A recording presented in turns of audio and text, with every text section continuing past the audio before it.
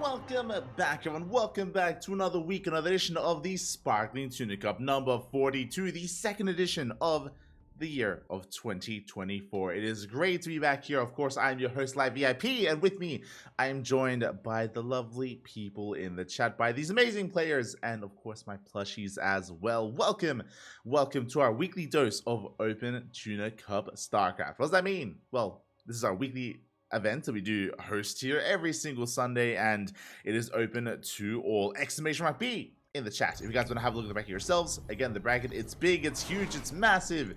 It is full of quality players as well, and that is what matters most. And here we go, we're getting into game number 1, and spawning in the top left hand corner of Oceanborn, we have our red Protoss player representing Psystorm Gaming. It is Mindle VK.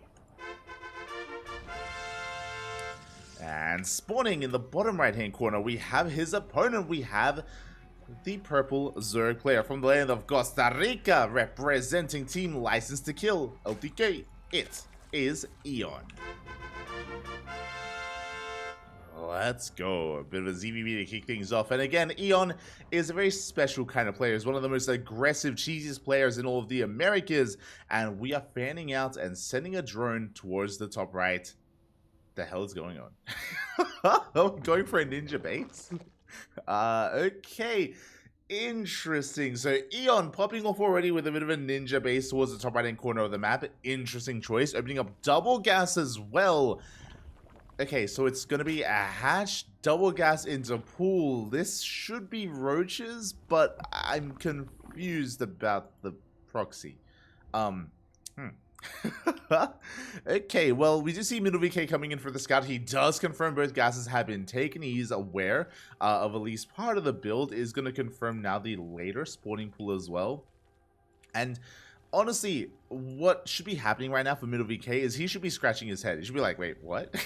Is this like, this should be like a one-base roach all in, which is what he's going to be getting ready for, but alas, it's something a little bit different. But at the same time, I'm still not entirely convinced that the ninja base was necessary.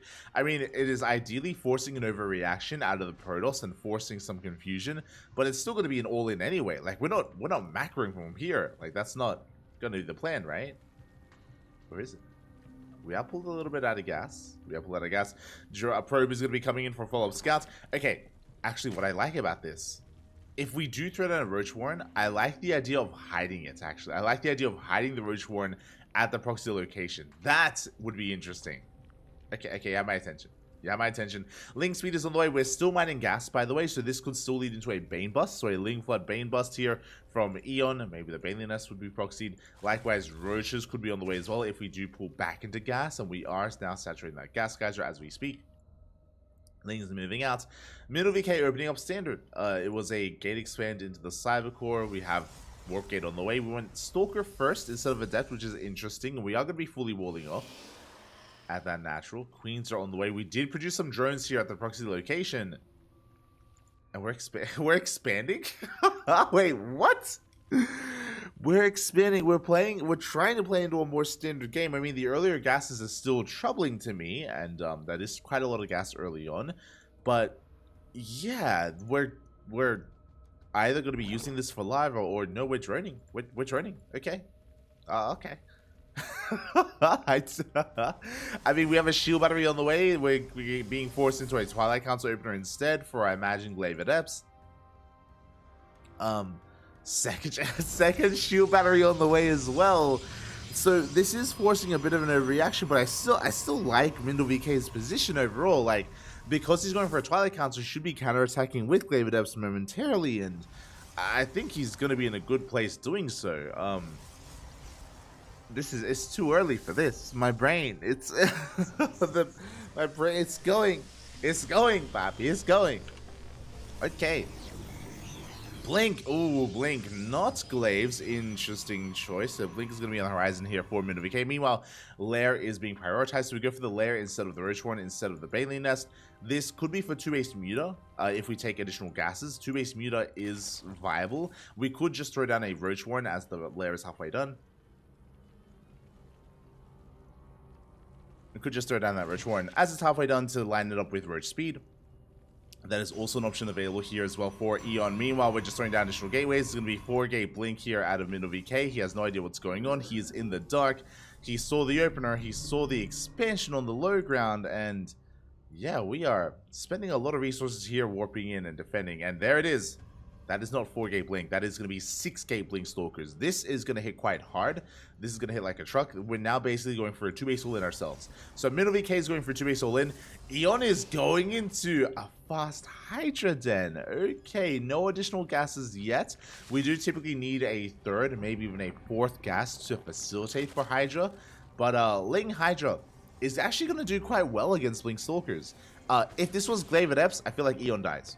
I'll be honest. Glaive Adepts, that would annihilate Ling Hydra so well. We've seen it happen plenty of times in the past when it comes to Miyamiko or others or players emulating Ling Hydra, and Adepts, they just have their way with that kind of army. We saw it recently, I think when casting Lambo, it was during ESL Open Cup Europe a couple of days ago. We're rushing into Lunker. Oh my, the Lunkers. This is crazy. Okay, we're not going Ling Hydra, we're going Ling Lurker. I mean, I still would have liked Ling Hydra against this. It does quite well against Stalkers, but the Lurkers are an interesting touch, and I don't know if we need that quite yet. There's a lot of resources being spent, and here we go, warping in 6 Stalkers at a time. We have a massive amount of army here. Eon pushing through. Again, going for his own 2-base all-in. Ling Hydra to defend, but we don't really have too much to work with. 20 Lings are in production. The Hydras are exposed. We dive on top of the army. Hydras are being focused out one after the other.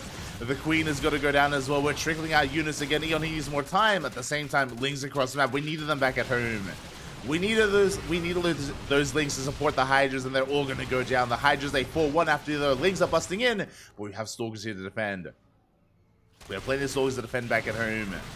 Yeah, the Stalkers, they're breaking through on the front lines. Lings are coming in to reinforce. We're killing a couple of these Stalkers. But the final Hydra is focused down, and Eon just doesn't have anything left here. He's trickling in with those Lings. Across the map, he is cleaned up. He is defended against. And again, his reinforcements, they take so long to get back across the map. The Ninja Base didn't really help too much. Which is why I was confused about the Ninja Base and why we didn't need it. It did force an all-in, I guess, but I mean, hey, we're all in and we killed the Natural. Natural does go down. And now we're making our way up into the main base. And what do we have to defend? We have a Queen. We have soon to be 2 more Hydras. Again, more Hydras on the way across the map. And it takes so long to reinforce. Boys are being pulled. Because they have to be. And MinoVK will break through the defensive line. We'll break through the oddity that was this game and this build. I'm still not entirely certain what happened. But let's go, Bobby. As 22 drones go down, we pick off the Hydras as well. We get into the base. GG gets called, and MinoVK takes game number 1. GG. GG, well played. And yeah, with that, I mean, Eon was cooking. Okay, I'll say that. he was cooking, Papi. He was cooking. But what exactly was he cooking is what I want to know. So what's concerning to me is that the response from MinoVK makes a lot of sense. And I'm concerned just because the other reaction from MinoVK would have been Glaive Adepts, right? Like going for a Twilight Council, going into Glaives. Like that just makes sense in my mind as a very safe response against something that looks like an all-in. So you'd be turtling up, you'd be building up your own force, and if there's no all-in, then you can go all-in yourself. Which is what MinoVK did go for. Whether it was Blink Stalkers or Glaive Adepts, like he would be able to pop off. So yeah, that's why it's a little bit interesting that Eon was macroing up and working towards those Lurkers. Again, interesting build, definitely interesting. Unfortunately, we weren't able to really get into those Lurkers in the end. We didn't quite get there. So a bit of a feels bad, man. But regardless, that is game 1 in the books. Now we're getting ready for game number 2. And this tells us, this shows us, this proves that we have no idea what the hell we're going to be seeing next. Like, it could be anything. Could be the Ninja Base into an all-in. Could be Proxy Hatch. Could be... I don't even know what to think it would be. Because I don't know. Eon knows. And maybe he won't. We'll see. Let's go. Catching up with the chat. Where's Chase, Yako, and Ash? You're always alone, Papi. Oh, Hello, Talimo. Hello. I know Chase, Yaku, and Asher. They're busy. They're busy. I'd love to have a co-caster. I always say this. I always work best with a co-caster. Always. But Yaku's been focusing on his studies. Likewise, Asher's been focusing on other IRL commitments, and likewise, so has Chase, as they've been focusing on other things. But you know, maybe we'll get them back on. I have Yaku going to be jumping on at some point in the coming weeks. I know that much for a fact. I know that much at least. But here we go. Spawning in the bottom left-hand corner of Hecate, we have the red Protoss player representing Psystorm Gaming. It is Mindle VK.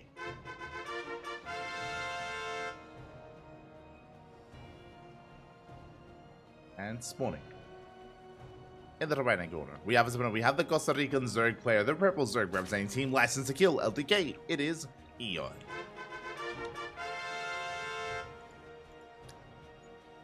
But yeah, basically I haven't been able to organize with the other casters since I've gone to Poland, but maybe I should. I probably should. I'll try and sort something out. I'll try to get a nice time for them to fill in, as we do send 2 drones across the map. Oh my god, going for a gas deal? Behind this, it is going to be a gas into spawning pool. Eon will soon have enough for a hatchery. He should be going for a hatch block here at the natural. And the hatchery is on the way. Huh. Hatchery should be on the way. We're not getting the hatchery. We have the resources for it. We have the resources for the hatchery. We don't go for it quite yet, so we're going to be expanding back at home. Where do we throw it down? It's late. It's late. There it is. Hatchery finally on the way. Quite a delayed one. Zealot is already here, by the way. Oh, so not the most ideal proxy hatch here from Eon. Is going to be eventually denied. Going for a double... Okay. Now this is something that I have not seen before. Okay, we're going for a double proxy hatch, one behind the wall, the other on the other. We're coming in from 2 angles here. We're sandwiching the wall with the hatcheries. Let's go. 2 hatcheries on the way. It's like a weird Protoss Zerg warrior. It's gonna be beautiful. We're going to be able to focus down the hatchery on the right hand side. I mean, this was the earlier hatchery, so it is very important that we do deny this. Ling's going to be coming across the map. Link speed is prioritized. We do keep 1 drone into the gas guys, which is interesting. As we're going for another hatchery, are we just droning from here? There's a cancel. There's the hatchery across the map. We are taking the natural. Lings are moving out, but only a handful of them. I'm still waiting to see the next production cycle. Do we make Lings or do we drone? We're droning. Okay.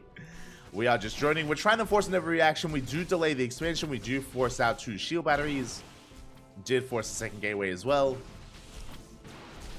Lings, they do try to slip in. And, ooh, we let the hatchery finish. I'm not too fond of this. But the hatchery does complete. Twilight Council is already on the way. Twilight Council is on the way here for eventually Glaives or Blink. Even charge. Hatch is going to be killed. We shouldn't get much done with the Broodlings, as we have plenty of shield batteries. And again, Eon is droning up behind this. He's saturating his natural at least. We are making an extra pair of Lings. 8 more Lings on the way. Now, these Lings are to defend against a counterattack. Like, right now, Eon, he is vulnerable to a counterattack, and if MinoVK moves out, we need Lings to defend. We need Lings to hold. As a couple Lings, they slip into the main base. We get a full scout off. And did we get eyes on the Twilight Council? Ooh, we didn't. Oh, that's a little bit unfortunate. Eon, he doesn't see the tech. He doesn't know if it's a Stargate or a Twilight Council. I mean, it could be a Stargate, could be Void Rays, could be Sky Toss, for all Eon knows. As he's going for a ninja base. What is happening right now? What is happening? Okay, so we have a ninja base on the way from Eon once again. Now, I'm still a little bit concerned about the push. The eventual push that's going to be coming here, it's going to be either 4 or even 6 Scapeling Stalkers moving out across the map. And I'm concerned it's going to be a repeat of the last game. The ninja base, again, I don't see its necessity. I'll be honest, like, last game it made sense just because it was the ninja natural base to try to force a reaction. But he already forced a reaction with the proxy hatches this time. So now the reinforcements are going to be out of position. The base is going to be isolated. it does keep it safe in a way. It means that when the push does arrive, the third base is going to be kept safe and sound. But when the push arrives, then the natural is going to be exposed, and that's what we're going to be going for. So we'll see. We shall see. It's also a little bit more awkward to saturate a main art over to.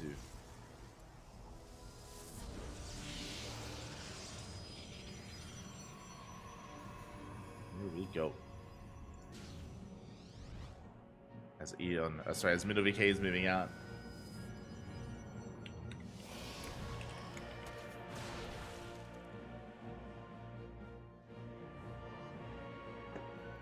As Mindo is moving out. Eon is I see in the chat.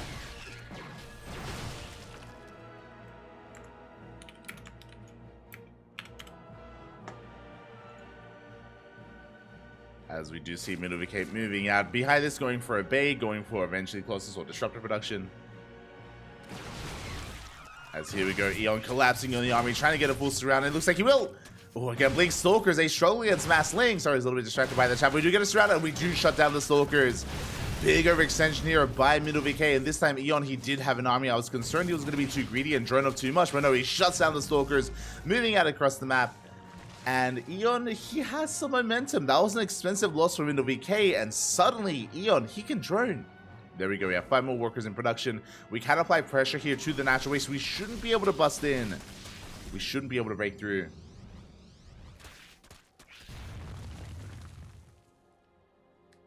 I see in the chat, Eon is also playing at 3 AM. He is playing at 3 AM, but this is how Eon plays. Like it's true that Eon he might be sleep deprived, but this is like Eon. He is a very cheesy player, very aggressive. Oh, as we are getting a bit of a pause. Hopefully everything is okay. Now we can take kind of a moment to really embrace what is happening with this game. So Eon, he's on 40 workers, and he is joining up a little bit further. He is taking gases and going for a lair. With 3 gases, this should be leading into a higher form of tech. Ling Hydra is definitely a possibility here based on what we saw last game. Mutas are going to be available, Hydras or Roaches. We'll see what is done once the lair is complete. Meanwhile, Eon is still saturating the base. There we go, 8 more drones on the way. Middle VK stuck on 2 bases going for the Colossus. What's important, because all those Stalkers just died, Middle VK is stuck on 2 bases. Like, he cannot expand. It's going to be so difficult here. We have Eon camping the left and right hand side. He's prepared here to deny any kind of nexus, any kind of base. So what do? We have 4 gateways. We're going up to 6 gateways, 4 for +1, and now we have to move out here to expand. But this is a very exposed army. The Lings can collapse on this if we had eyes on this. But Eon a little bit too far back. He doesn't see the base. Now he does. Does see the Nexus, but now we have SimCity. The Colossus does arrive in time. Colossus does get here. Can we cancel the base? Oh, that's a kill. That's a kill on the Nexus, not a cancel. The base is going to be denied. Sentry's going to be focused down. We're going to clean up everything. The Colossus lives, sure. But the Sentry... Oh, we go for the Colossus? Okay. We clean up all the sentries as well. Eon, and this is the ideal. He cleaned up Stalkers, cleaned up the sentry-based army as well, doing so much damage, trading so well, diving on top of the Colossus. No, we avoid it. We go for the sentries.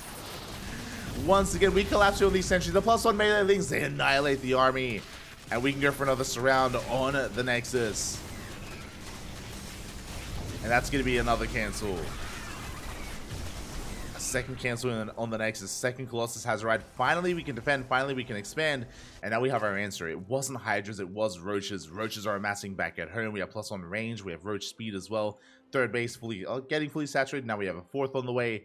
And Middle VK has no idea what has been going on. Middle has scouted the ninja base, by the way. He's aware of it, but he can't do anything about it. He is just stuck, is just being contained. Now, what's important here is that at least Middle has established a 3rd. He has the 3rd base, and he will soon have 3 Colossi. He's hitting critical mass. From here, we can go into either disruptor production or immortal production. We can amass a Death Ball in army and push out. We can do quite a lot with this. So Middle VK isn't out of this.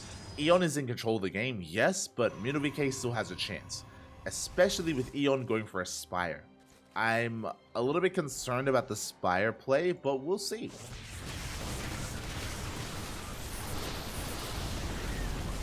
So here we go, we dive on the army. Lings, they do get cleaned up here. Roach is trying to break on through. They will shut down at least some of these zealots. They shut down the Zelts. We dive on top of the Colossus. The Colossus is, oh, barely should be going down. Oh, we keep it alive. The Colossus lives. Again, good movement here by Middle VK, but he loses the ground army. Only the Colossi does survive. Oh, and he wants it. The Richards, they want another Colossus. They're not going to get one. They do get the probes, though. 8, 9 probes going down. The Colossus overextending a little bit. We're up to 4. Oh, my God. 4 Colossi. The lasers, they rain down on the army here. 1 Colossus gets picked off. Just barely did overextend, but we get a kill on 23 workers. You may think, Eon, is this too inefficient? It is a little bit inefficient by Eon. He will lose everything, but he was able to maintain a solid army, a solid economy. 59 workers. He's remaxing, rebuilding. I assumed the Spire was for mutas, but no, it's for corruptors instead. Very old school, very Heart of the Swarm. Corruptors were once used in like Roach Hydra Corruptor based armies against Colossus back in Heart of the Swarm, and hey, we're back. Corruptors on the way. What do? They shoot up. What is up in the air? The mass Colossus. We have 3, soon to be 4 Colossi. That's exactly what the Corruptors are for. Let's go. Eon still in control of this game, joining up to 61. Just 3 base saturation for now. Not joining up any further. Massing his army.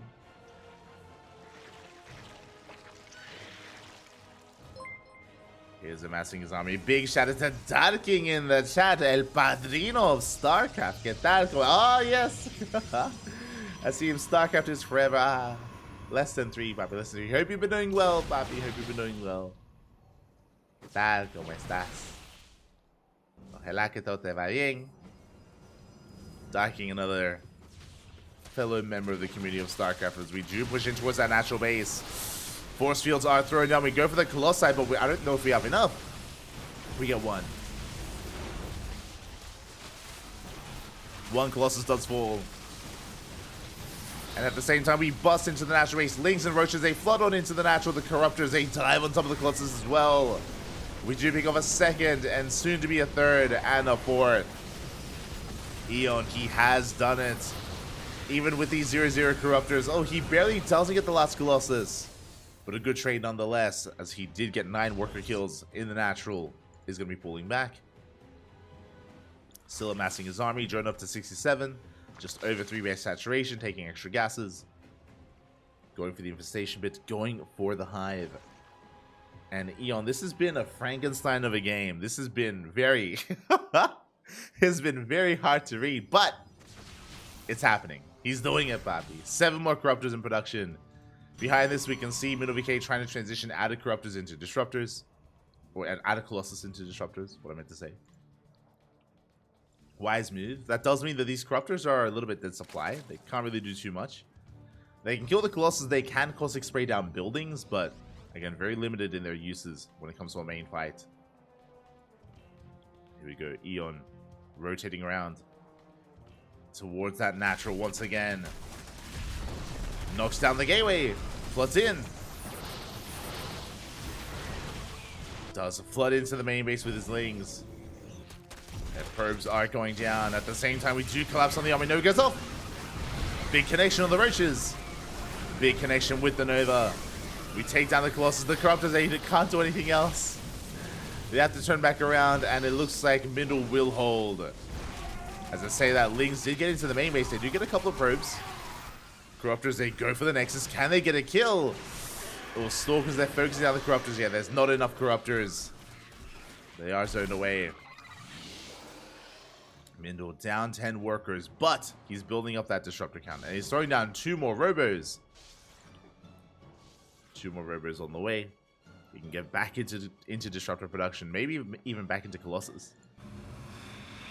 Right now would be a good time to go back into Colossi just because we've reset the Corruptor count. It isn't as high as it once was. Brood Lords on the horizon though. That is a greater Spire for Eon. He's still barely droning, by the way. Like, he's still on 3 base saturation. He's still on 66 drones. There we go. 9 more workers on the way. Throwing down some Spine Crawlers, throwing down some side defense. Mindle has been stuck at home.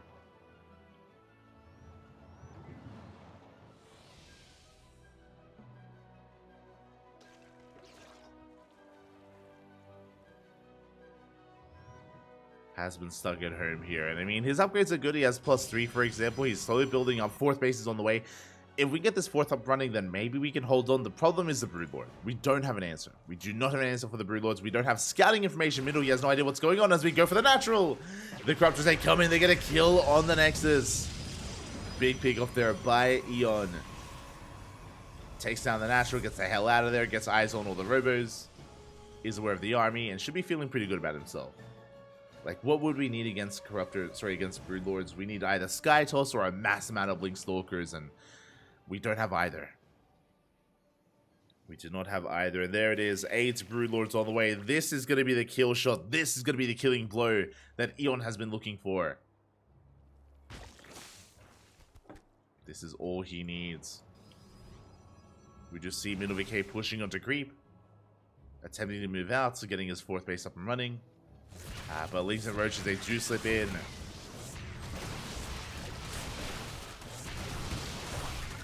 They go for a robot. They go for a counterattack. Roaches are getting caught out. So we do clean this up. We don't actually get too much done here, but we do keep the army back at home.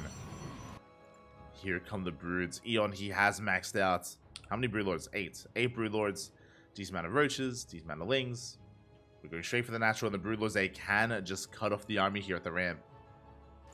We may just force a base trade. A base trade may be the only answer here. And maybe the only option. And Nova goes off, doesn't connect. We can see the Broodlords just zoning the army away. Oof.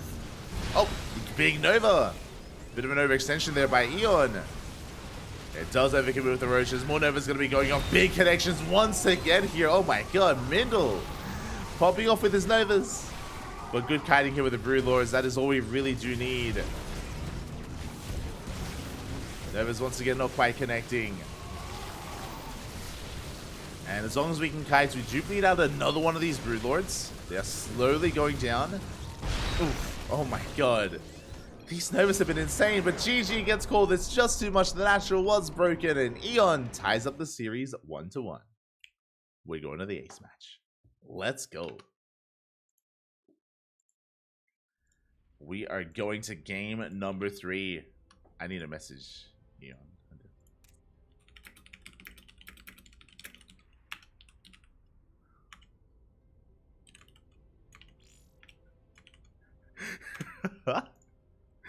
Let's go. I just messaged Eon. I was like, the hell did I just watch? He's like, I mean, I don't know.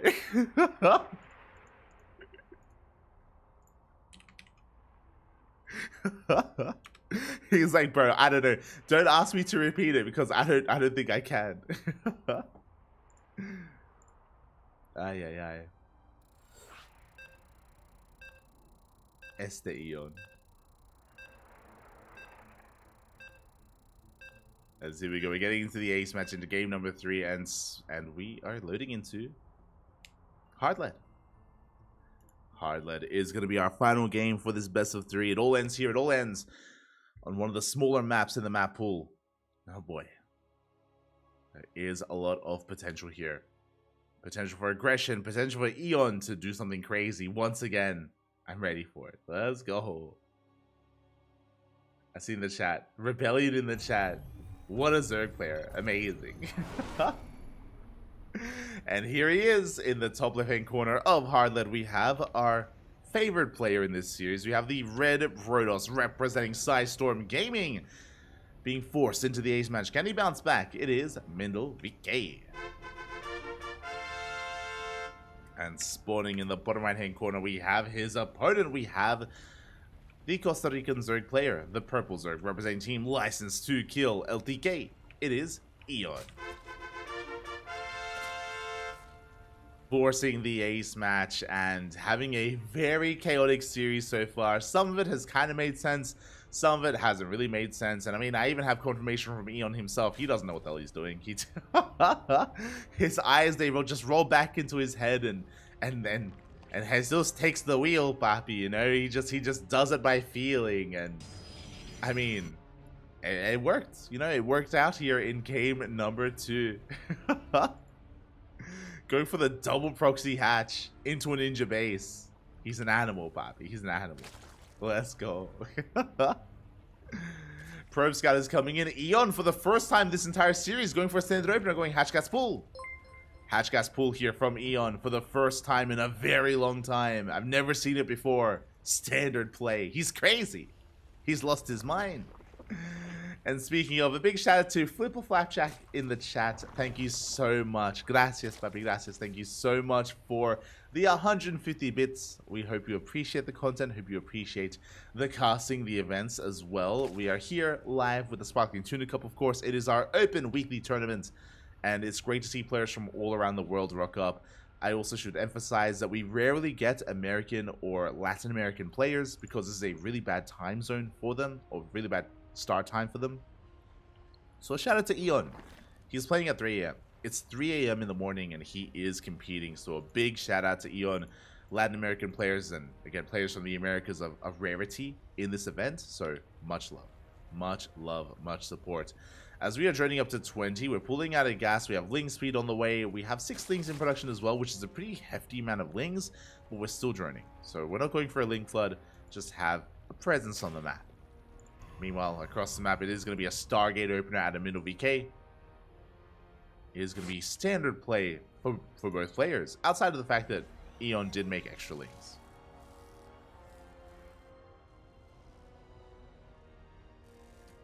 Make extra Lings here, as the Lings they are going to be slipping out across the map.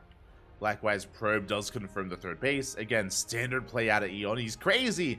I say that, but he hasn't droned in quite some time. We're still at 22 workers. We have 8 more Lings on the way. Are we going for a straight up Ling flood? It looks like we are. This feels like a 22 drone Ling flood here from Eon. Adept does shade into the main. We do pick up a drone. 1 drone goes down. Good damage dealt so far. Lings, they get across the map. They try to work through that Adept. They get some whole damage done. But the Adept, it looks like it will survive just barely. Void Ray on the way. I'm concerned. Okay, so I'm concerned because it is not an Oracle, which means we have very limited DPS, or the DPS is quite low. The attack rate is quite low for the Void Ray, so killing a swarm of Lings is quite difficult. Oracles can have a better time, but I guess it's a double-edged sword, right? Where Void Ray is consistent damage, Void Rays are consistent damage, Oracles are NG based, so they can run out. Lings, they do get across the map, they get in! Lings, they flood into the natural, the wall has been broken, and probes are going to be going down. No, we go for the pylon! We go straight for the pylon instead. The Adept does come out in time, just barely. Ooh, that was so close. Void Ray has arrived, but again, as you mentioned, it's so slow. It takes so long to get into the main base to actually get damage done on these Lings. And he only gets 4 probe kills. He will be cleaned up. He should be dealt with. We do have a couple of Banelings on the way, but they have been spotted. Keen eyes there by middle VK. He does get eyes on the Banelings. Will deny them, only losing 7 probes. It's a good amount of damage, but it could have been so much worse. As we do clean this up. Meanwhile, back at home, Eon is going back to droning. He invested quite a lot into that Ling flood, and it just wasn't fully worth it here just because he cut his own drone production. But now we're getting back into it. Second Void Ray has arrived. Banelings on the way as we speak. Gonna try to bust in. But now there are 2 Void Rays. They get 1, 2, 3, 4 Banelings. Only 2 connect. That is not enough.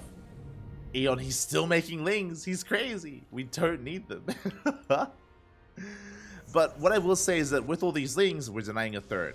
I mean, we can see here that's a full wall. We can't expand. Middle VK, he cannot take a third base. He's stuck here on 2 bases instead, fully walled off. And as a result, Eon can be greedy and can drone. He isn't. He's still making Lings, but you know, now we're droning and now we can focus on saturation. How many queens do we have? 3. Only 3 queens. Oh, this Oracle defense is going to be close. As the Oracle slips into the natural base and drones are getting picked up. We get 1, we get 2. We get 3 and then a 4th drone as well. We do lose the Oracle though. Middle VK overextending. Ay, that was not meant to happen. Again, there was so much potential. There's so few queens. The spores are just now finishing. The Oracle could have done so much more, but alas, the Oracle gets shut down. Meanwhile, at the same time, Eon denies the hatchery, denies the Nexus. Or tries to. You can see Eon being very active with those Lings, ensuring that middle VK does not expand, or has a hard time expanding. Behind this, Eon is going to be re-droning. We do have a lair on the way. Oracle dips in, gets 1 drone. Only a single worker though. Much cleaner defense so far by Eon. Things, they want the base. They want the Nexus and they shouldn't get it. It's going to be close. It is going to be close, but yeah, Lings are going down. Ooh, that was a lot of Lings thrown away. 14 Lings. We have more. A little bit mistimed and oh, we're not going to get it. No. That was 24 Lings for nothing. We didn't deny the hatchery. We didn't deny the Nexus. Sorry, I keep saying hatchery. My brain. I'm still waking up. But we did not deny the base. We didn't kill any units whatsoever. And Eon is in a rough place. He's down in workers, down in saturation. Again, he's been very tentative when it comes to droning, and he's been denied, or he's just hasn't been able to trade as efficiently as he would have liked. Hasn't been worth it. As we see Eon trying to go into Ling Hydra. Oracles, they get into the main. Get 3 more drones. They scout the Hydra den, more importantly. Now Mindle knows that it is going to be a Hydra-based army, and we are going for a Templar Archives. Okay, it is going to be Storm. I imagine Storm, Archons, Charge Lots, all will be on the way. We're getting ready for the Hydras. Meanwhile, Eon, it isn't just Hydras. We're going for a very fast Lurker Den. Lair Tech Lurkers on the way for Eon. Let's go. Is going to be coming out. Again, very ambitious by Eon, but if he's left alone, then he will be able to get away with it. Back at him, cannons on the way, shield batteries, Middle VK playing very scared. I don't blame him. Eon has been hyper aggressive. That's causing Middle VK to be safer and invest quite a lot into his defenses, more than he otherwise would. Again, all these cannons and shield batteries and gateways could have been a faster port. We could have seen the 4th base at this point to catch up.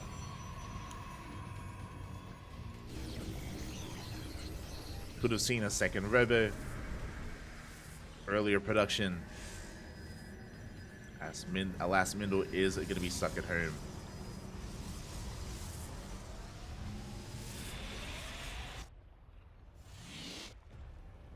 Meanwhile, the Lurkers, they made it. We've arrived. Lurkers are being morphed in across the map.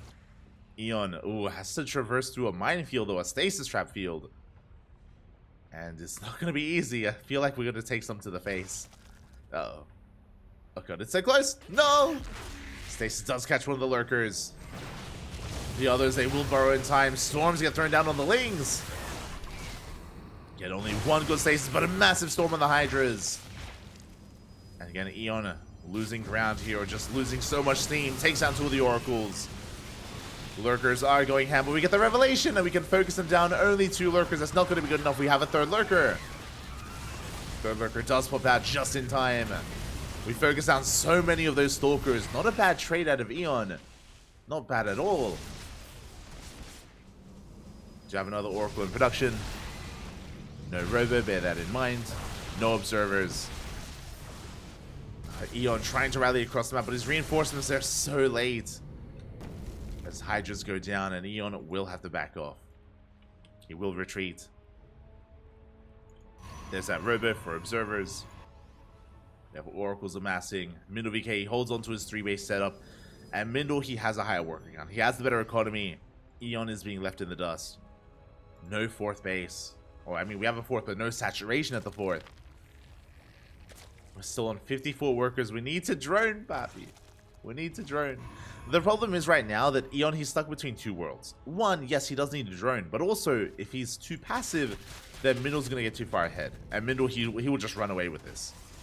With the superior economy, that's very likely. So, Eon has to be aggressive. We have to push out, Papi.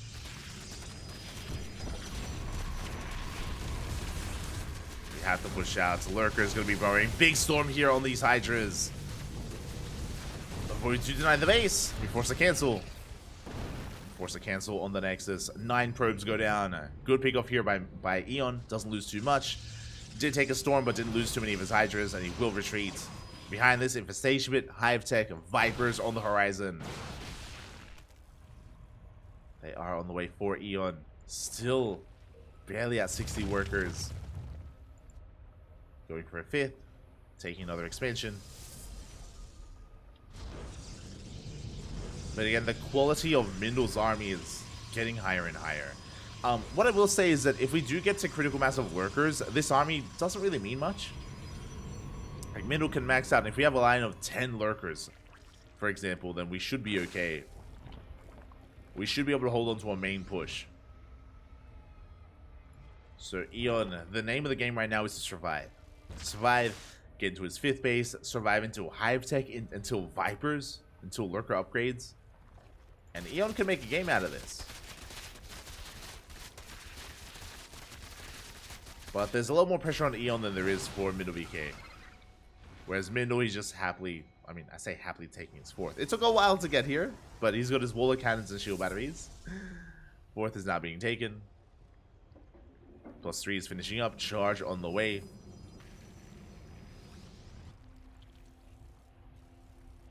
That lurker count getting higher and higher. How many lurkers do we have? Soon to be 11. Soon to be 11 lurkers. He's all rotating around. Gets a couple of tumors. Lings, they threaten to run by, but again, there's plenty of stack defense to defend. And the big thing we're missing here is Vipers. We have a Spire on the way. I imagine a safety Spire in case we have Skytoss to get into Corruptors. Don't need the Spire yet. He's all rotating around, getting onto creep. Pushing it towards that linear 3rd. And again, he's got plenty of storms. How many High Templar? 5. 5 High Templar, each with at least 1. Some of them 2 storms. Splash just going up. And pushing up this ramp. Not going to be easy. Mindle looking for another way in. At the same time going for a Stellar run by. He runs into some lurkers. Runs into Eon. His entire army towards the right-hand side. Eon, he does reciprocate. What kind of army do we have? 11 lurkers, 27 Hydras. I would like more Lings, personally. I feel like more Lings would be ideal here. Hive is done. We have our upgrades on the way. Adrenal is still missing.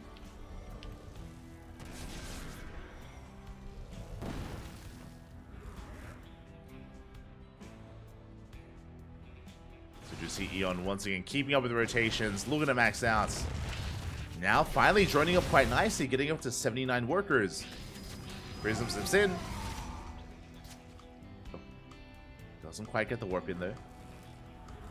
Eon keeping up. Ooh, big storm here on the Hydra. Oh my god. Whew. Does soften the Hydras up. Mindle rotating towards the south. We have a late rotation here from Eon. Yeah, he's late to the party. Gets an Archon. Decent storm on the Hydras. Spinecrawler was taken out. At the same time, a big Zealot cannon attack on the right hand side. Eon being pulled apart. Having a hard time defending. Does respond with a lot of his lurkers. Yeah, that means he is vulnerable here on the left-hand side. But he is holding. Mindle still amassing a greater immortal army. Pushing towards the center. Once again, Eon late to respond. He was a bit late to respond here. 1 lurker goes down. We get a 2nd lurker as well. Where's the support? Where are the Hydras? The Hydras, they're in the main base. The Corruptors as well. The Corruptors, they will not help against this. And big losses here for Eon. Losing 20 drones and a lot of those lurkers. You got that 7, 8 lurkers getting picked off. That was his army. That was the backbone to his army. Doesn't have them. Not anymore. But he does catch some of these Immortals. Big pickoffs. Picks off 3 Immortals. And what is better than the lurker? The Broodlord, Papi. Here we go. We rushed into the Greater Spire. Broodlords are coming out. And Immortals, they will do nothing against this. We are producing 2 Immortals at a time. Mindle not ready for this kind of tech. Does get a kill. Gets a kill on the hatchery. Eon moving forward. Ooh. Storm's going down. Decent storms on the Lings, but the Broodlords have been revealed. And here we go. Eon, he has to go now. He has to go for it. He has to send it before Mindle VK can respond. Good storms on the Hydras. But again, Eon, he has momentum with the quality, with the composition of his army. Hitting that center base. Next is going to go down. And Mindle VK, we're going for a base trade. We cannot engage with the Broodlords. It's not going to happen. So we're going for a big base trade instead. Center base goes down. Eon pushing forward. Moving out towards that natural. We do have some High Templar, but where are the storms? We need time. We need more time. Storms are not ready. The High Templar, they retreat back into the main. At the same time, Middle VK going for the natural. He gets it.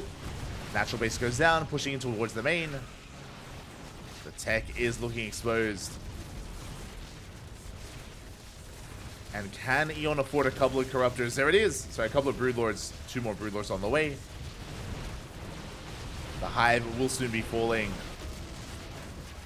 Breaking into the natural, but enough time has passed, and these High Templar, they have storms.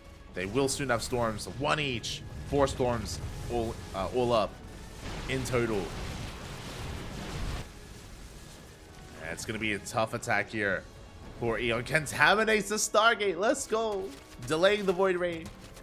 We're breaking in. And this is it. Can Mindle hold here? That's 2 storms spent on the Corruptors. Not ideal. We do have 2 more storms left. 2 storms remaining. Meanwhile, the base is going down. Eon, we need another building, by the way. We need a hatchery. Void Ray rallies into its death. Corruptors breaking in. Again, we still have 2 storms available. We can't recall.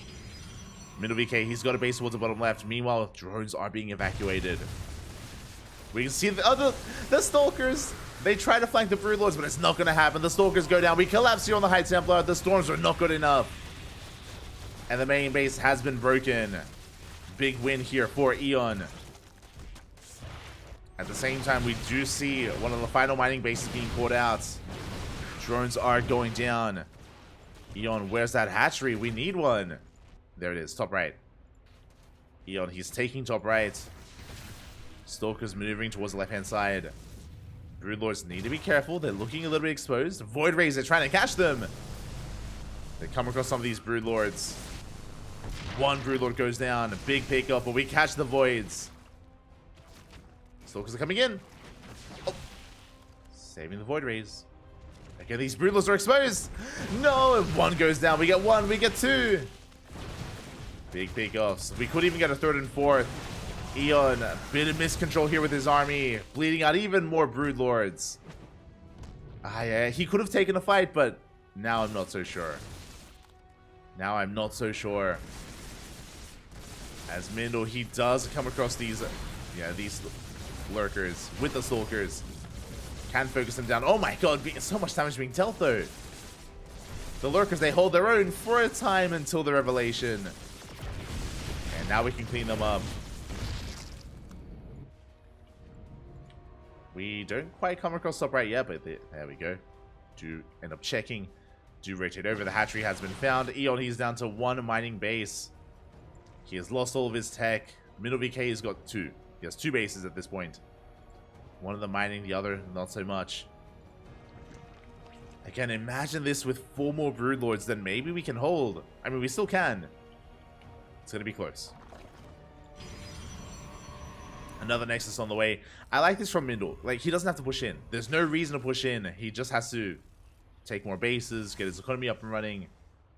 He has map control. Eon doesn't.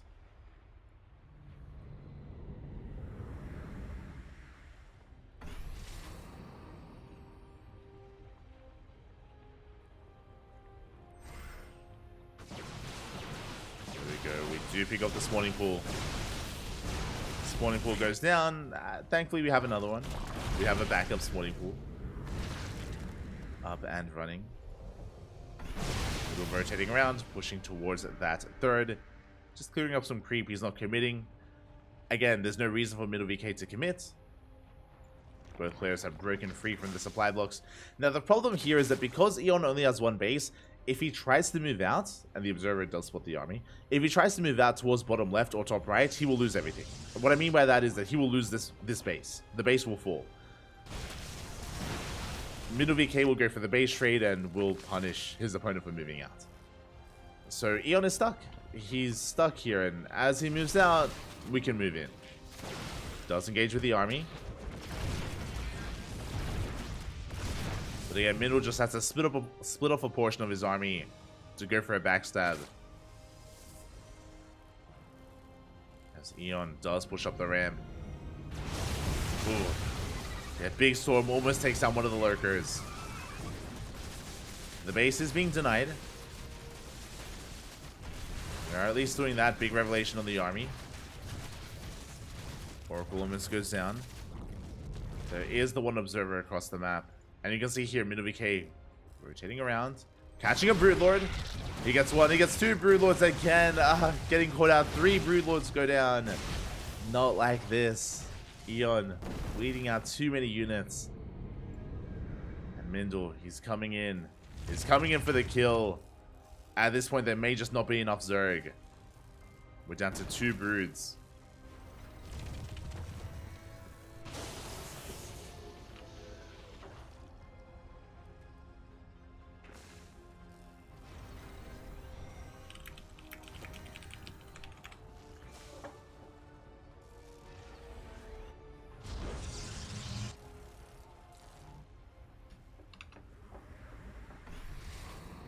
Mindle's just going to be pulling back.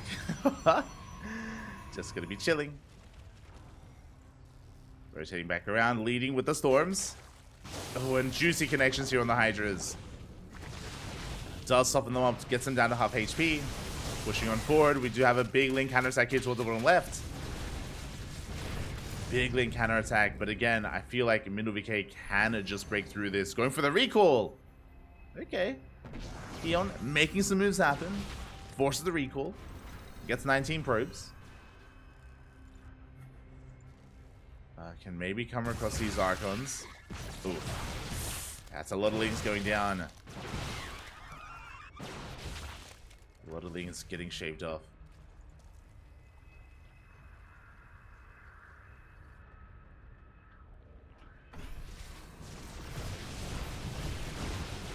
As the center base is going to be done tonight. Eon just unable to expand.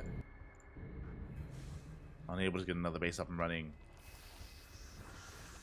And Mindle, again, outside of like a blundered attack where he doesn't have detection, he should be okay. Big revelation here on the lurkers once again. The choke point is brutal. The lurkers, they do a lot of damage. We managed to get a couple of these immortals. But there's still just so much on the ground. We blink on forward. We dive on top of the army. Focus firing every single one of these lurkers and Broodlords. Boys are being pulled. And Mindle, he has done it. He's broken through. It was a wild game. Back and forth. Could have gone either way. But MinoVK, he will take the series here. Went all the way to the ace match. Went the distance. But it will end here. Storm on the production. GG gets called. And MinoVK takes the series 2-1. GG. Oh my god. GG, well played. Congratulations to MinoVK. That was not an easy one. It was back and forth. Eon was chaotic. He was crazy, Pop. He was crazy. But in the end, Mindle, he came out on top. He was able to overcome the chaos that was Eon. GG.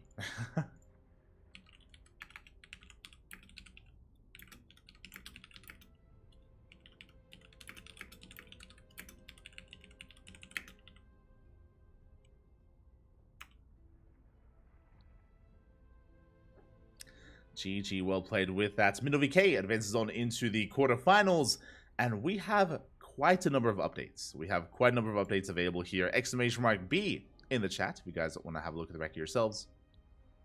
We can all have a look together here as Nice takes down Nanian 2-0. Right, from the top, Lunacy takes down Azura 2-0. Lunacy is a Korean Protoss player. Oh, actually, I need to quickly head on over to Europe before I get left behind. Oh no! Stay with me, Papi. Stay with me. So I'll quickly go over the results and go over the bracket once we head on over to Europe and hopefully can catch our players.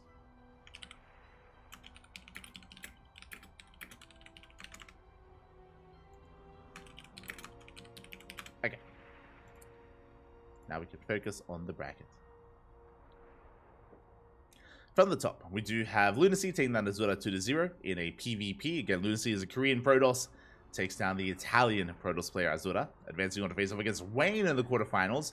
So now we have Nice taking down Nananian 2-0. I'm not familiar with Nananian. I'm not familiar with them, but great to see them competing. Was rough to go up against Nice. Nice, of course, is the strongest player in all of Taiwan. The best player in all of Taiwan. Did overtake Haas a number of years ago. Same with Rex. And Nice advances on into the next round. Likewise, Nickrak takes down Hayward 2-0. Nickrak, of course, arguably, I would say actually the strongest Terran player in the bracket. The strongest Terran player, but he is also eliminated in the quarterfinals. Went up against Nice. Nice brings him down, and Nice advances on to the semis. The first player to make it to los semifinales. Nice speed running the tournament right now. Meanwhile, Cristiano takes down Hatsu 2-0. Big shout out to Hatsu again. We were casting the Hatchery Cup yesterday, and without Hatsu, there would not be a Hatchery Cup. So really do appreciate that Hatsu did get involved in this event. Did go down to Cristiano, though. Cristiano is one of the favorites for the tournament. There's a lot of Protoss. There's a lot of Protoss players here. As up next on the channel, we have Cristiano versus MinnoVK in a PvP. Likewise, Geralt takes down Frosty Phoenix 2-0. Shameless takes down Yu 2-0. And we have Geralt versus Shameless in the quarterfinals as well. Another PvP. So it looks like we have a Protoss confirmed for the finals. Cristiano, MinnoVK, Shameless, and Geralt, they are all Protoss players, and we will have a Protoss for the finals. At least one, maybe even two. Fun fact, amongst all the players remaining in the tournament, everyone is a Protoss except for Wayne. Wayne, he is the only non-Protoss player. He is the non-Protoss hope. Can he make a deep run? We'll have to find out. We'll have to lie in wait here and see what does occur. But for the time being, we're diving into game one and spawning in the top left-hand corner of Oceanborn. We have our Polish Protoss player, the red Protoss, representing Team Blazer. It is Cristiano. And spawning in the bottom right-hand corner, we have his opponent. We have the blue Protoss representing Sidestorm Gaming. It is MinnoVK. Oh boy. All right. Well, I hope you enjoy PvP because we have a lot of it lined up tonight. A lot of Protoss on Protoss action, and here we go. We do have a 2-gate opener from Cristiano. Likewise, a 2-gate opener from MinnoVK as well. Nothing too crazy here, as we are going for some standard play. Just catching up on the chat. Catching up, Papi.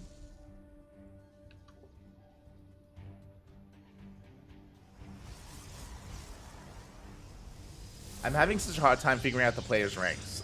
Everyone involved here is GM. Everyone involved is GM in some way, whether they're, as is being stated in the chat, whether they're, 5k, 5.5, 5.8, 6k. At this stage of the game, like most players are around 6k plus, I would expect. I know Mindle is hovering around that as well, around like 5.8 to 6k. I would say that Cristiano is coming in as a favorite player, but it's a PvP. It's a PvP, anything can happen, anything will happen, so it's hard to call. It's hard to call, even though I would say that maybe Cristiano is a stronger, well-rounded player. Specifically in a PvP matchup, you can be more of a specialist in a way, and you can cause upsets. So MinnoVK still does have a solid chance here, as we're opening up with double Adept from Cristiano and double Stalker from MinnoVK. Okay. So with this, Cristiano is going to be the aggressor. He's going to be moving out with his Adepts, of course. We're going to shade out and threaten the Mineral Lines. 2 Adepts, 1-shot workers. And we can even go up to a 3rd and 4th Adept as well. But we're going to stick with 2, followed by some Stalkers. Likewise, MinnoVK in a head-on fight can take down the Adepts. He has 2 Stalkers, followed by a 3rd and 4th. MinnoVK will have map control. He will have map control. He can chase down those Adepts. It's going to be on Cristiano to avoid these Stalkers. Stalkers, they move through the center. Meanwhile, the Adepts, they bypass the Stalkers going around the edge of the map, and they do get in towards that main. Big move here from Cristiano, shading towards the natural base. We do wall off in time. Good reaction by MinnoVK.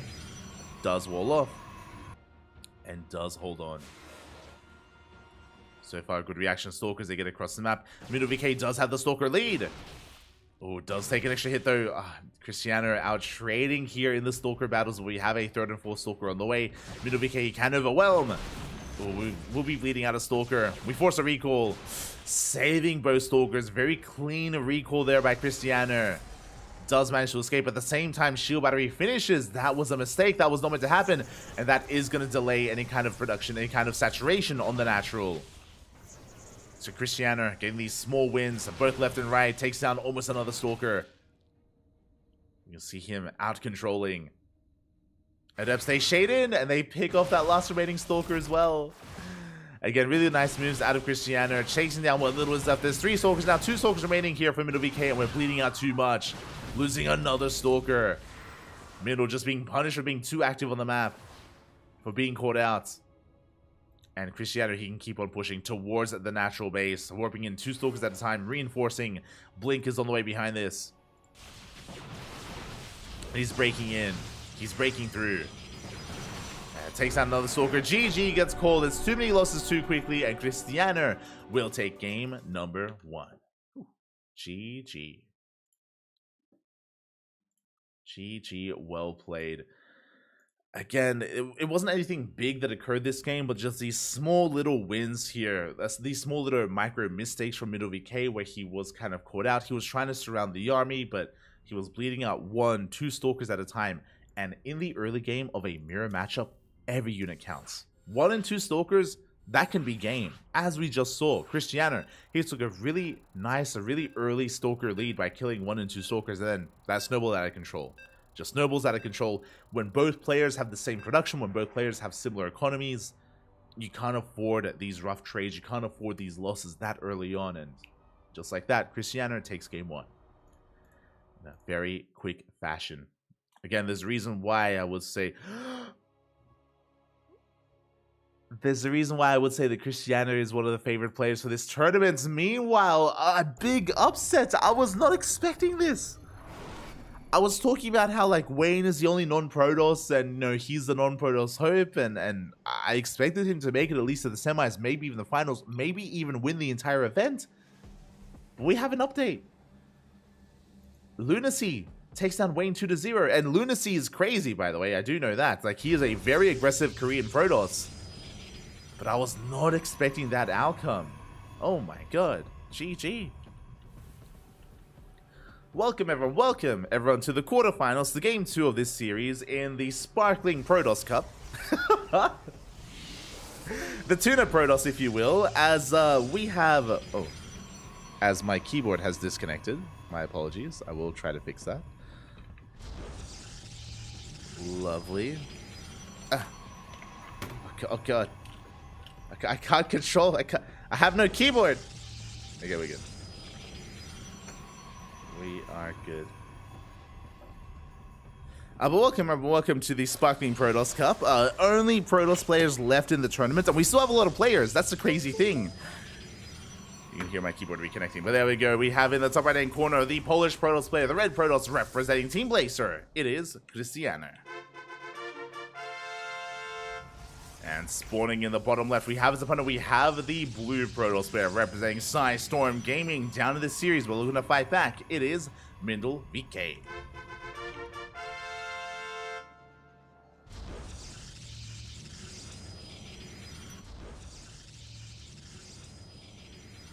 Yeah, I see you in the chat. I hope you guys like yeah, let's follow Wayne. I mean, I would have liked to have followed Wayne just with some diversity, but alas. There's only so much you can do against the Kala, Papi. Only so much against the Protoss Council. Oh, God.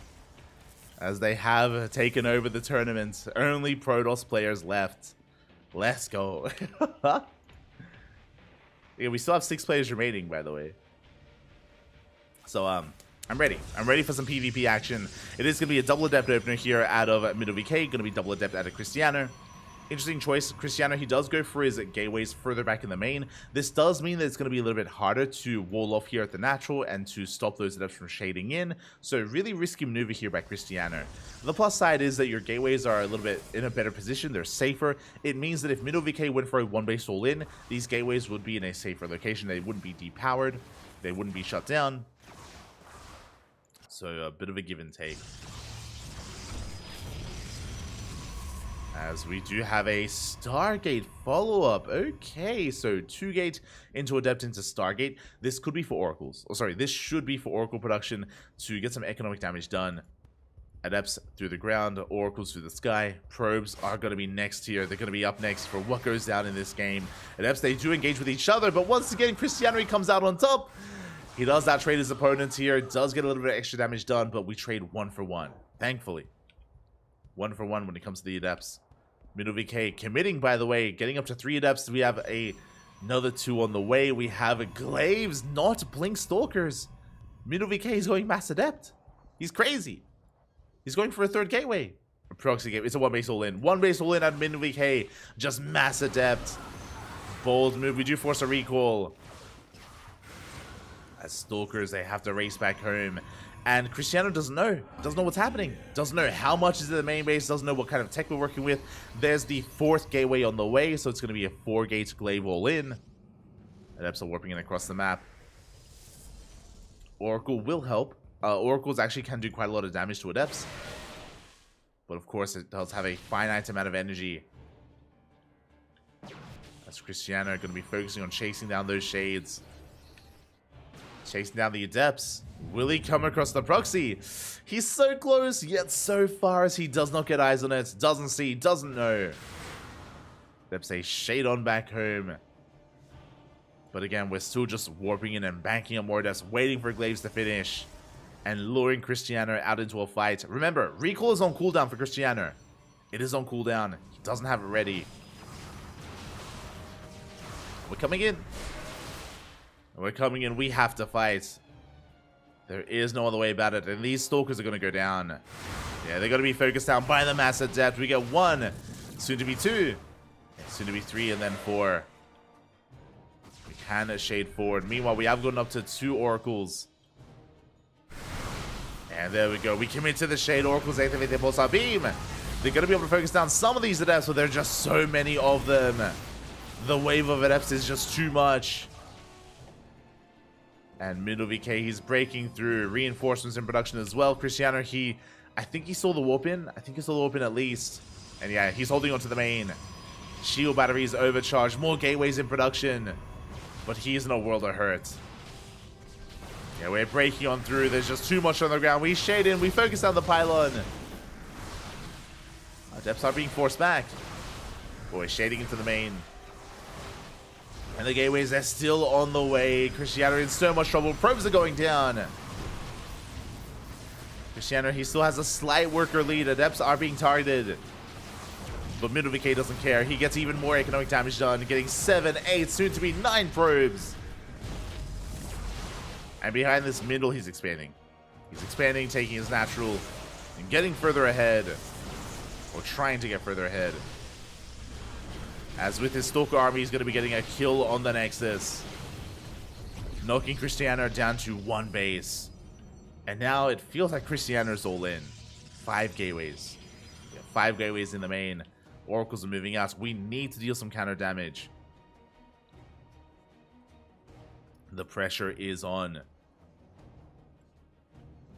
Natural base has a shield battery. Won't save you against the multiple Oracles. You can out DPS a shield battery here. And here we go. They go ham. Probes are going down. Quite a lot, actually. 6 probes fall for 1 Oracle. Not a bad trade considering the situation. But Cristiano, he's still behind in the worker counts. Still down in probes. Stalkers are amassing. And yeah, we have to go. We have to go all in. It's all or nothing here for Cristiano. Now, looking at the units tab, Cristiano, he has almost an even amount of Stalkers. Oof. He has no Blink. He has no upgrades. We have Blink on the horizon. Even Middle VK is getting further ahead. He will have a defender's advantage with that shield battery.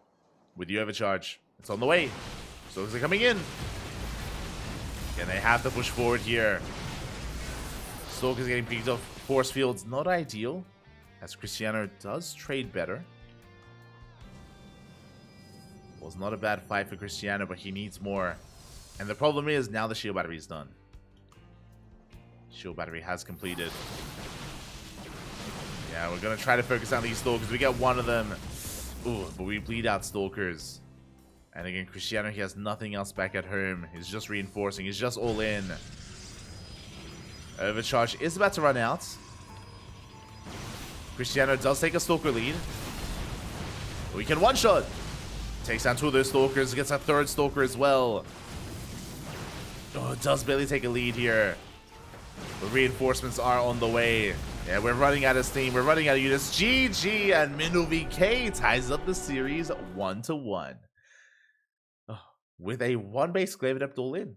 GG, something that I haven't seen too often in this matchup. I'll be honest. I'm not used to seeing the Glaive Adept all ins, but worked out quite well here. And with that, we have an ace match. And again, even though Cristiano is one of the favorite players here, MinuVK can cause upsets. He can bring him down. I do want to believe. I mean, we've already forced an ace match. And can he go even further?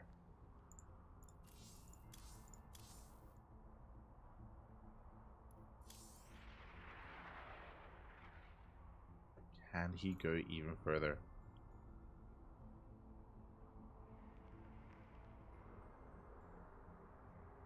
It's the Protoss Cup, huh?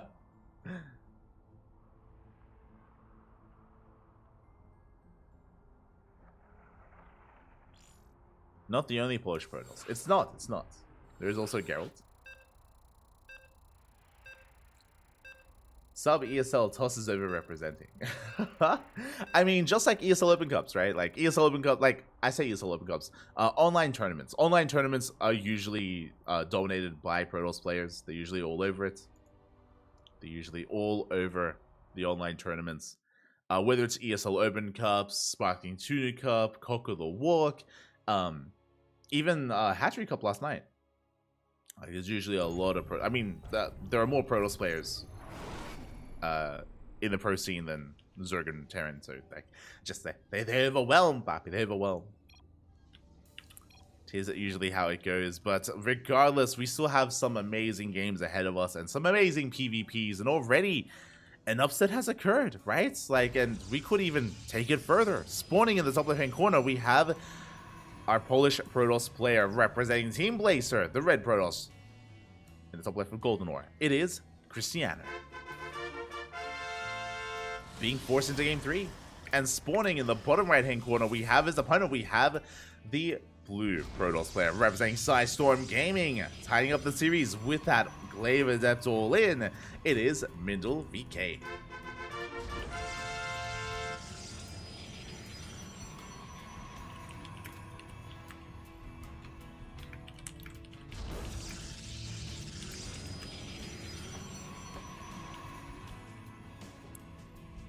Oh boy. And really, my eyes are on MinuVK. They have to be, right? It's like, all right, what do you have in store for us this time? What do you got up your sleeve? What are we whipping out? What do you have? I'm here for it. I'm ready for it. Let's go. The probe is going out across the map. Is going to be scouting. Likewise, we do see Cristiano also going for his own probe scouts. So we do have 2 gate openers, double gate openers into our pylons. No proxy pylons from either player. So there's no initial 1-base all in yet. There's no proxy. And both players will confirm that. And this should be leading into our first 2 units of choice. Now, as I mentioned before, our first 2 units do give us a bit of a tell here. There's double Adept, double Stalker, Stalker Sentry, even Stalker Adept as well. Each pairing does kind of lead into a different playstyle.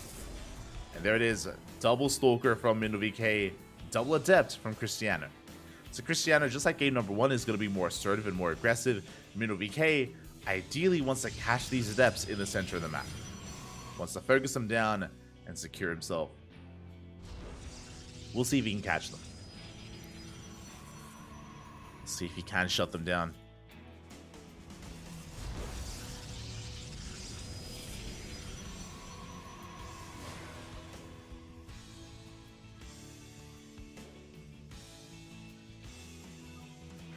The Adepts are moving out. They do catch a probe towards the left-hand side. They do catch a probe. The Adepts have been confirmed. MinuVK is aware of them, and again, his goal here is to catch them, and it looks like this time he will. Yeah, get some extra hits in. A good stutter stepping by MinuVK, and the first Adept will fall. No mas. Oh, we do get the shots off. One Adept does shade across, but one Adept can't really do too much. Again, it takes 2 Adepts to one-shot a probe. So Cristiano already losing quite a bit of momentum. Threatens the Shade. Probe is still in the main base. Is going to be hunted down. And Cristiano responds with a Robo. Very safe opener. Okay, with a Robo opener, you are ideally defending against one base all-ins. This gives you access to fast Immortals, gives you access to a fast Warp Prism, lets you be quite defensive. Meanwhile, we do have a Twilight Council on the way from MiddleVK. With this, we should be leading into Blink. With Blink Stalkers, we have a much more aggressive army, a lot more flexible, a lot more maneuverable. So MiddleVK not looking too bad. And Cristiano may be a little bit scarred after what just happened in game number 2. Wants to play it out safely. Yeah, Shield Battery's already done here at the natural. Shield Battery just now on the way for MiddleVK. So you can see Cristiano just playing very safe. And there's that Immortal.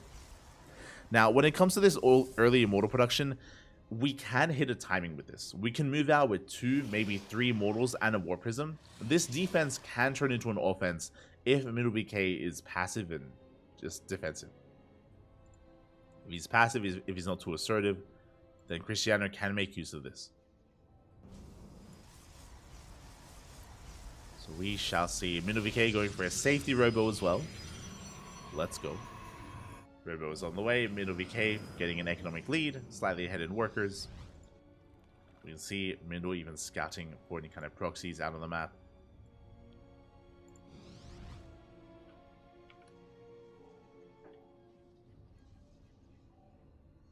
Any kind of proxies.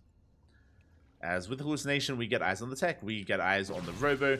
We saw that it was a Immortal into an Observer, so we're not rushing into, like, we're not prioritizing Immortal production. Again, just a really safe opener out of Cristiano, and this should be leading into a third. Should be leading to a third base. Twilight Council now on the way, so we can catch up when it comes to Blink. We can catch up on Blink production. And again, only the singular Immortal. There we go. Second Immortal now on the way. Cristiano checking the goal base. MiddleVK setting up for his own expansion as well. Taking his own third. MiddleVK taking it further and extending his economic lead. That's a very fast third base. And again, like Cristiano, he's been overly safe this game and it hasn't paid off. He's been taken advantage of. Like Cristiano was just getting ready for an attack that wasn't coming. Ooh, but here we go. Okay. So as we get back into Immortals, I spoke about this like 2 or 3 Immortal timing, right? And we have 2. Third Immortals on the way. Glaives on the way as well. This looks like a 2-base all-in. And we have confirmation that's 3 more gateways. 2-base all-in from Cristiano. Let's go. Adept gets across the map. Gets a couple of probes. But Cristiano is going to be committing. And there it is. 5 gates. Oh my god, that's a lot of gates. That's 7 gates in total. 7 gateways in total here for Cristiano. It's all or nothing. Either he ends the game or dies trying. Either he kills MiddleVK or dies trying. Meanwhile, Mindle is still in the dark. He hasn't seen the gateway explosion. Hasn't seen yet. Is moving out with some stalkers. Checks the third. Sees it's not there. That's a big tell. MiddleVK, he doesn't have to scout the main, but seeing the fact that there is no third base is enough. And now he knows. And now we need shield batteries, Immortals, more and more warp-ins. We need to focus on army. Otherwise, MiddleVK will die. Let him say shade in once again. They shade into natural probes are going down. Oh my god, 6 probes fall. Very nicely done. Meanwhile, we blink into the main. Sniper pylon, and we have to get the hell out of here. Oof. Let our enemy know our fury. As MiddleVK is going to be retreating, he gets called out for a moment. Bleeding out some more stalkers. We'll blink away. What do we have? There we go. Cannon. These the stack defense is late. It took a little bit too long here for MiddleVK to realize what was going on, but now it's in production and it might finish up just in time. It's going to be close because here we go. Cristiano's pushing and we need, yeah, cannons, shield batteries, Immortals, more warp-ins, more stalkers, sentries for force fields. And the stack defense is still on the way. It's finishing up in a couple of seconds. Cristiano has arrived. He is pushing in. Yeah, massive shade towards the third base.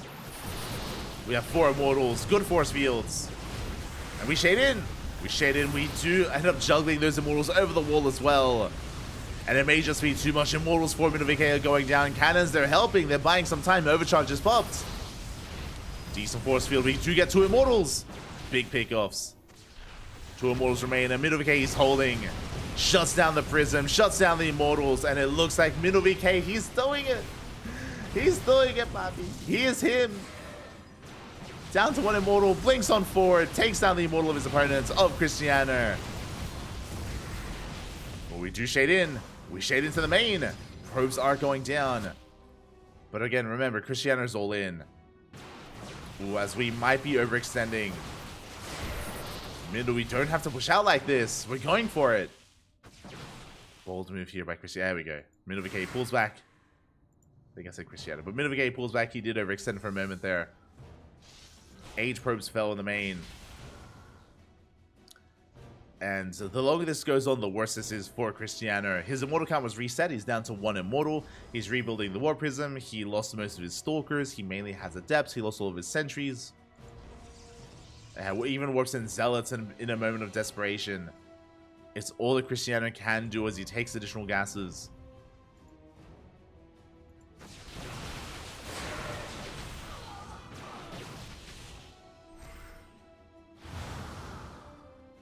Do threaten the shade. And all MiddleVK has to do, as we can see here, is just rebuilding his stack defense. Shield batteries, cannons are on the way. Getting back into Immortal production. Saturating our bases. Cristiano is going for a 3rd. But it is going to be an uphill battle.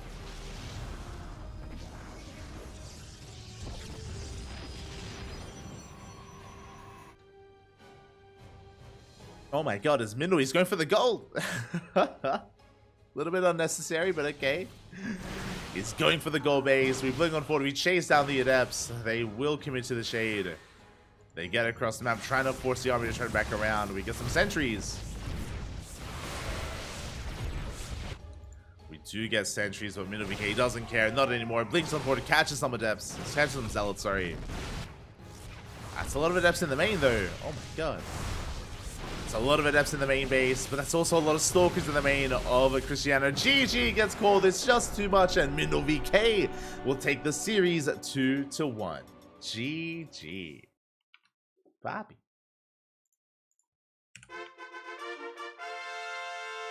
GG, well played. Congratulations here to MiddleVK for taking the series, for advancing on, for shutting down Cristiano of all players. A very big win, a very big result here. And I would say an upset. Congratulations.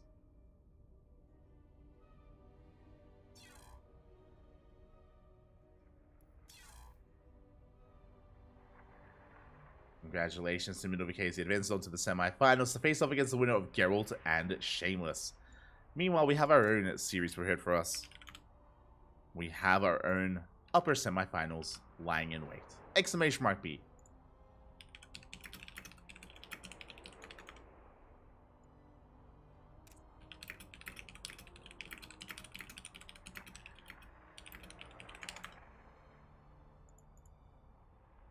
I'm just messaging some of the players.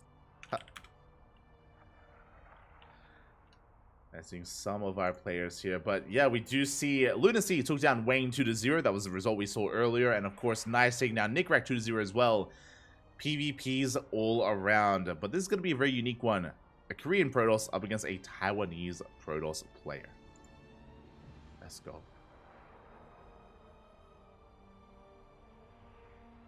So a much more aggressive one.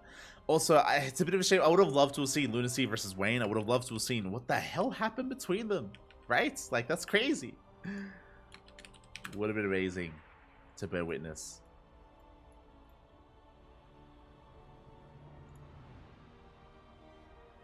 As I believe Lunacy is currently teamless. I believe he is a teamless player. I think Nice is as well. Let me just double check.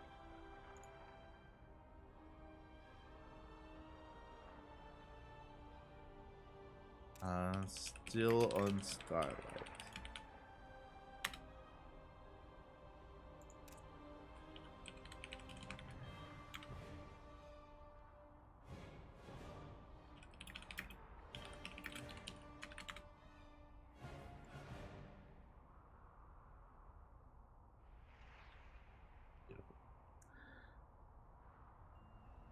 Okay, I think he's still on Starlight Twinkle. Just in case.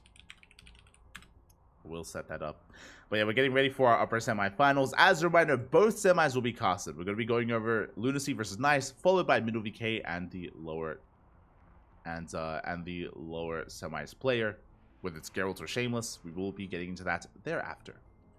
As a reminder as well, we also have something special for Sparkling Tuna Cup, and that is the random participation raffle. Before the finals, we will be hosting a raffle to determine who, of course, gets an extra 5 USD. Nothing major, but everyone that participated, everyone that competed today is eligible for a random raffle that is going to be paid out via Matcherino. So we do have that covered if you're interested. Again, exclamation mark Matcherino in the chat if you guys want to support the tournament. Exclamation mark Patreon as well if you want to help support and fund the Sparkling Tuna Cup.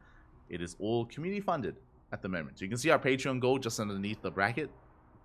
Right now, we're at 211 out of 320 USD a month. Again, we already do fully fund the Sparkling Tuna Cup as a weekly tournament. It is just a way to grow it, to boost the prize pool, to pay out top 4 instead of top 2, and have other benefits for the players. That is the goal. That is the plan.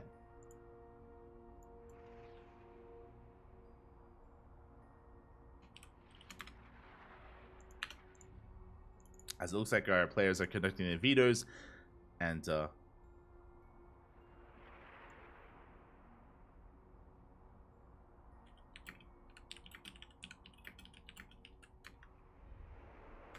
looks like the players are conducting their vetoes, and we're going to be going on a short break. We're going to be going on a small short break here. When we return, we will have the semifinals ready for you. Catching up in the chat.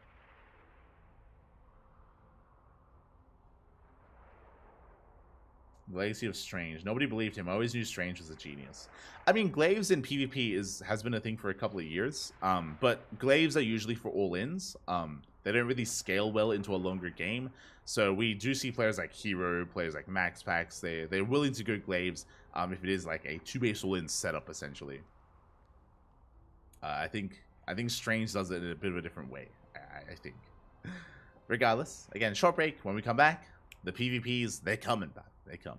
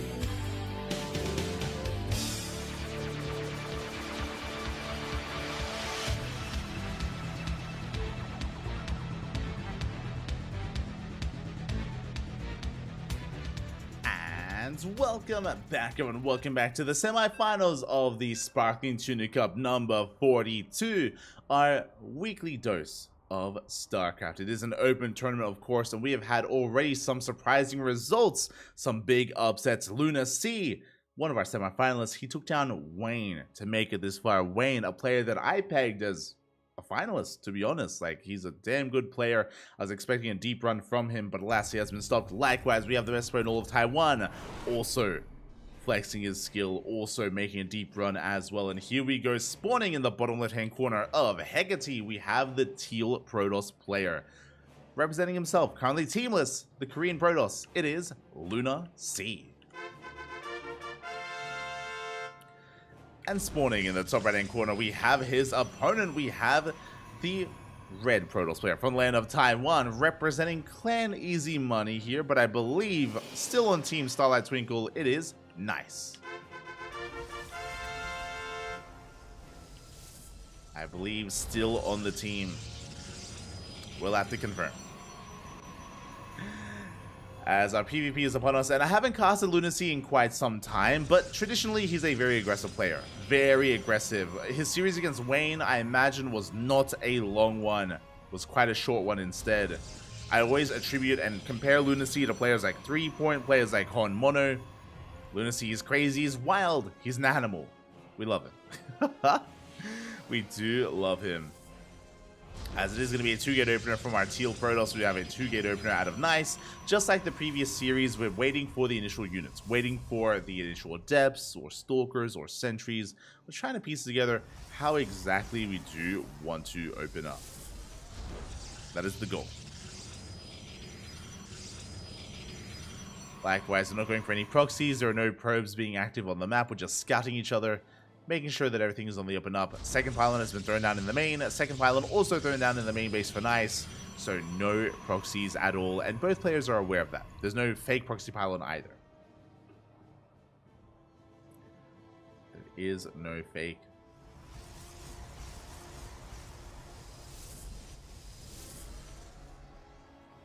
So far, everything's above board. We're waiting for the Cybercores to finish. Once the Cybercores are done, we can get into our first units.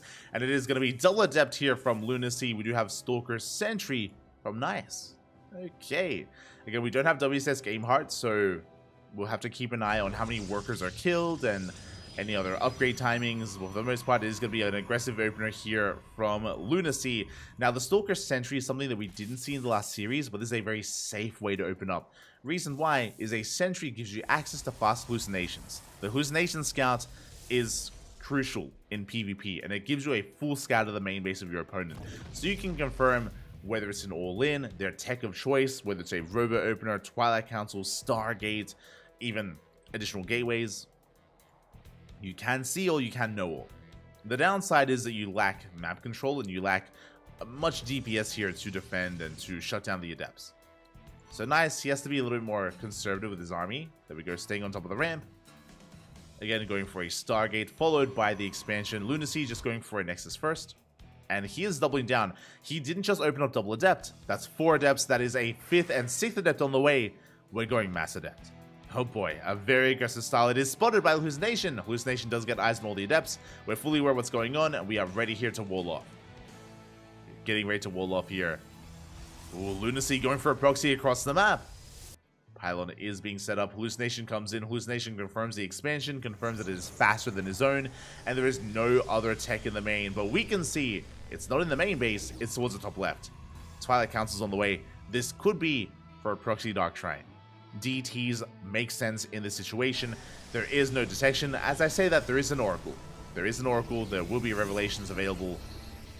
Oracle's moving out. At the same time, here come the Adepts. How many Adepts do we have? 8. We've gone up to 8 Adepts for Lunacy. That's a lot of Adepts, Papi. We shade on forward. And we will be able to not quite commit to the shade. Not yet. We do threaten it. Stalkers are able to keep up. There's the Dark Shrine for Lunacy, as we did mention. Now again, thankfully we do have an Oracle, but we shaded to the main. Nice, he does miss the pylon.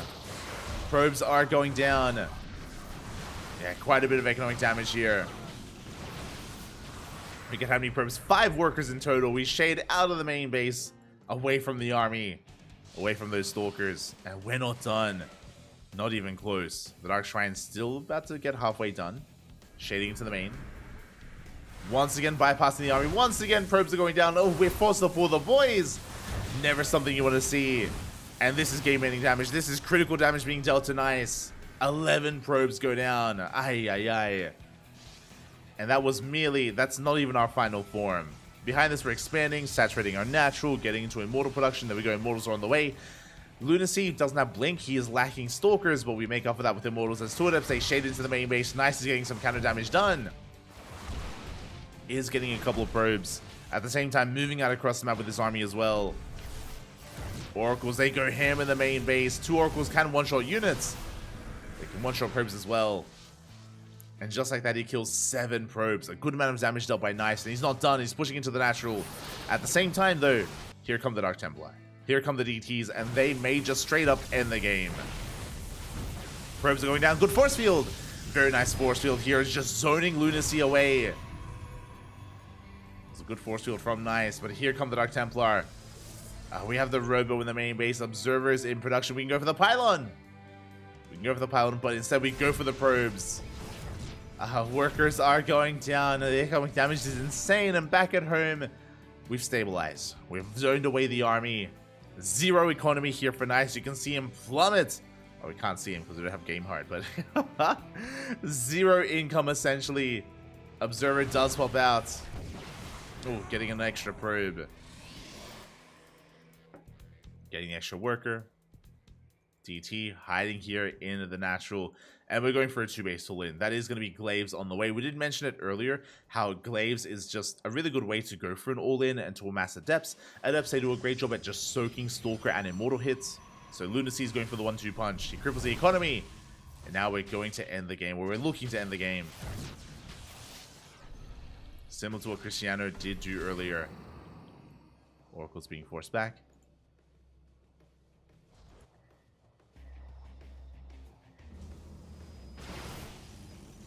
Adepts are amassing. We're going for another gateway explosion. It's going to be 6 gates in total. As we already had... Oh, sorry. 5 gates in total. As we already had 2. I assume there was a proxy gateway across the map, but not quite. As it looks like Nice. He can't... No shot. Can he deny... He can deny Glaives. He can deny Glaives. Goes straight for the pylon, and Glaives will not finish. Big pick off. A big scout here for Nice. And suddenly, Lunacy's in a rough position. Like, he's still all in. He's throwing down 4 gates, 6 gates in total. He's still very much so all in, but Glaives will not be done for this. Aye. We have to go for a sentry-based all-in instead. So basically, it's going to be Immortals, Stalkers, and Sentries. Adepts won't cut it. They won't cut it. Not anymore. Not vanilla Adepts as we recall back home. Shield batteries on the way, throwing down additional gateways. Lunacy, this push looking that much less threatening than it once did. Yeah, but we have to commit. That's the thing. We have to move out here. I would have assumed that Nice would have taken a 3rd, but he's staying on 2 bases. Staying on 2 bases. So because Nice is on 2 bases, Lunacy can take a 3rd. Like, he can macro. He can macro up from here. If he so chose to. If we just choose to contain, we don't have to go all in, but... Again, we'll see. Going for the warping across the map. 4 Stalkers, they do come in to reinforce. Nice. Do we have enough to defend? We have 2 shield batteries, soon to be 4. Overcharge is popped, keeping that Immortal alive. Boys are being pulled. 1 Immortal goes down. Again, the force field's doing well here, catching out and zoning away so much of the army. And Lunacy, can we break through? It looks like we barely are. Once again, force field zoning away that Immortal. Another Immortal goes down. Stasis Trap, though, does catch a good chunk of Stalkers. And Nice, can we hold? We almost get the Immortal. We almost do get it. We zone back Lunacy. We hold for a moment. But Lunacy, I'm sure, wants to come back in.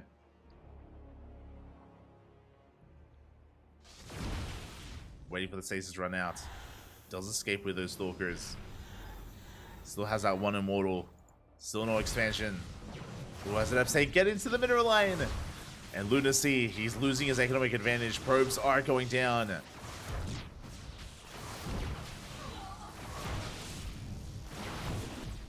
bleeding out a lot of probes here. And we gotta go. We gotta go, Pap. We have to send it.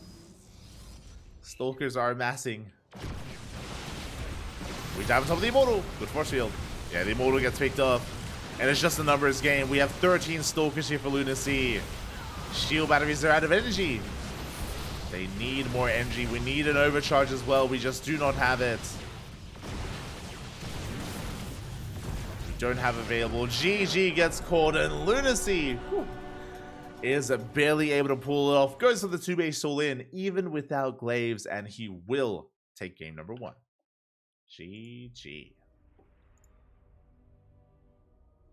Oh boy. GG, well played. Lunacy does take the first game. But it's a best of 3. It is a best of 3. We still have plenty of opportunities to bounce back.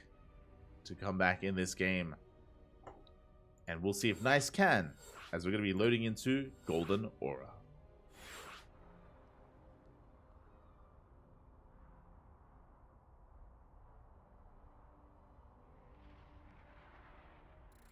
Golden Aura is going to be coming up next.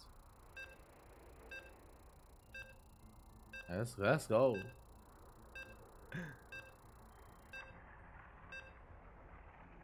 Once again, we'll make sure we have WCS game hard for the next game.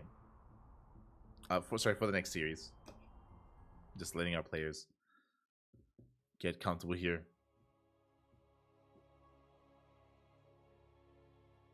I say we can count, Pop. We can count. It's okay.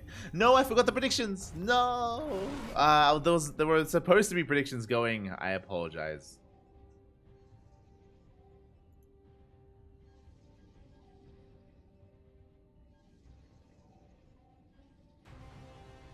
Do apologize, but here we go. Spawning in the top left-hand corner of Golden Aura, we have our South Korean Protoss, our South Korean Protoss player, the Teal Protoss, leading the series 1-0. Can he keep it up? Can he take the 2-0? Can he advance on to the grand finals? That would be insane.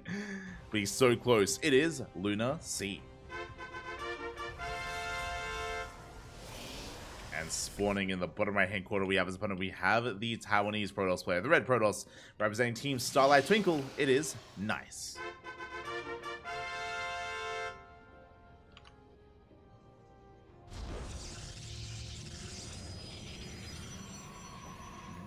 Go.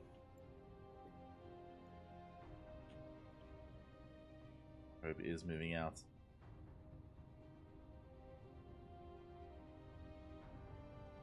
Probe is moving out for a scout.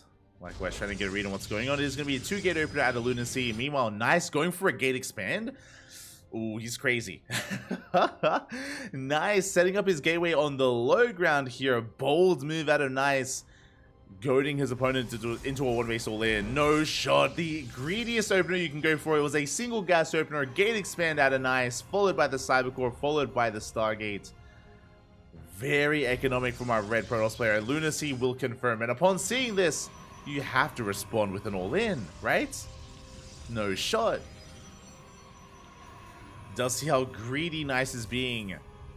And what is our response? Do we throw down a third gateway in a robo? Do we commit to the one-base all-in? I'm feeling it. Well, we'll see. Again, the probe is here to scout. Is here to get a read on what Lunacy does do. Now being zoned away. Stalkers are in production. Lunacy's probe is being chased here by Nice. Very important that, of course, Nice keeps an eye on these probes. Making sure that there is no proxy. There's that Stargate that we spoke about. Again, a delayed Stargate here by Nice to get into Void Rays, into Oracles. And there it is, Twilight Council. Twilight Council's on the way. Looks like a one-base Blink all-in. I'm assuming one-base Blink if we throw down a third gateway. We could still expand behind this. It is possible. But now we're moving out with the probe. It is to reinforce with the pylon and a gateway. There it is. Pylon is on the way. Gateway as well. It's all coming. The pylon and the gateway. But I'll make sure I have the predictions open for the lower semifinals. Again, I do apologize for not having them ready. Did slip my mind. So, because they do slip in. They slip in. We do get a kill on one of... Barely don't get a kill on the probe. Barely does survive. Bit of a missed shot there by Lunacy. Robo's on the way behind this for immortal production. So far, nice trading well with the shield battery. Pylon is done. Blink is on the way. Show us the third gateway. There it is. Third gateway has been thrown down. We can go up to 4 gates and just go for a 1 base 4 gate blink all in.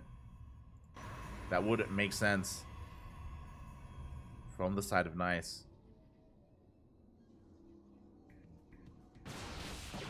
And we'll see if we commit. And getting some extra hits in. Shield battery is going to be going down. Good pick up there by Lunacy. Void Ray is on the way. Void Ray's in production. Forge as well for cannons. Interesting. And we do have a cannon at the natural. It is up. Blackware's dancing with the army, getting a little hull damage done on that Stalker. Oh, and that Stargate is going to be targeted down. The Void Ray comes out just in time, but the Stargate will fall. Big pick off. But it's okay, we have Immortals behind this. More cannons, more shield batteries on the way. Nice, trying to fortify himself. Walling up hard. Void Ray almost overextends. Ooh. Takes an extra hit. Does take some extra damage. Lunacy keeps his Stalkers alive. Blink is almost done. You can see him shuffling his Stalkers around. He has to keep those weakened Stalkers in the back line. More cannons, more shield batteries on the way.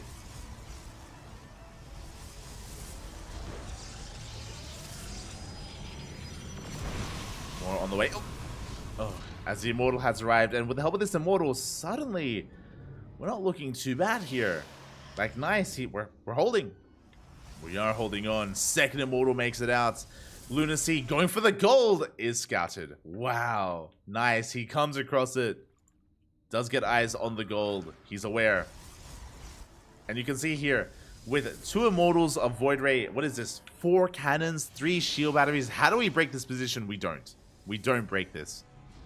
Now, with Blink, we can bypass it. That's a better way. If we get some high ground vision with a hallucination, with an observer, hallucination is the most likely option.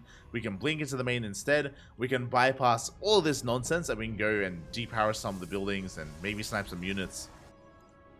That is the best that Lunacy can hope for, is a blink into the main.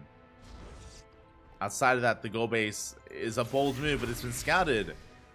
Stage trap going up.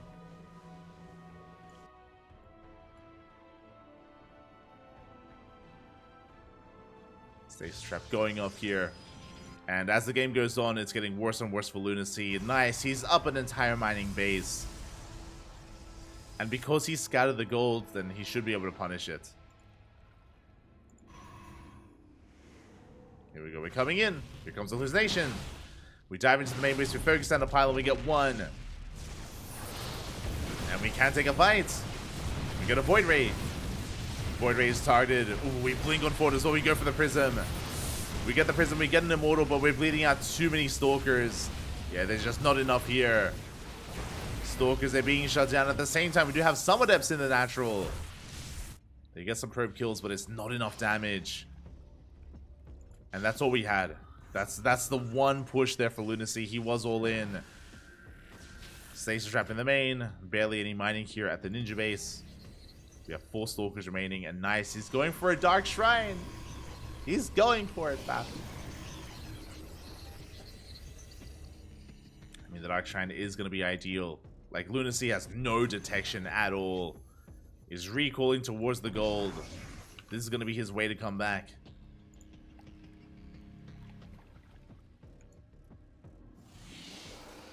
His way to come back is the gold base. And yeah, nice, looking quite solid, looking good. Bit of a gateway explosion. Waiting for the Dark Shrine.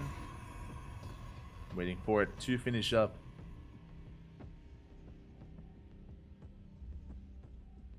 And once it does, we can just get out of control, essentially. I mean, the DTs would end the game. Unless we work towards a Robo or a Stargate or a Forge. The problem is that there's no reason to get any of them right now. We're getting caught out.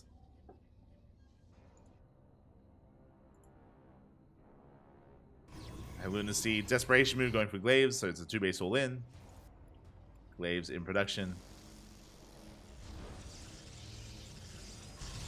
Nice. Oh my god, throwing down even more. I don't even think we need this many gateways, but sure. More gates on the way. Dark Templar waddling out. And I'm sure they're fanning out towards the Finch bases. Yeah, one towards the gold, the other towards the main. Lunacy may have spotted them, but if he did, we would have seen a reaction, and there is no reaction. And nothing is here. DT hits the gold. Boys are going down. Likewise, DT getting across the map as well. Robo's on the way, but this is already too much damage. Like, this is... this is brutal here. Robo just starts. We deny mining at the gold. Zella forcing his way into the main. It's going to be a kill on the gold base. And likewise, we break into the main base. GG gets called. There's no waiting for the observer. And nice ties up the series 1-1. We're going to the ace match. GG. Going all the way to game number 3.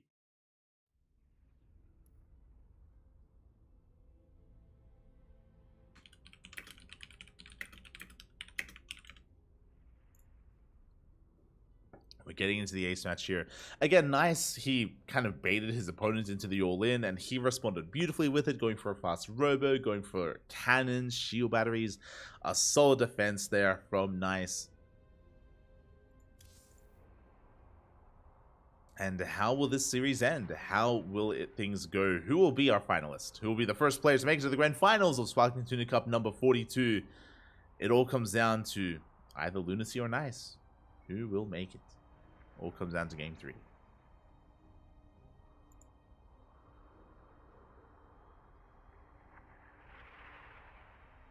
Here we go. I feel like a little bit is going to be map dependent as well. I don't see Nice going for the gate expand again. It worked out well. Don't get me wrong. It worked beautifully in game number 2, but not so sure if that's something we want to whip out multiple times in a series. Just because we could see a much more aggressive build from Lunacy. We could, of course, punish him. So yeah, we got to be careful about it. We got to be careful.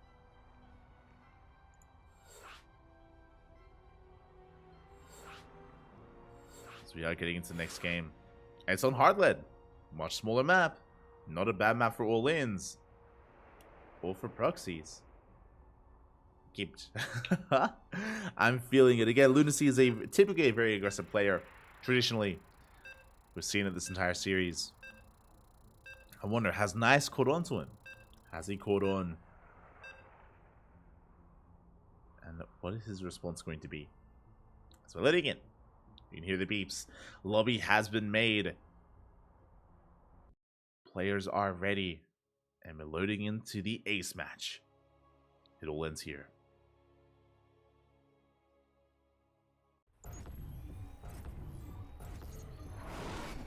And spawning in the bottom right hand corner of Hardlead, we have our South Korean Protoss player, the Teal Protoss, representing himself, currently teamless. It is Lunacy.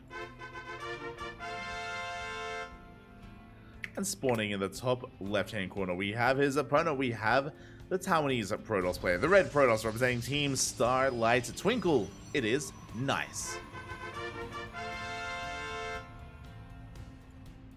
Alright, what we got? So, for those that are curious, Hardlead has the shortest rush distance by ground map in the entire map pool.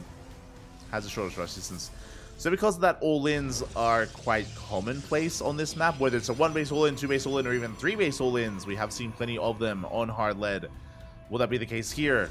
My eyes are on both players. It's hard to say, right? Lunacy has been very aggressive and very all-in this entire series, but Nice has been adapting. He has been adapting quite nicely to his opponents, no pun intended. This time, gateway on the high ground. 2-gate opener, we're not going for the low ground expand, thankfully. Nice, he is going for a much more reserved opener. 2 gateways from Nice, 2 gateways from Lunacy. Standard openers, we're going to be headed towards a standard PvP, towards our first 2 units. How many adepts? That's the question. Who goes for adepts, if anyone? And if we do go for them, how many do we commit to? How many adepts? is the real question here. So now second pylons have been thrown down, they've been scouted, so no proxies, no fake proxies either, no one's trying to fake each other out. We are both aware of what is going on.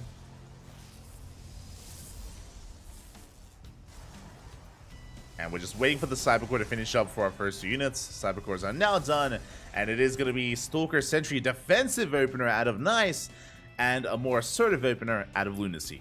Doing double Stalker. So double Stalker out of our Teal Protoss, Stalker Sentry out of our Red Protoss player. We spoke about this before, but this is just a very defensive way to open up. It does allow Nice to scout early on to get a read on what Lunacy is up to and figure out what kind of tech Lunacy is working with. It's just a very safe way to open with that Sentry. Meanwhile, Lunacy will have a Stalker advantage, as he does open up double Stalker. We'll chase down the probe. The double Stalker has been confirmed, so Nice knows to be chilling and holding back at home, as the Stalkers are just moving out. Now there's going to be a Sentry follow-up. We skip the third unit, sorry, we skip the fourth unit, and we go for a faster expansion instead. Okay, double Stalker into Sentry. Robo on the way here for Lunacy. Interesting choice. I'm sure Protoss will lose again. True, Protoss will win and lose. PvP is unwinnable. Can confirm. Can confirm, but oh, as we catch out a Stalker, big moment there for Nice. Does shut it down. But again, with this Robo opener, which has been scouted, by the way, this looks like a very safe opener. With this, we can get into fast immortal production. We can defend it against a one-base all-in. This Robo opener can turn into a two-base all-in at the same time, though. Like, it looks defensive initially, but if we throw down additional gateways, if we go for additional warp ins, this defense can very quickly turn into an offense. There we go. Observer first into a Twilight Council. So again, just very safe play out of Lunacy for the first time in this series. Opening up a little bit more economic and headed into a longer game. Meanwhile, Nice back at home, going for a very fast Forge. Big scout here from Lunacy. Scouts the Twilight Council, scouts the Forge. This is a little bit old school. I'll be honest, I haven't seen Twilight Council into Forge in a couple of months. It's been a couple of months. It hasn't been too trendy to do this in PvP. But this is for fast upgrades. This is for Mass Blink Stalker. Basically, Mass Blink Stalker at a nice fast +1 into fast +2. Into Mass Stalker, which can really pop off in the mid-game.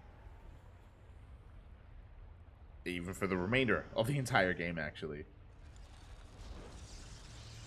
We can commit. Meanwhile, we do have an Adept Shading across the map. We do get a couple of probe kills. Just a couple of workers will go down. Immortal production underway. There's a first Immortal, getting into a second Immortal as well. Ooh, as we throw down the third and fourth gateway, big scout there for Nice. So we had an option here. We could have delayed gateways and gone for a faster third. That was available here for Lunacy, but he throws down 2 more gateways. Now, this could just be a safety precaution. He could just be feeling a little bit unnerved about taking a faster third. So this could just be safety, or it could be aggression. Could be an all-in.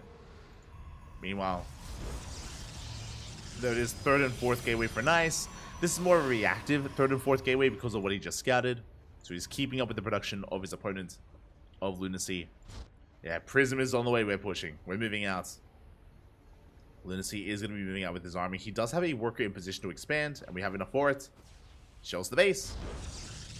And third base is being taken and has been scouted by Nice. So Nice has an option. He has to make a choice. What do we do? Do we take a third or do we push? We're taking a third. Nice going to be expanding a couple of seconds later than Lunacy. And again, with the arrival of the War Prism, we should be moving out. Should be looking to push out. As Nice is still building up back at home, and Lunacy does confirm that. He also sees the Twilight Council is still researching, so charge is on the way. Blink Stalkers are still amassing. Again, Nice has a big upgrade advantage here and should be working on +2 momentarily. Should be working on it. But here comes that push from Lunacy that we spoke about. Now that the Prism is here, we can warp in. we can reinforce and we can push. And we dive on top of the Stalkers. We go for the blink. Stalker counts are looking quite comparable. Lunacy does have an immortal lead, but the force fields do complicate things. We do have to respect it. We back up. Lunacy backs up. Consolidates his army. Waits for another warp in before pushing in once again. Again, we have 12 Stalkers against the 14 of Nice. Yeah, it looks like, again, Lunacy knows he cannot break his opponent. He has adepts to try to slip by the army while he distracts it with his main force. And he's just saturating. So, Lunacy isn't looking to kill Nice, he's looking to cripple it. Looking to keep his attention on the front lines. And here come those adepts. They're shading in. Lunacy backs up. Adepts a shade into the natural. Good reaction out of Nice, but he will still be losing probes. Yeah, two adepts a one-shot workers, he loses one. Only one though. Only one, so good defense here by Nice. Does preserve his economy. Third base is getting up and running for Lunacy, so it is for Nice.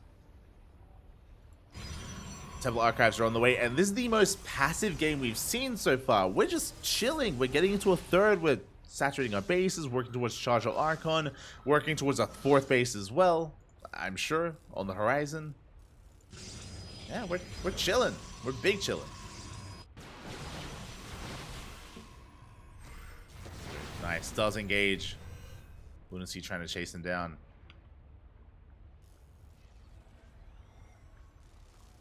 Attempting to hunt down his opponent at the same time. It does stay once again shaded into the natural. Nice, getting a lot of damage done. 6 probes fall. Not much more than that. But it's still 6 workers for 2 adepts. Well worth it here for Nice. Behind this, we have +2 on the way. Again, big upgrade lead that we mentioned earlier. Immortal production well underway. Nice, taking a slight lead in that economy. At least slightly.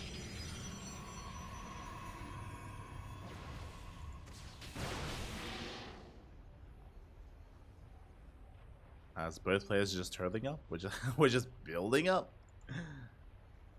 Nice is moving out. I do think we can expand behind it. There it is. 4th base is going to be on the way. Nice, going to be committing. Reinforcing with more zealots. Does push forward here with a mass zealot army again. He does have that upgrade lead. +3 does begin. Confirms lack of 4th. And he does turn away the army. A couple of zealots, they peel off towards the 3rd base. A big warp in though. Lunacy trying to collapse on this. He does have charge himself. Does have the overcharge. And he does use it. Pops the overcharge. Collapses on the army as well. Nice. Forces split up. And forced in an awkward position. The Immortals, they do nothing against the main army from Nice. But Lunacy is still being forced back. Further and further towards the natural. And Nice, he may just have too much. He's snowballing out of control. Overwhelming his opponent. Catches the Immortals. Good force fields. One of them is saved. But the Zealots, they're breaking through. And again, the upgrades, they add so much here to the army of Nice. He trades so much more efficiently. GG gets called, and Nice, he breaks through and takes the series 2-1, advancing on to the grand finals. GG.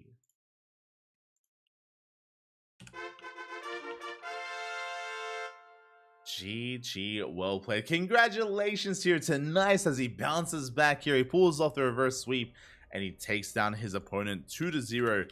Nice. He will be our first finalist for Sparkling Tuna Cup 42.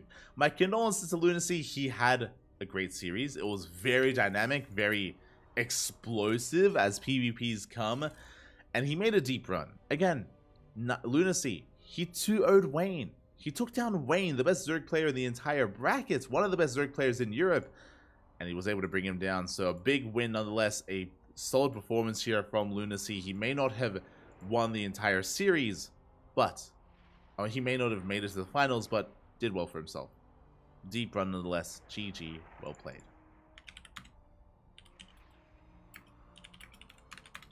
GG, well played. Congratulations here. We have our first finalist. And now we have to determine who faces off against Nice in those grand finals. It will be another Protoss, but which Protoss? As you can see here, we have Geralt versus MinoVK in a PvP. Let's go.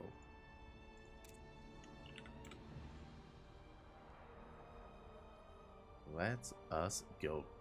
And this time, we'll have some predictions.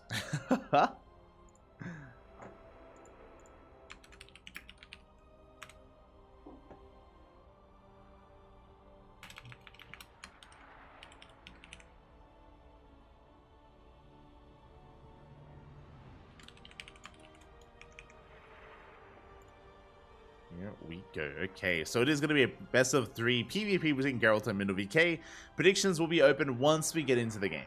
Once we get into the game, I will open up the predictions for a couple of minutes, so you can place your bets on who you believe will advance on to the grand finals. Again, I apologize for not having the predictions open for the upper semis. I had the prediction like set up. I just had to press the button. It just slipped my mind. Did slip my mind, so I do apologize for that. But we should be good for our next semis. We shouldn't miss it. Shouldn't miss it. And it looks like our players are just conducting their vetoes. Looks like they need a little bit of time to conduct their vetoes, so we're going to be going on a very short break. Again, it shouldn't be too long. We should be returning in a couple of minutes. Take this time to ponder over this PvP. Take this time to drain your Disruptors, cuddle your Colossus, tuck in your Tempest, and bake your bunkers. Oh, bake them, Papi. I don't know why. I was trying to think of another Protoss unit. What do you do? What can you do to your Zealots? What can you do to your Sentries? Suck on your Sentries. Oh, that's I'm going on a short break. We'll be back soon. See you then. Ha.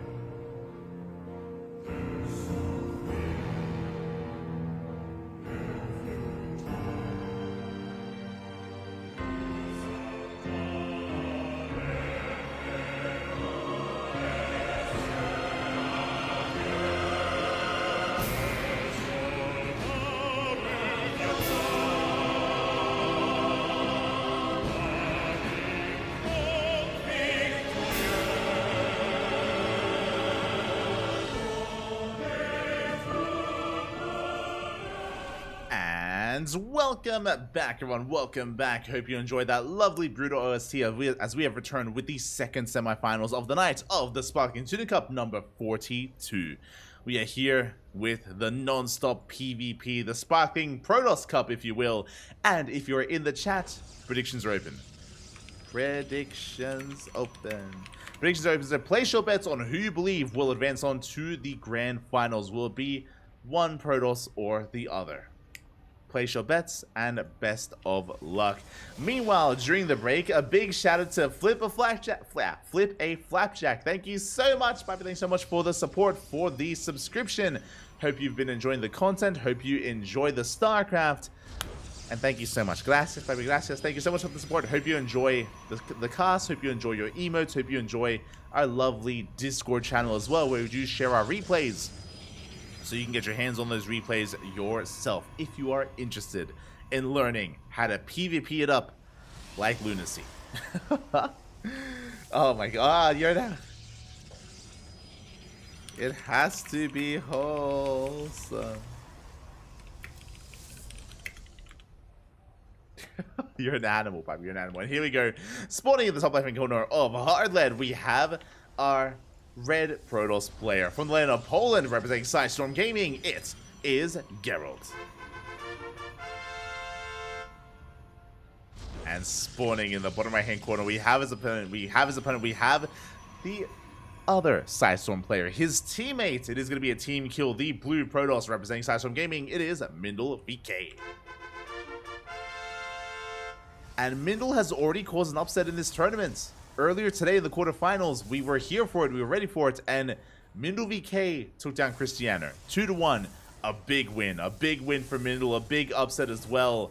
No one expected him to bring him down. I mean, it was a PvP, and Mindle is a good player, don't get me wrong, but Cristiano has a little more notoriety behind him, and he was poised to make a deep run. He was poised for a Polish versus Polish semis, a PvP in many other ways. Poland versus Poland, but alas, that was denied, and Mindle VK is here in his stead. We'll see if we can do it again. We'll see if Geralt can avenge his fallen countryman, his Cristiano. As the frame is going to be shut down, it was a double Stalker opener out of Mindle VK. We do have a double Adept opener out of Geralt. Now, it's only 2 Adepts. He's not committing to 4, 6, or even 8 Adepts. Only 2, as he's going to be shading across the map, threatening a dive into the main base. We'll see if Mindle VK can keep up and slow this down. Behind this, Twilight Council is on the way for Geralt. Interesting. Twilight Council first, but he is going to be expanding. He does pull some boys. Lost mining time here at the natural base. Mindle VK will expand. So Mindle VK going for a very economic follow-up with a faster expansion. Geralt going for a very tech-heavy follow-up, going for a faster blink. So there's going to be a window. There's going to be a timing where Geralt has blink and his opponent doesn't, as the Twilight Council just now starts up for Mindle. That is going to be an opportunity, a window that Geralt can make use of with his blink advantage. Meanwhile, the Adepts continue to threaten Shades. We do commit, but we have a shield battery. Good force field as well. We trap one of those Adepts, forcing a recall. Very clean moves out of Mindle. Impressive. Impressive.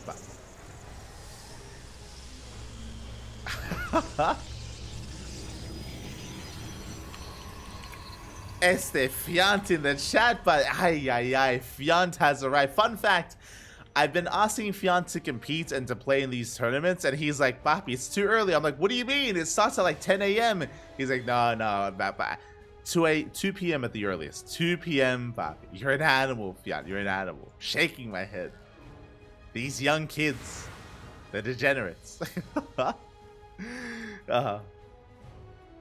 Fiant. But good morning nonetheless. Hope you're doing well, as we do see Geralt committing across the map. Does have an abundance of Adepts. Once again, threading a shade towards that main, but we are in position. We do shut it down. Mindle holding onto his 2 bases. Blink on the way. Additional gateways have been thrown down. We're going up to 4 gates for Geralt. He has to make a choice, but we've been casting a lot of Geralt recently. He's usually one to get safety 3rd and 4th gateway, leading into a 3rd. Like this looks like a macro setup here, especially with the Robo now being thrown down. Geralt isn't being overly aggressive. That's boy, Fiant. Wash your Widow Mines. Oh, I like it. Hold on.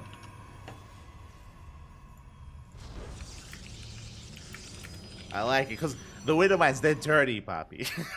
they're filthy. They're disgusting. You have to wash them to keep them clean. I like it. It's good. I approve. Snuggle your SCVs. Oh, that's cute. we cuddle our carriers and we snuggle our SCVs. It's good stuff. Good stuff. As the Eps, they are going to be able to shade into the main base. Finally, probe damage is being done. We got 3 probes. We got a 4th worker as well. And can we get a 5th? It looks like we barely cannot. Adept is going to be shut down, but pretty good damage here for 2 Adepts. I mean, it was 4 Adepts in total, as 2 of them went down earlier. But, you know, trading 1 for 1, it's okay. It's okay. Behind this, there's that 3rd base that we spoke about. Again, Geralt just playing safely, getting up to a decent gateway count. Middle VK with a much later 3rd now on the way. But what does Middle VK make up for in that respect? I mean, Immortal production. Immortals are in production here for Middle VK. So his army is going to be a little bit more robust. We'll have a little bit more complexity to it. Complexity to the army.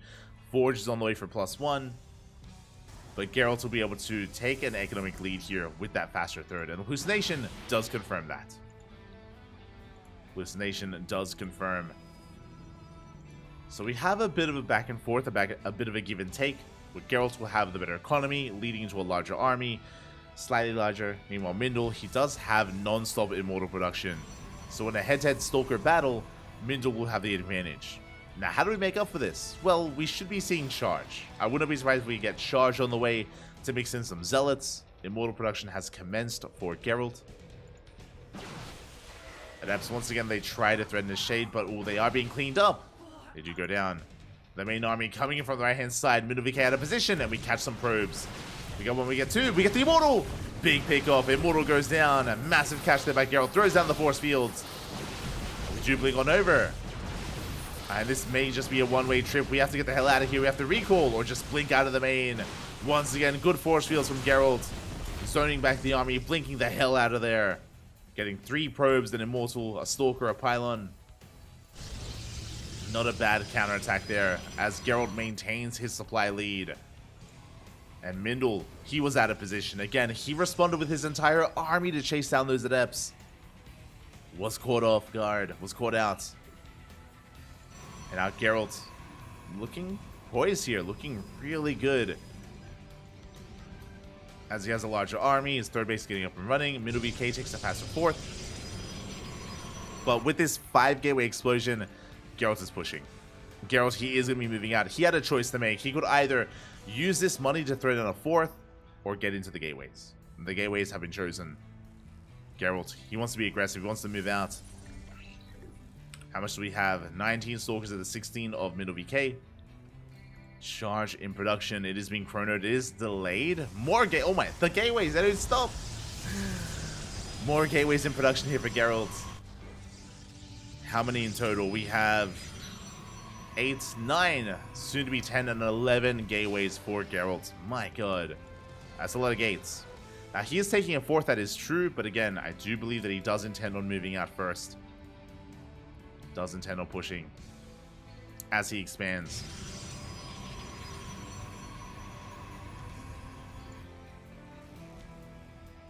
Speaking of, here come the Zealots. The Zealots are Immortals. We're consolidating the army here on the front lines. And Geralt is pushing. Can Mindel hold? Oh. So blink in. Good blinks out of Geralt. Zealots are getting picked off. We do rotate around, heading towards the 3rd. More Stalkers are on the way. Again, Geralt just trying to find a way in. Going for the rocks. I'm a little bit surprised that Geralt didn't make a War Prism. There's no War Prism to support here. Only the army. Zealots, they try to go in, but a good position here by Middle VK. Catches a lot of Zealots. What was that? 7 Zealots going down in total over the course of this trade. Over the course of this engagement. So Geralt bleeding out a lot of his army. We blink on forward. We dive on top of the Immortals. We get both. Both Immortals go down. Everyone loses their Immortals, but the Zealots, they collapse on the Stalkers. And these Zealots, they do so well tanking shots and adding some extra DPS here to the army. We dive on the shield battery. Get into the middle line as well. Overcharge is popped. And it does get focused down. Ooh, boys are being pulled. Probes are falling. But MinoVK, he maintains his worker lead. He has 70 probes still.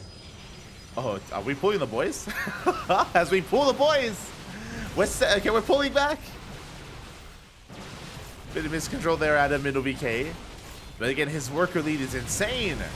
He has the better concave as well. The blinks are looking good. MinoVK, he took down Cristiano earlier. And now he's going for the kill. He's going for Geralt. Going for the other Polish Protoss. Chasing him down. We have another big warp in. And Geralt, his army has to be respected. He has 23 Stalkers at the 19 of MinoVK. Has to pull back.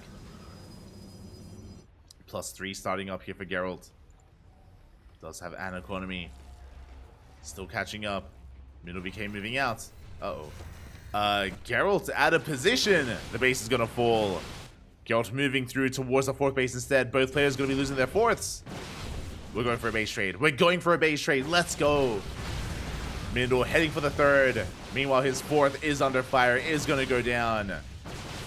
Now, the problem here is that MinoVK, he has the faster base trade. He's already here, already at the 3rd base. Likewise, his own 3rd also going down. As they move in towards the natural, look at the units tab. Geralt does have the Stalker lead, and he recalls. Uh oh, he recalls back home. Mindor, he backs up. He has to get the hell out of there. And he may catch some Stalkers. Quack at your queens.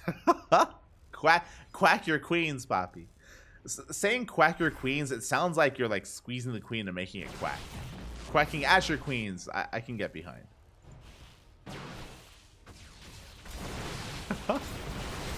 As here we go, the Stalkers, they are going to be engaging, and again, Geralt, he does have the Stalker lead.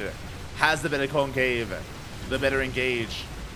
Yeah, diving on forward, he smells blood in the water. He knows he has the advantage. Yeah, and Geralt, he will take the fight. He will snowball out of control, and MinoVK bleeding out so many Stalkers. The probes are getting caught out. Not like this. Again, Mindor, he's up 20 workers, but it doesn't matter. Not anymore. He has no bases to mine from. Has no economy, no army.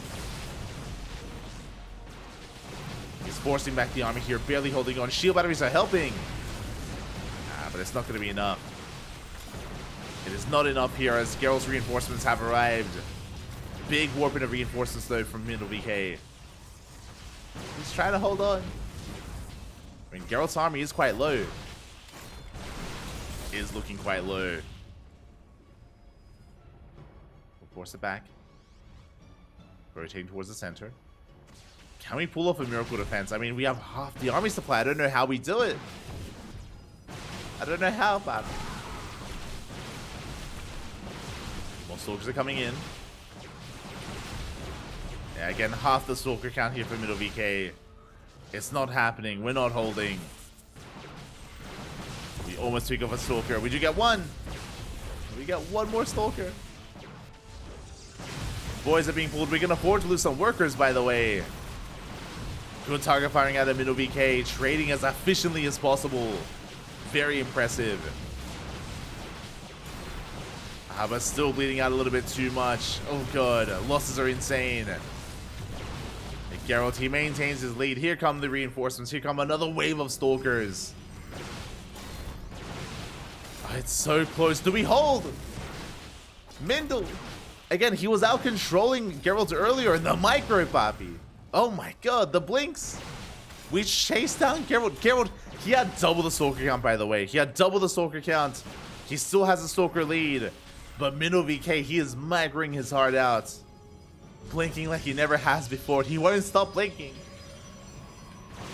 His eyes are so wet. Ooh, trading 1 for 1. Not ideal. Once again, though. And trading out Stalkers. Geralt, an even trade is better for Geralt. Yeah, we dive on the army. Stalkers being forced back. Do we have a shield battery? Not yet. We need that shield battery. We need that defense. Mindor still with a better economy, still with a higher worker count. Geralt falling behind. He's down a base, by the way. Geralt down a base. Down in workers. And the longer this goes on, the better it is for Mindle. And we're doing it. Somehow we are doing it here. We're pulling it off. Geralt there, he does outposition Mindle VK. Takes down the pylon. Depowers the shield battery. Heads towards the fourth. Thankfully, we do have a second pylon.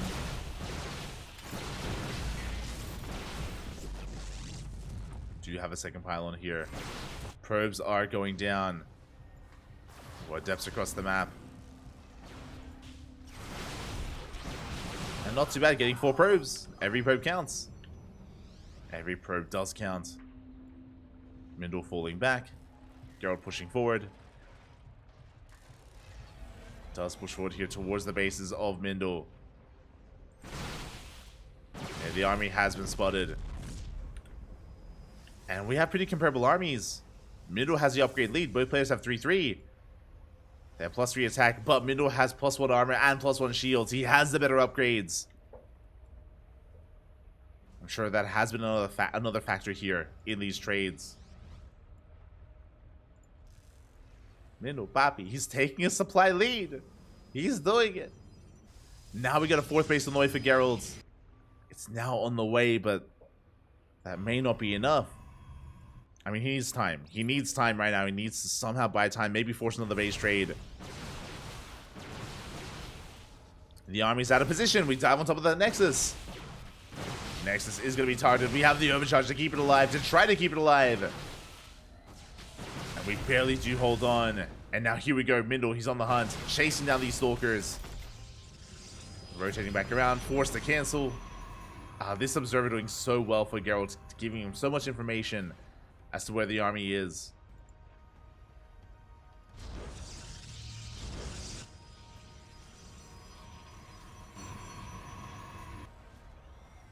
And Geralt, he sees all, he knows all with that observer.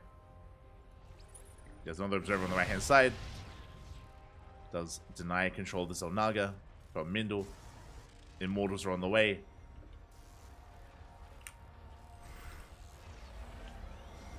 Mindle now with a Stalker lead. Stalkers have been revealed. They've been going forward. They're going for the base. They have to back off. Oh. Bit of a miss rally there by Mindle VK. Oh, bleeding out 2 Stalkers. Bleeding out 1 even. The Immortal! The Immortal gets exposed. We collapse on the army. This is the fight that Mindle has been wanting. And he finally forces the engagement. Stalkers are going down. And Geralt, he will lose everything here. He cannot blink away. He's going to try to, but again, there is no escape. There's no escaping Mindle. There's no escaping the inevitable here as Geralt is down to 5 Stalkers. That's all he has left. As he plummets in supply back at home, he's building up his worker count. He's going for warp-ins, but again, recovering from here is going to be so difficult. We have +2 shields on the way. +2 shields. Let's go. In production for Mindle, and now we're going for a big counterattack. Mindle, he weathered the storm. He somehow survived. He made it, Papi. Now he's going for the kill. He's going for the throw. Dives on top of the army. Takes down the Immortal. Takes down the shield battery. That's all we had left.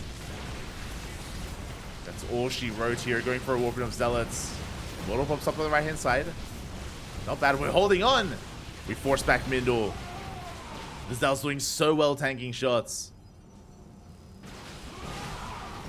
But they're finally going down. Yeah, we dive on the Immortal. We blink on forward. The Stalkers are struggling.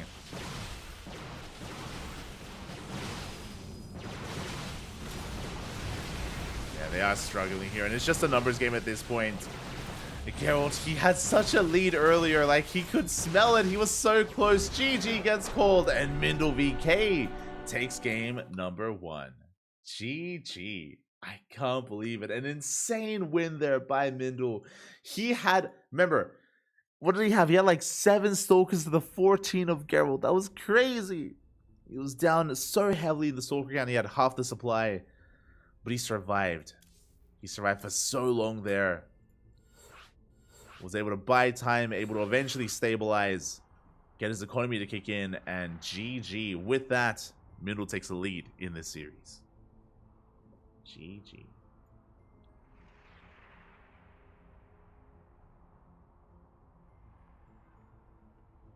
Now we're getting into game 2. I see this. How the hell do you hold 5 Stalkers versus 10? Right? That's the thing. Like, he was just perpetually at half the Stalker count of Geralt. But it was at that triangular third where Mindle VK popped off and he controlled so well. He was sniping Stalkers, blinking and avoiding shots. It was insane what his micro was looking like.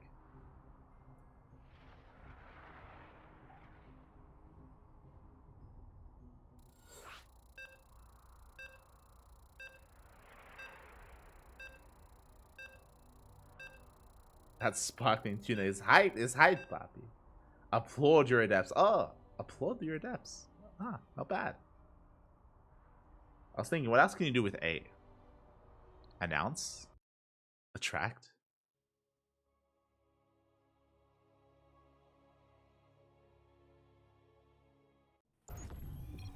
We're not attacking the adepts. We're not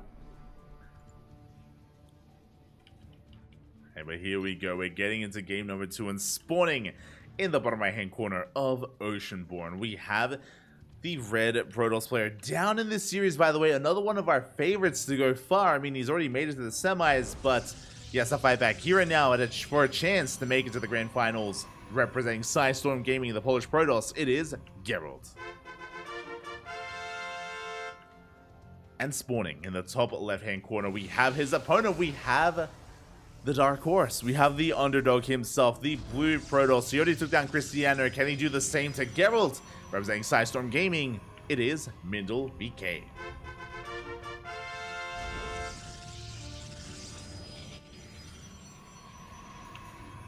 Oh, here we go. Again, Mindle needs one more to advance on to the grand finals. A finals that I would not have expected. Nice and potentially Mindle. That'd be crazy. Again, Geralt is still the favorite player. He still, again, has a lot of notoriety behind him. He has a lot of accolades to his name. Geralt has been on fire as of late. He should be making it to the finals here, but, I mean, it's a PvP. And anything can happen here. And Mindle's already been popping off tonight. Can he keep popping off? Probe Scout getting across the map. Again, it's going to be a 2-gate opener at a Mindle VK. Likewise, a 2-gate opener at a Geralt as well. 2 gates all around.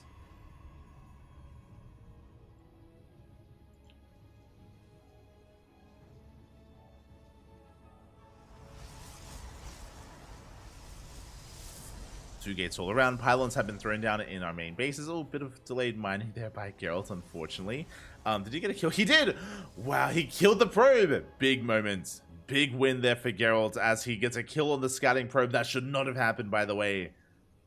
And with that, Mindle's in the dark. It's going to be a double adept opener out of Geralt. Double stalker from Mindle. With that dead worker, we could try to go for one base all in, but with the positioning of the pylon, it looks like an expansion. Looks like the setup for an expand from Geralt. As he throws down a pylon across the map, trying to get a read on the first couple of units. And the stalkers are revealed. Double stalker by Mindle. Double adept by Geralt. As he's moving out, shading across the map. Mindle following his opener with 2 more adepts. More of a hidden adept opener out of Mindle VK. And Geralt is not committing to mass adept.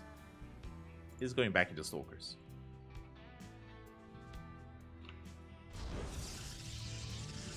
He is getting into his stalker production.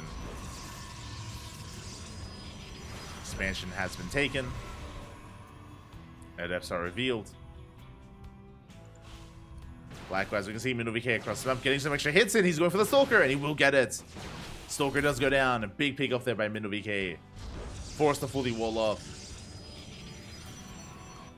At the same time, Adepts are denied access to the main base. Mindle does fully wall off. Adepts is still here. Meanwhile, he's getting damage done across the map. He will break the pylon. Pylon will fall. Geralt's going for his Twilight Council. They're going for that Nexus. We shouldn't force a cancel here. Again, with additional Stalkers, we should be able to hold on. Meanwhile, we bust into the main. We force a recall. And after force a recall by Kern, we lock the Stalkers in. There is no escape. A cool move there out of Geralt's walling off. We got 3 probe kills. Can we get any more? We get a 4th. And do we get a 5th? Oh, what a bust. We barely do. 5 probe kills in the main. We get a scout off on the Twilight Council. We force a recall as well. And just like that, MinoVK takes a worker lead. Does take a lead in the workers, but what about the army? Geralt, he has the supply on his side. Is moving out with his Stalkers, with Adepts. Blink is on the way. MinoVK going for a robo into Immortal production. The Immortals will help defend, but Geralt has map control. He has some map control. He is moving out.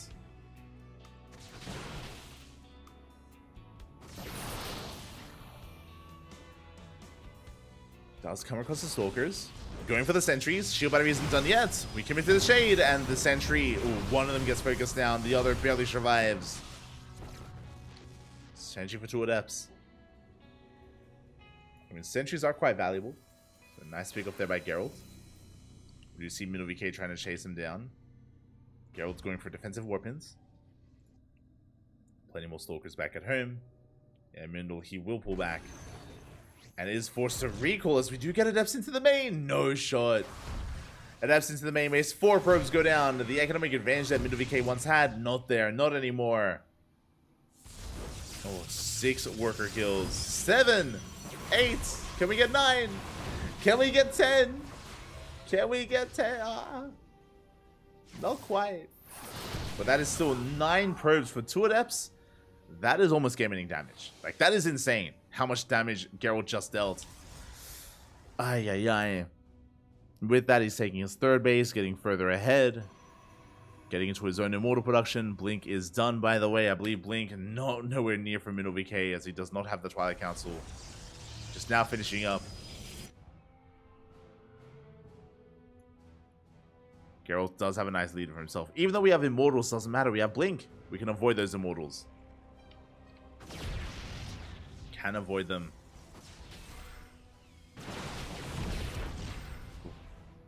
Geralt does pull back.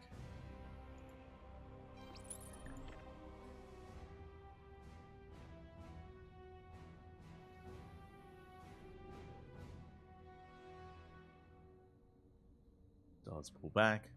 Likewise, charge is on the way. Additional Immortals as well. Geralt setting up here at his 3rd.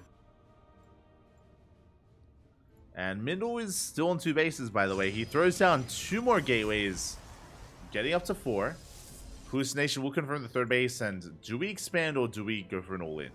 That is the question for MinoVK. Because he sees how much progression there is on that Nexus. Not looking too hot. Not looking too good there for Mindel. Catches a Stalker. Does catch a Stalker, waiting for our upgrades to kick in. Mindel moving out. As the game settles down a little bit here, a big shout out to Azaril. Thank you so much. Gracias, papi, gracias. Thank you so much for the raid. I hope you had a great stream. Hope you had a great, I'm assuming, ladder session. Thank you so much for the support. And welcome, everyone. Welcome to the Sparkling Tuna Cup. This is our weekly open tournament. Open to all regions, to all players, and we are here in the semifinals. We have Nice, the best player in all of Taiwan, waiting in the grand finals for either MinoVK or Geralt, and we've had a pretty interesting turnout so far, a pretty interesting dynamic where Mindel's been popping off. He took down Cristiano, he's up against Geralt, he is 1 game away from making it to the finals. Can he make it? We're going for Glaives. We're going for, yeah, something quite committed here. Glaives on the way. 3rd base is being taken. But again, Geralt, he has a 10 worker lead. Has an insane economy. But will that economy matter? Will it matter in the face of Glaive Adepts? Prism is on the way, and MinoVK is about to push. He's about to move out. We'll see if he makes the magic happen. Geralt taking a 4th as Mindel takes the 3rd. Just perpetually ahead here in the economy.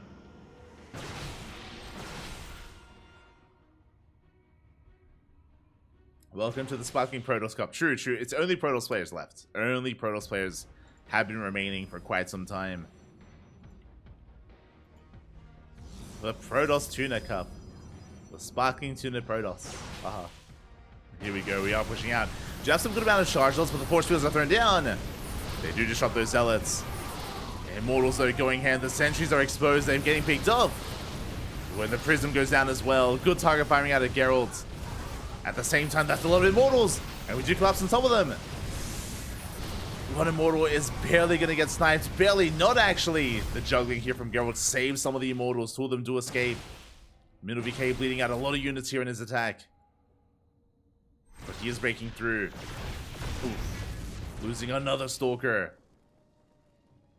And Geralt, he's buying time. We have Warpins, we have Shield Batteries, we have an Overcharge. Middle VK is all in. Barely any saturation at the third base. It's just for show.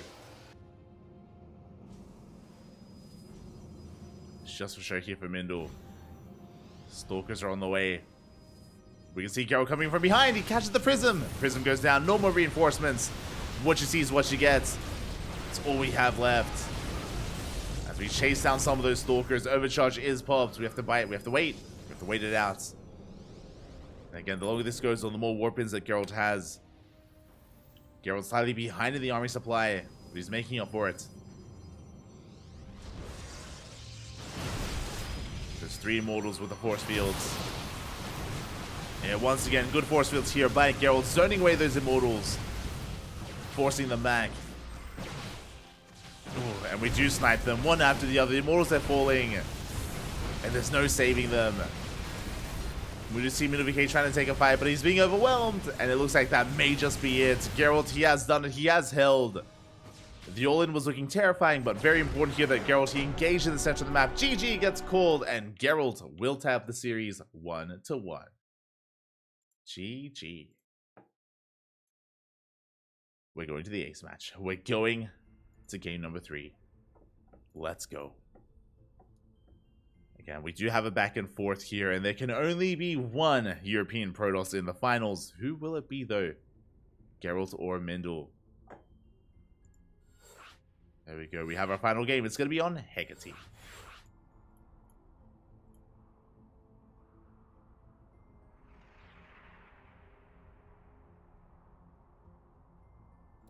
It's going to be on Hecate. It all ends here.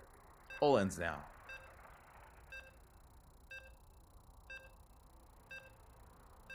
But again, I hope you had a good stream. Hope you had a good ladder session, Bap. Hope you had a good time. Oh. As again, Nice has still been patiently waiting in the grand finals for either Geralt or Mindle. Who will it be? Again, when it came to that final fight, unfortunately, Glaives didn't really add too much to it. Did go for it, but didn't really impact those final moments. But here we go. We're in the ace match, and spawning in the top right-hand corner of Hecate, we have our Polish Protoss player. The red Protoss representing Storm Gaming. Tying up the series 1-1, forcing the ace match. Can he go all the way? It is Geralt. And spawning in the bottom left-hand corner, we have his opponent. We have the blue Protoss player representing Storm Gaming. Being forced into the ace match. Can we bring it back? It is Mindle VK.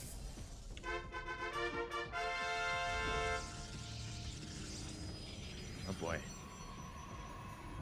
Here we go. This is it. The final game of the series. I would have loved to have gotten even more between these two players. It's been a lot of fun. Has been a lot of fun, but all good things must come to an end. And how will it end?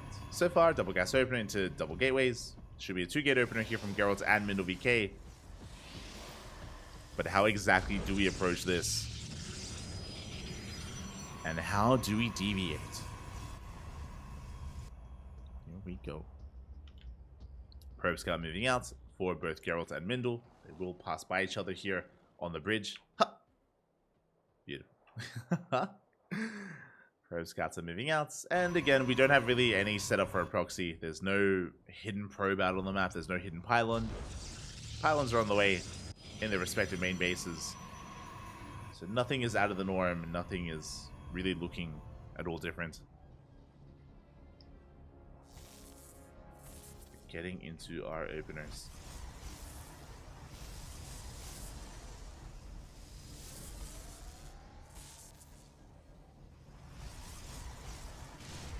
At least for now, we're just waiting for the Cyber Cores, and now our first units. We have Double Stalker all around.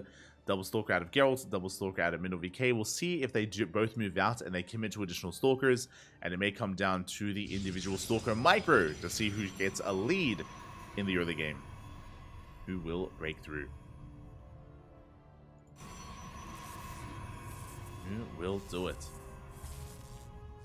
Again, both players are going to be scouting each other. We do have our pylon set up for Geralt. It does get eyes on one of the Stalkers. Oop. Barely not the other.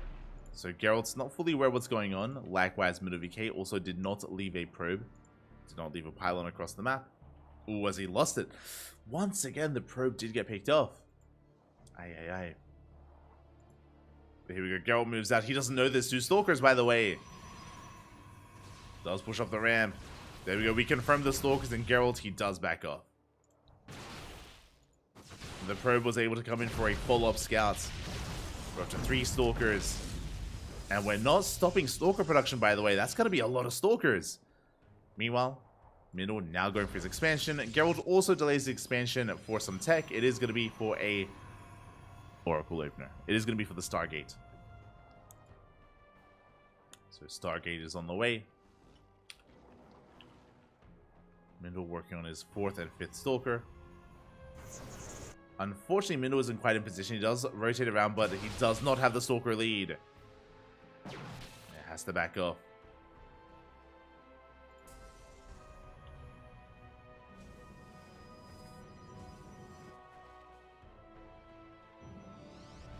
Does have to back off, does have to retreat. Geralt pushing in. Moving up that ramp. Oh. Once again, running into the army. And really, we're just waiting for the Oracle. The Oracle is soon to be hitting the field. And there it is. We do get into the main. Shield batteries in position. We go for the stasis trap. Good reaction out of Middle VK. Does pull away. Should only get 1 probe stasis. Then can go back to mining. Now we can focus on his own aggression. Adepts in towards the main base. Do we react in time? Oh, we don't. Oh, no reaction. Geralt a little bit slow there with that probe, with that pylon, with the block. And probes are going down. This is insane. We get 5 worker kills already. Gonna get 6. Oh, not quite. Just 5. Meanwhile, across the map, Geralt does the same. No shot. He gets into the main base. He reciprocates the damage, getting 6 probe kills. Again, that should not have happened. Both players slipping up. Both players take some damage. Middle overextending a little bit. Let's reinforce. Gets a couple of extra hits in. Adepts are going to be cleaned up. Ooh. Yeah, trading 1 for 1. Okay, Middle VK coming out a little bit on top, trading 2 for 2. Middle does have a little bit of extra HP, and he will pull back. He does respect the ramp of Geralt. The aggression will subside, and as the dust settles, Middle VK does have a slight worker advantage. Is working on Blink, meanwhile so is Geralt. The Stargate opener wasn't really worth it, but I believe the Oracle is still alive. Yep, the Oracle is still alive outside the main, so it can always go in and can always potentially deal more damage. So we'll keep an eye on that Oracle. So we can, of course, bounce back with it.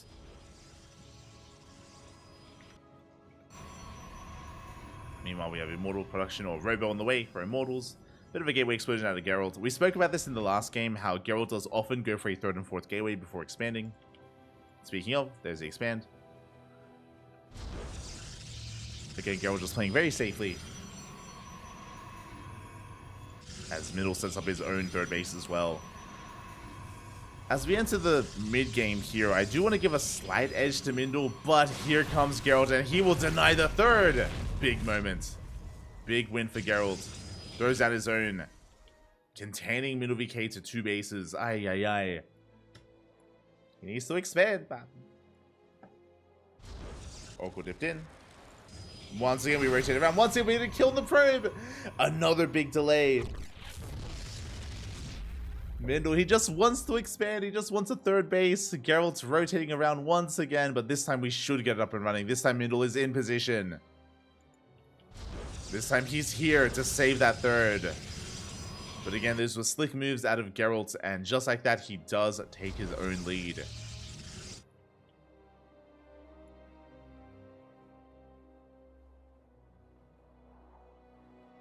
Does take a lead. Has a Stalker lead as well, not just an economic one. Rotating around once again, Midovk out of position. Uh-oh. Out of position. If we do catch a couple of probes. Oh, almost. We dive on the army. We go straight for the Immortal as well. And Geralt, has he overextended, or is this going to be too much? As he's breaking on through, bleeding out a lot of Stalkers to get the Immortal. But it will be forced back. Ooh. Even bleeding out more Stalkers towards the end. Looking at the trades, Geralt bleeding out 11 Stalkers against the 6 of Midovk. But he killed an Immortal. That may be worth it in the end. As Geralt is going for a Dark Shrine. Interesting. I was not expecting that. DTs have potential, is what I will say. Do we have any observers? We do. We have one observer with the main army. Only one though. So potentially we could get some damage done. There is potential for Geralt.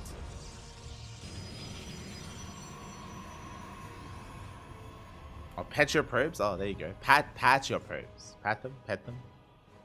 Yeah.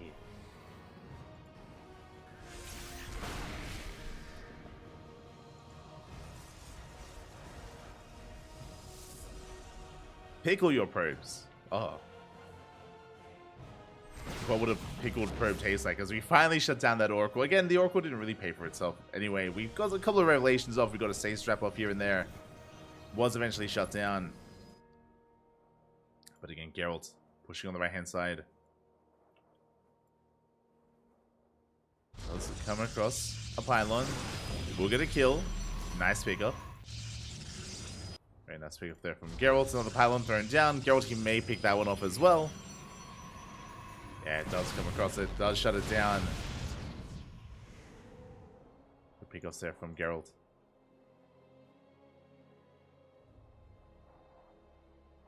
So he's just shocking around. He's like, yo, do you want to give me some more pylons? Do you want to just burn some more money? Give, Papi, give. He likes it.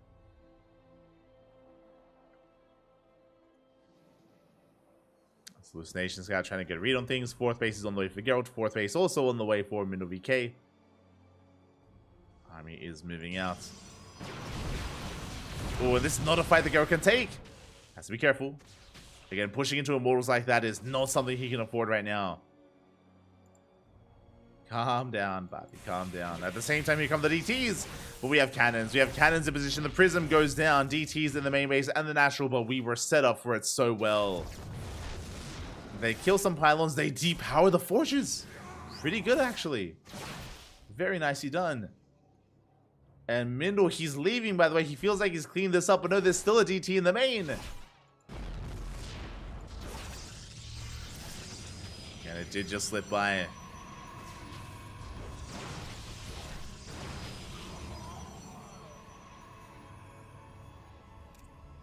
Again, these Dark Templar didn't really do too much damage, but they bought time. They bought some time. They delay these upgrades, of course. They give Geralt the opportunity to bounce back and catch up in his own upgrades. He is behind. He's only got one forge going, and he is behind with +2. It is later. There we go. Midovk is pushing.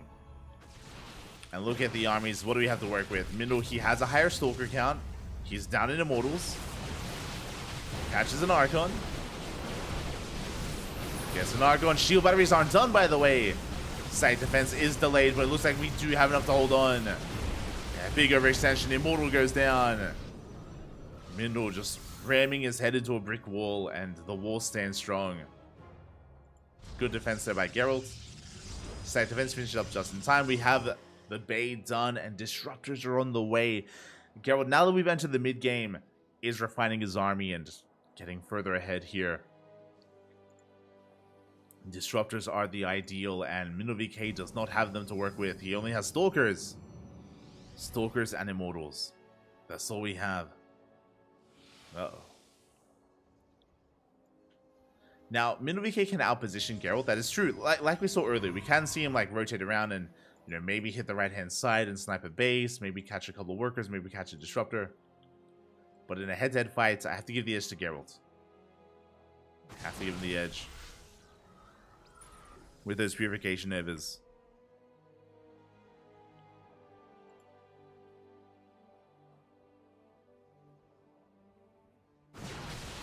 Those Novas available. Stalkers are pushing in.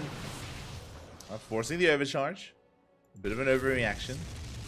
Mindle does clean up a couple of pylons on the right-hand side. You can see him being active. Very necessary here. Geralt is expanding. Good eyes would be fit. Ooh, Observer gets sniped. Good move there from Geralt. As Mindle, he denies the right-hand side, denies the base. Catches a Zealot. Forcing a defensive warp in. Mindle rotating around. Oh! Not quite catching the disruptors, but he wants to. He wants them, Papi. He's going in. The Nova! Big connection. Blink was 1 second too late. We dive on the army, but the Nova State will connect. One of them will, and so will another. Mindle plummeting in supply, forced to recall. He killed how many disruptors? 4. 4 disruptors, but for so many stalkers. Ay, not worth it. Geralt maintains his supply lead, and he's making 2 disruptors at a time, already replacing what he just lost. 5th base is on the way. It was denied. It was cancelled.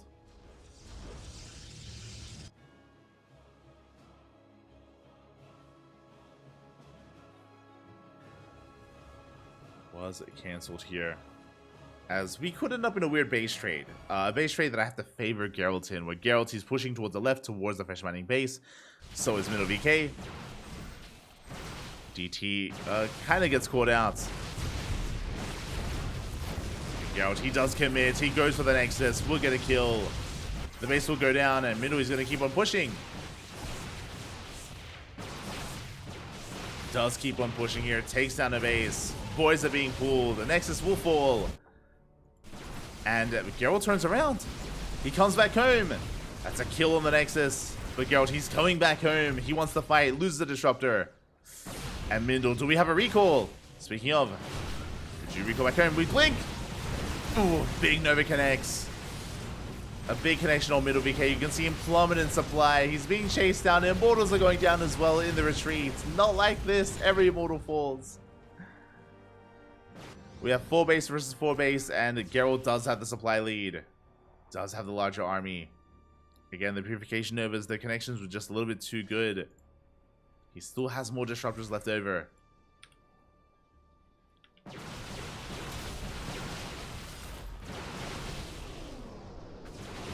He still has more disruptors. Oh.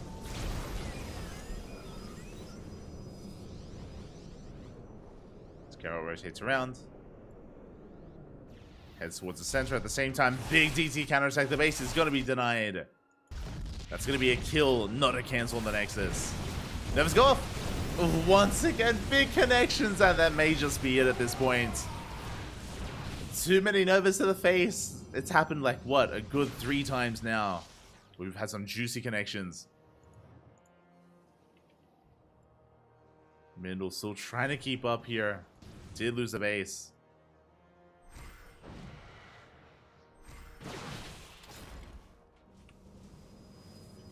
Down 10 stalkers. Down in the soup. What does MinoVK have? Probes. He's up in workers. He has a probe lead. It's helping. But that's still an uphill battle. And we're checking the right hand side. Going for another pseudo base trade here. Stalkers are spotted. They'll take them in. Good trade here from Mindle. The Concave is far better here for the Blue Protoss, but the blink is forced. Yeah, we're zoning the army away with those disruptors. So the base is going to be cancelled.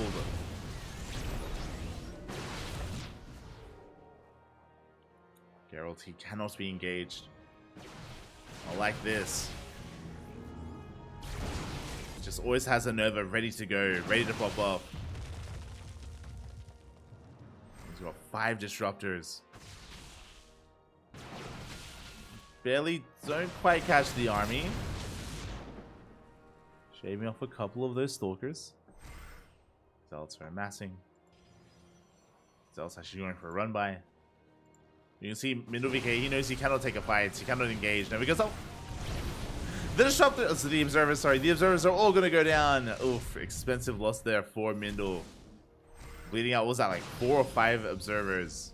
The Prism gets caught as well. If we lose all the observers, then we can get in, we can just pop off with DTs. As once again, Novas, they connect! They connect with the Stalkers, they shut them all down, and it looks like that's all she wrote. That's all we had left. We blink on forward. Big Zealot run by towards the north. It is going to get some damage done. We take down the base, but the main army of Geralt will not be stopped. It will not be slowed down, not anymore. DT is going to be harassing. Shutting down these bases, they're wandering all over the place. Geralt taking another expansion. GG gets called, and Geralt will fight back, claws his way back in, pulls off the reverse sweep, and we'll take the series 2-1. GG. GG, well played. Congratulations to Geralt as he does redeem himself. He fights back, he bounces back. GG. Congratulations. Congratulations, Papi. We have our second finalist. So we have the grand finals ready for us. Geralt advances on, and it is going to be a grand finals between Nice and Geralt. We're switching servers over. We're hopping over to Land of the Americas. But a big shout out to Mindle VK because he did well for himself. Did perform beautifully here. Having a good showing, a good performance, making it to the semis. Did get knocked down by Geralt, but he should be feeling proud. He took down Cristiano and he forced Geralt to the ace match. Very nice play out of Mindle VK. GG, well played. His run does end here, but a good run nonetheless. With that, we are heading over to Land of the Americas. We are getting ready for the grand finals. Before the finals, we have La Rifa. We have a raffle. Okay. We have our raffle. Here we go. If you're curious, the raffle? La Rifa? What are you on about? What's happening? Let me show you. Un momento here, un momento, por favor, as we are getting ready for the raffle. Bam, switching our scenes over. We can have a look at the bracket, of course. We can see the run of our players. Nice making it to the finals. Geralt as well. They've all advanced on through. And now, it is time for the random participation raffle. Let's go. As you can see here, we do have it ready for us. We have 15 eligible players. This week, we had 15 players in the Sparkling Tuna Cup, and every single one is eligible for the random raffle. They are all eligible. Again, it is great to see. The way this works is that if you participated, if you signed up, and if you played a series, then you are eligible for the raffle. If you signed up, if you checked in, and if you forfeited, if you had a walkover, then that is when you are ineligible. That is when we do not count you as a part of the raffle. So you have to actually take part. And again, this is just a great way to spread the love, to give a little bit of extra prize pool and prize money to players outside of top 2. You know, top 2 get paid out, and right now, that would change if we did get a little bit more support on Patreon, if we were able to grow the Patreon. But outside of that, it's just a way to incentivize participation and to spread that love to other players. Again, it is random. It could be a finalist. We could be seeing 5 USD given to either Nice or even Geralt and boost their prize pool even further. Or we could see it given to someone who got knocked out in the first round. If you remember, last week, this random raffle was given to Roselia. Roselia, the Korean Terran, someone who did get knocked out in the first round. So Roselia was able to earn some money there, more than players that made it into the quarterfinals and even the semis, which is saying something. But here we go. We're getting ready, and congratulations to our random raffle winner this week. It is Shameless. Oh my god. Congratulations to Shameless, the Protoss player who I believe got knocked out by Geralt. Let me just double check. We can see it here. Yeah, you can see at the bottom half of the bracket, Geralt versus Shameless. Geralt did take down Shameless 2-0. Shameless got knocked out in the quarterfinals, but will walk away with 5 USD. Congratulations. Congratulations to Shameless. Again, we do have some other players available here that we're quote-unquote runner-ups. Doesn't really mean anything, but you have Cristiano there, Frosty Phoenix, Geralt, Eon, Azura. They barely didn't make the cut. Shameless makes it instead. Congratulations. Congratulations, Pappy. Congratulations.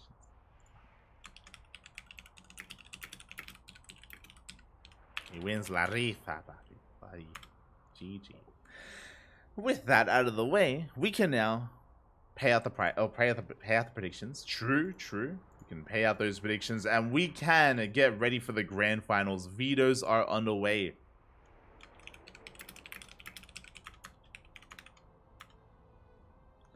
Vetoes are underway, and the finals will soon be ready. As a reminder, it's going to be a best of 5 grand finals, a PvP between Geralt and Nice. So we're going to be going on a very short break. When we return, we will have our final series of the night.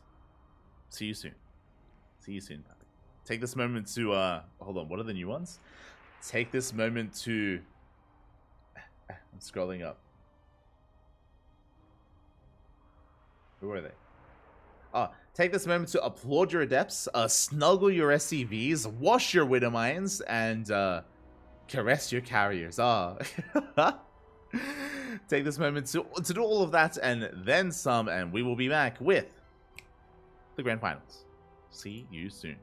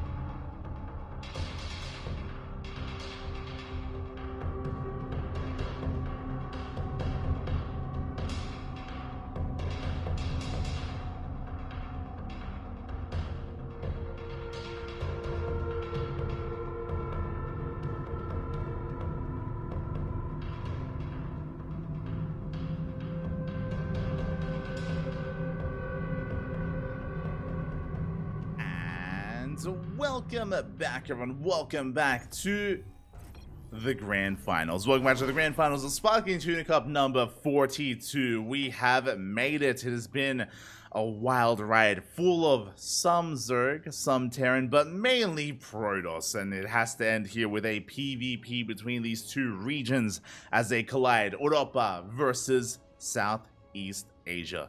Here we go. And if you're in the chat, predictions are open. Predictions are open. Place your bets on who you believe will make it here. Who will be this week's champion? I believe both players have claimed some Tuna Cups in the past, but now there can only be one. Predictions open. Best of luck. And here we go, spawning in the top left-hand corner of Golden Aura. We have our Polish Protoss player, the blue Protoss representing Sidestorm Gaming. It is Geralt. And spawning in the bottom right-hand corner, we have his opponent. We have the Taiwanese Protoss, the red Protoss player representing Starlight Twinkle. It is Nice.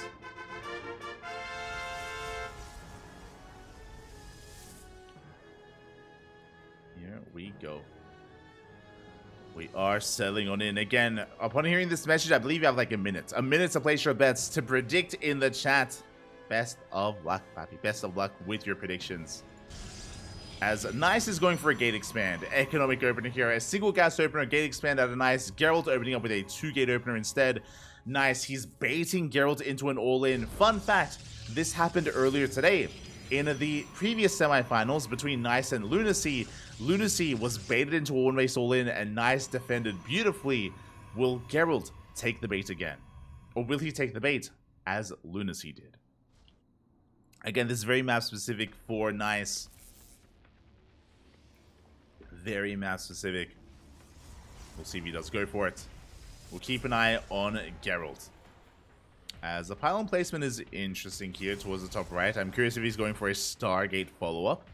That probe, there it is, Stargate. Okay, so I like this. So Geralt is not going for an all-in. This Stargate is for Oracle production and only for Oracles to harass. Meanwhile, he should be expanding. And yes, even though Geralt has a less economic opener, that is true, what he does have to make up for that is an Oracle to deal some economic damage, to catch back up, and to get back into a more stable setup. Nice, back at home, going for his own Stargate. This will be for Void Ray production if it was an all-in. If it was an all-in, Void Rays would be required to defend. Otherwise, Nice also has the opportunity to get into Oracles as well. To get into those Oracles to harass across the map. Adept does shade in. Getting a read on what is going on, does see lack of expansion, is denied entry into the main. At the same time, Adepts, they do rock up across the map. They do arrive. They get a little bit of damage on that Stalker, but the shield battery does finish in time. Phoenix is in production here for Nice. Such a good read. Recognizing, of course, that his opponent isn't being overly aggressive. It was an Adept opener, not Stalker. And the Phoenix is going to be able to shut down that Oracle. Can shut it down if we're in position. Phoenix moving out towards the right hand side. Adept does shade in. Gets eyes on the gases, gets eyes on the setup. Saw the pylon on the low ground at least as well. Void Rays on the way.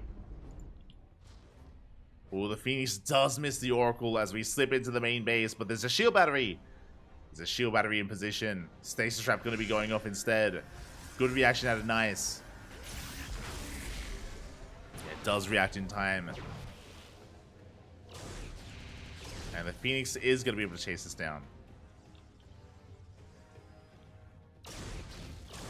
Will chase this down. No shot. We actually have good ping. Wait. No shot. I'm going to have to do some testing later. I have like sub 200 ping to US West. That's crazy. Fun fact, I'm getting better ping to US West from Poland than I do from Australia. That's no shot. I'll double check after. I'm curious. I've always been curious what the real ping is for European players to US West. Oh, as Adepts, they do get into the natural. They do get in. Zealot's going to be going hand. They do get a probe kill. Really unorthodox harass here from Geralt, but hey, gets some damage done. Gets a probe. Gets into the main. Doesn't quite get another worker though. As Geralt is going to be cleaned up. No shot do we get sub 200 ping. No shot. That would be crazy. That would be crazy, but here we go.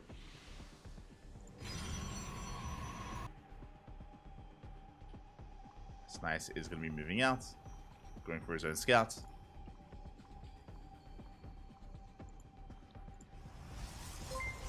coming in from behind. A big shout out. Oh my god. A big shout out to Mindo VK. Papi. Thank you so much for the raid of 21. Hope you had a great stream. Hope you enjoyed your run and your performance. I mean, we did. We had a great time following you, Mindle. Again, very well done for taking down Cristiano and even forcing Geralt to the ace match. We're really impressed. We're really impressed. Really well done. GG, Papi. GG. Big shout out to Mindo VK. And welcome, everyone. Welcome to the grand finals of the Sparkling Tuna Cup. Phoenix is going to be dipping in between the bases, heading towards that main. Going to be able to pick off a couple of workers here. Again, we did end up going into a couple of Phoenixes here for Geralt, picking up 2 probes, maybe even a third. Across the map, we're getting into our third base setup, and we're just settling in towards the mid game. Nothing too crazy so far. Both players are working towards Blink. We do see Nice with a prioritization of Forge and upgrades. We saw this previously against Lunacy. Nice is quite fond of rushing into upgrades in such a fashion, and he does have quite a substantial lead, as he has +1 and should be soon working towards +2. Meanwhile, Geralt establishing his own third, making another Phoenix as well. Interesting. Going up to 3. Going up to 3 Phoenixes. Maintaining map control. There it is. +2 now on the way. So a big upgrade lead here for Nice. The Forge just now starting up for Geralt. Ay, ay, ay. Not like this.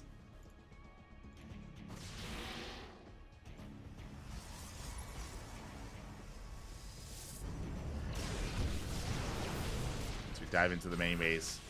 Getting a couple of probes.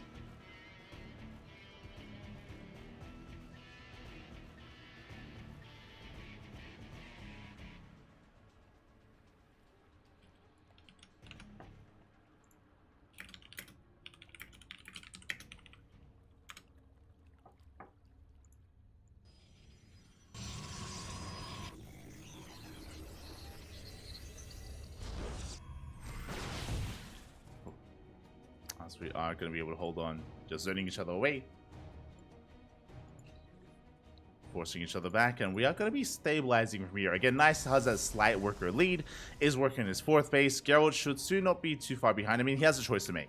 As you can see here, he has yet to see the 4th. Geralt's still trying to get a read on things, trying to get the scout.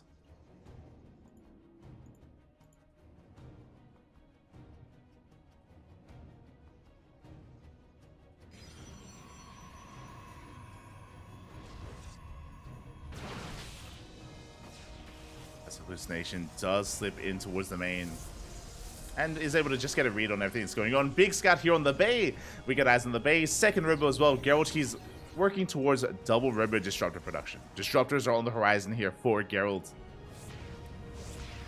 We saw how well he can perform with them in the last series. Can Nice keep up? And will he also reciprocate and going to get into his own disruptors, or do we go Blink Stalker heavy instead? I mean, he's already got +2. +3 now on the way for Nice. Big upgrade lead. But Disruptors, they don't care about your upgrades. They kill everything anyway. They pop off that. Do you pop off? Nice is pushing. Disruptors, they still aren't ready, by the way. Nice, moving out before he can really get there. Oh. Let's catching those Phoenixes. Almost, let's catch them. Oh, it is going to bleed out some of those Stalkers, though. Bit of missed movement there out of Nice.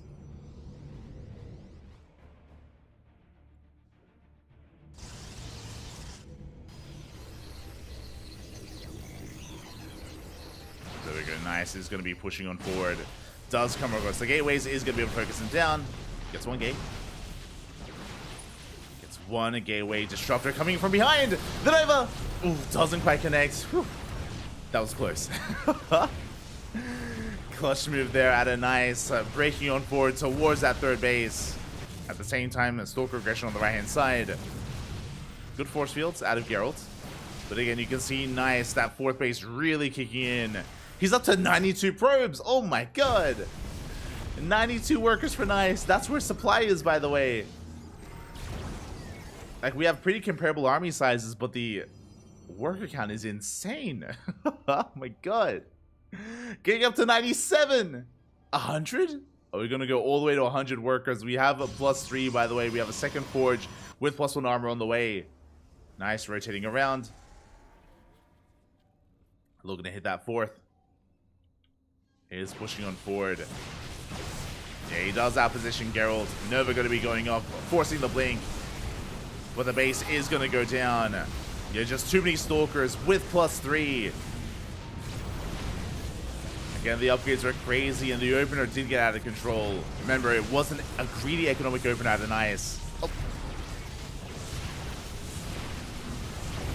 As Nova goes off, connects, does chip away at that Immortal. Not bad connecting with some of the Stalkers as well. But again, Nice, he's just overwhelming his opponent here with just an insane economy. Doesn't have the production for it, or do we? Yeah, only 10 gates, that's a lot. 10 gateways here for Nice. We can reinforce, we can warp in. We dive into the main base. Big warp into the main as well. Nova connects. A juicy connection. But that may just not be enough. Yeah, Nova's shutting down those Stalkers. We're trying to come in from behind. Geralt, he's holding. He's trying to barely hold on. We're down to a handful of Stalkers, but a big warp in of Zealots here. Oh my god. Colossus putting in a lot of work. The Nova doesn't quite connect. And Nice, he should still have enough. Again, we're just waiting for another big warp in. Warp in is going to be denied. Big moment there. Big moment for Nice. Forcing a recall. Oh, big moment for Geralt. Forcing a recall out of Nice. Gets the Zealot, and Geralt holds. He barely holds on. The problem is that what is he holding on to? He lost all of his robos, he lost the bay, he lost a lot of production in the main base. The bay is being rebuilt at the natural. And Nice, he has a booming economy. He's on 99 probes. That is insane, by the way. His economy is crazy. Snowballing out of control with that worker count.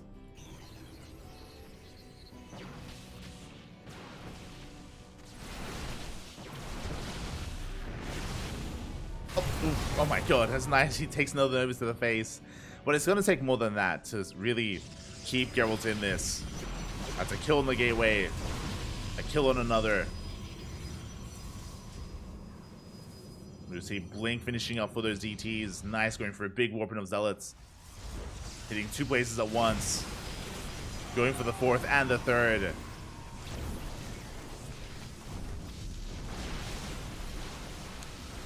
Yeah, Nice. He was just so greedy economically here. Remember, he did go for a very economic opener with that faster Nexus. He got away with it. He's looking faster fourth base. He got away with that as well. He got away with all the greed on Golden Aura. And now it's all paying off as we dive on the army. Focus on the Colossus. Nice. He just has far too much here. And he is breaking Geralt. Never goes up. Good connection. Again, these Purification Novas have been really good for Geralt this entire game. But it's not enough. It doesn't matter. We focus on the War Prism. But GG gets called. Nice takes game number 1. GG. Nice, he does take a lead here in the Grand Finals. But this was a very unique game. Very unique to specifically this map to Golden Aura. This is the map where Nice does go for these more greedier plays and goes for the faster expansion. I expect these other maps to be a little bit more back and forth and be more dynamic and aggressive. I spoke too soon. What were the vetoes? Next game is on Radisson Station. Mate, they're crazy. They've lost their minds. Game number 2 is on Radisson Station of all maps. Okay. Well then. Well then, Papi. Let's go.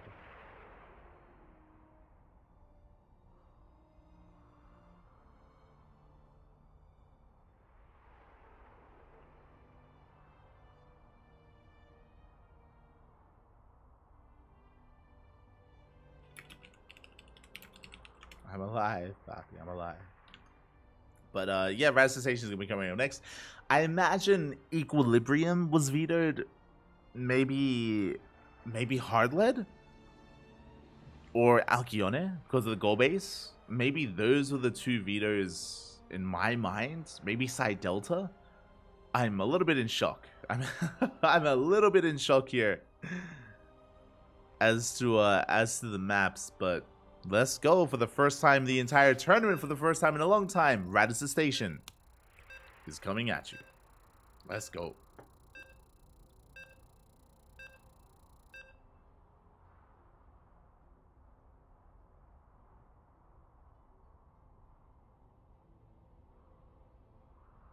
Here we go.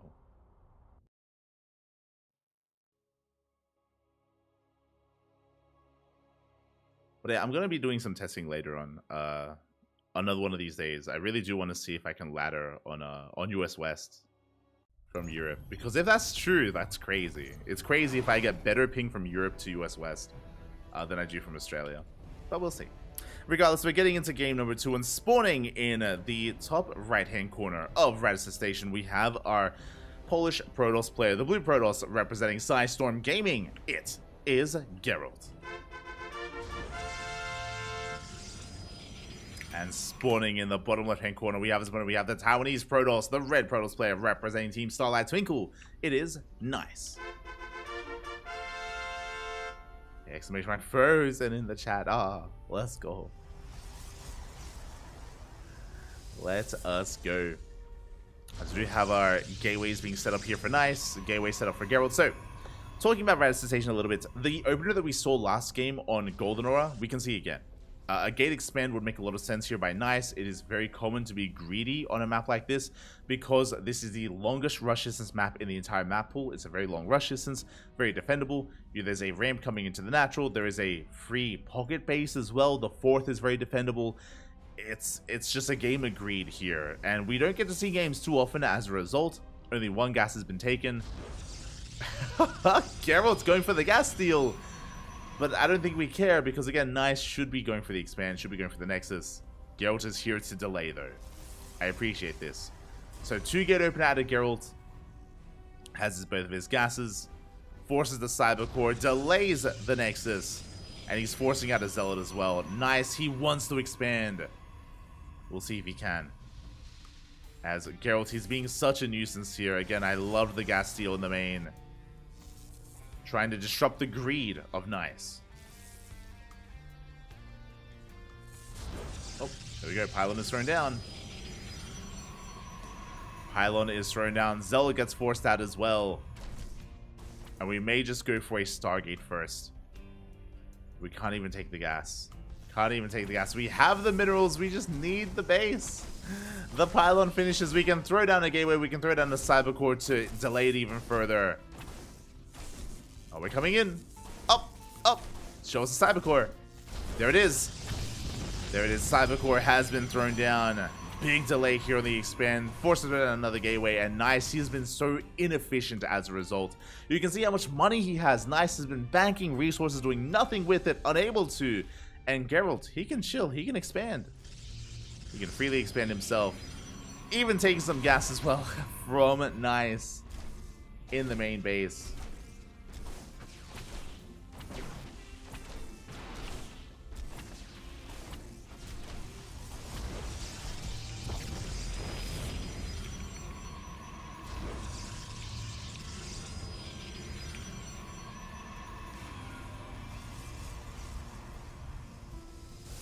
As we do finally get our expansion up and running. Finally, Nice, he can expand, he can take his natural. Gases are being shut down. Behind this, Geralt actually has a base that's on par with Nice. Has been more efficient. Stalkers, they do alright. They focus on the shield battery. They are finally forced back. But Geralt, he's been in control of this game. Recalls back home, prepared here for any kind of counterattack. The Adept has arrived, but we have Stalkers in position to deal with it. And Geralt, he has the best of both worlds. Geralt has a base on par with his opponent. He has extra gases, and he has a faster Twilight Council. Geralt is ahead. Straight up, he's just ahead. Nice. How do we come back? I mean, he's long distance mining to make up for it. Is going to take his third base as soon as possible. As soon as he can.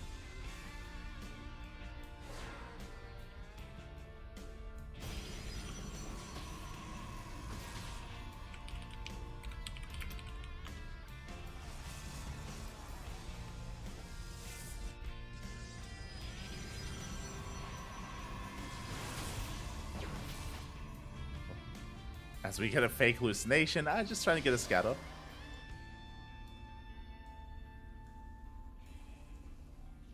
Trying to get a scout off here. Third base is on the way. Quickly checking Geralt. Did we see the third? We did. We saw the third base again. Nice being very greedy. He's staying on 2 gases, taking a third base, being as greedy as possible. Now Geralt can either try to punish the greed or, yeah, try to catch up. Third base also on the way for Geralt. So we're easing in towards the mid game. Blink on the way. Forge in production for Nice. We spoke about this in the last game, but Nice is very fond of fast forges, really fond of fast upgrades. To get into fast +1, +2, and then +3. Which he used to great effect in game 1.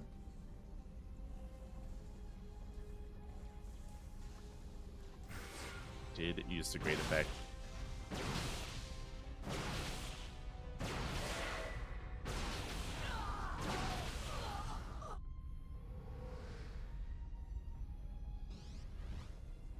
As for the time being, we're just going to be calming things down, easing in towards said mid-game. Hallucinations, just making sure that there's no all-in. We can see Geralt now getting up to 4 gateways. Likewise, Nice doing the same. Getting up to 4 gateways as well. And we're just going to be chilling.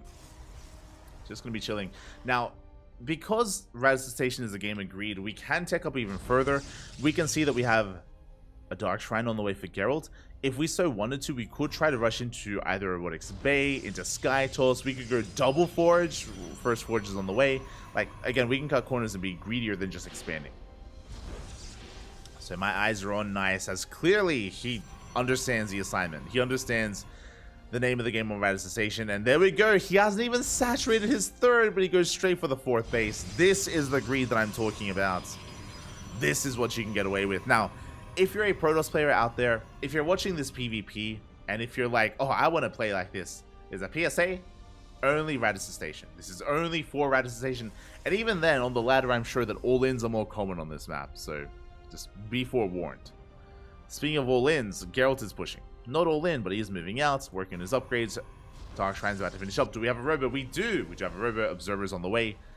Nice is working on detection.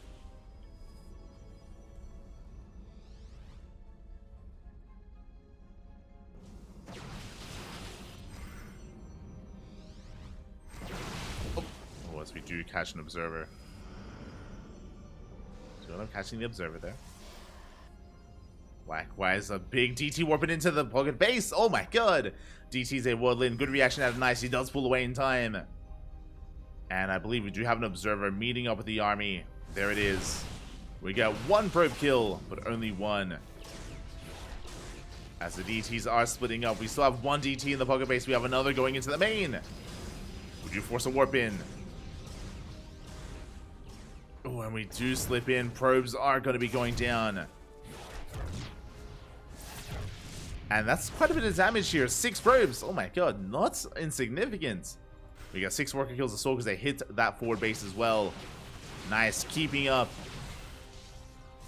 Is in position. Losing 7 probes in the main base. Finally, he cleans up those Dark Templar. Never mind, there's still another DT at the pocket. Oh my god. Getting a pylon, recalling back home. Getting the hell out of there. Geralt did lose his War Prism, but he was able to do quite a bit of damage. Behind this, now Geralt takes a 4th base. He's behind in the base count, behind in the economy because of that.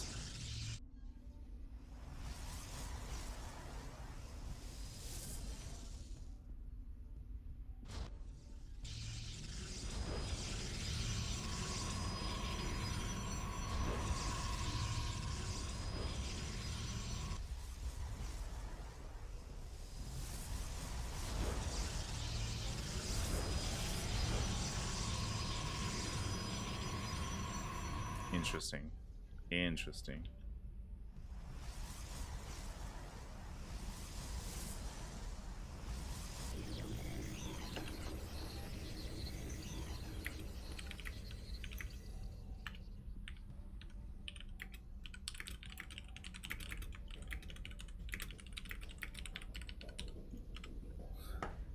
Which is crazy, But yeah, the game is going to be settling down. Just going to be settling down and getting another Nexus.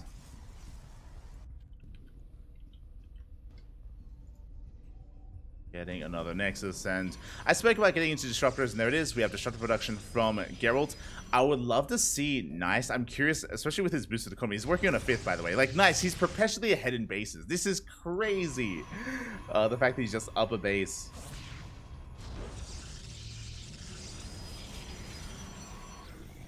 But with this, we could actually go into Sky Toss. We're not. There it is!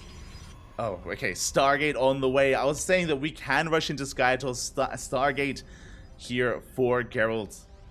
Sky Toss can be on the horizon to start working towards carriers, and that's where we should be headed here on Razor Station.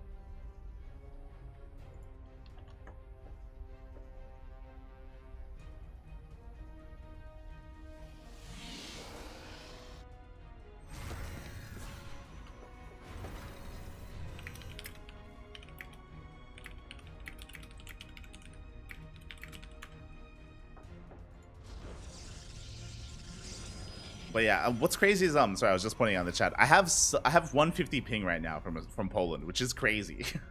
From Polonia. Crazy, papi. But here we go. Disruptors are on the way. This is just something that I have to bear in mind when it comes to running tournaments. That's why I'm really curious. Now that I'm here in Europe, I was really curious to test like pings and stuff like that. To test out servers. But yeah, it's been pretty passive so far. Again, it's just been a game agreed. It's just been a race to expand, to take more bases here between our players.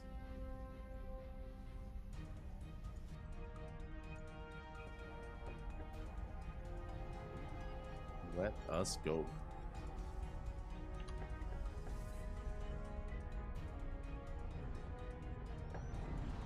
So we are moving out. Moving out on the right-hand side, we have 3 Stargates on the way and a Fleet Beacon as well.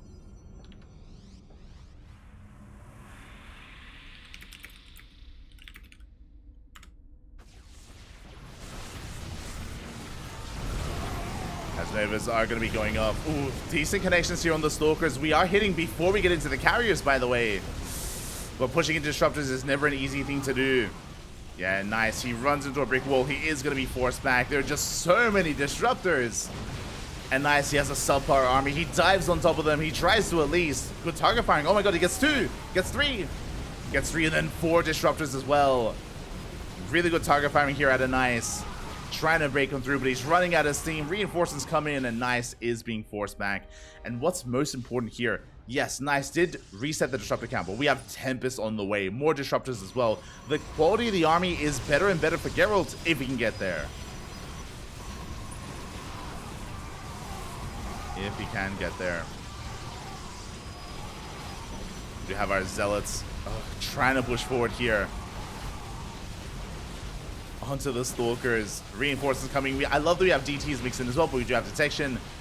Nice. It looks like he will break this base. The Nexus will go down, but we're just buying time. At this point, we are buying time. Getting a kill on the Nexus.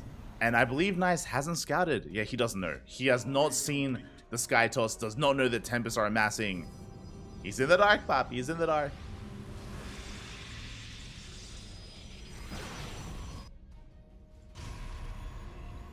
So we get a pylon. Nice, gonna be rotating around.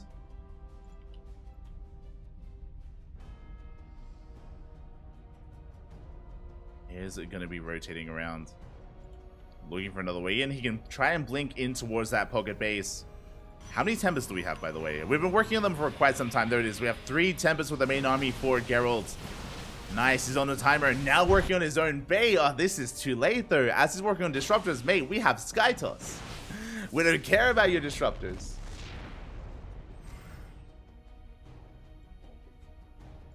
Do not care. Here we go. Nice. Still rotating around, knock down those rocks. Going back towards the bases. Geralt building up here back at home. Working on those disruptors. And here we go. Nice. He does push himself forward. Nova goes off. Ooh, big connection. Geralt, he can handle his balls, Papi, as Novas, they will connect. They shut down a lot of these disruptors. And the Tempest, they're going ham. They're wreaking havoc behind the army. And Geralt, he's snowballing out of control. He cleans this up easily here. Now, I did want to praise Nice for his economy. Remember, Nice, he was just perpetually up in bases. He had the better economy. He had the better worker count, the better base count. That is all true. But the question becomes, what was Nice doing with that economy?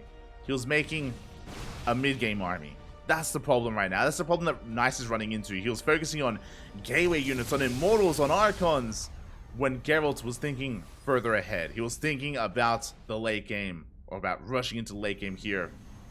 With a worse economy, but again, a better army. Nice, he's on 94 probes. Once again, almost 100 workers for Nice. He's remaxing almost instantly. But again, with Zealots and Stalkers. Now, there is a world. If he can close this, if he can get on top of these Tempests, then he can pop off. Let's go. They connect here on the Zealots. We do collapse on the Disruptors. Good attack here from Nice. Cleans them all up, but the Tempests are going ham. Overcharge gets popped. And can Nice overwhelm? We have 12 Zealots on the way. But we shut down the Prism. Big pig off. The Prism goes down. Geralt, he holds. He does hold on, and he's snowballing out of control. Shuts down and chases down all these Stalkers. Again, a big moment where he denied the warp in.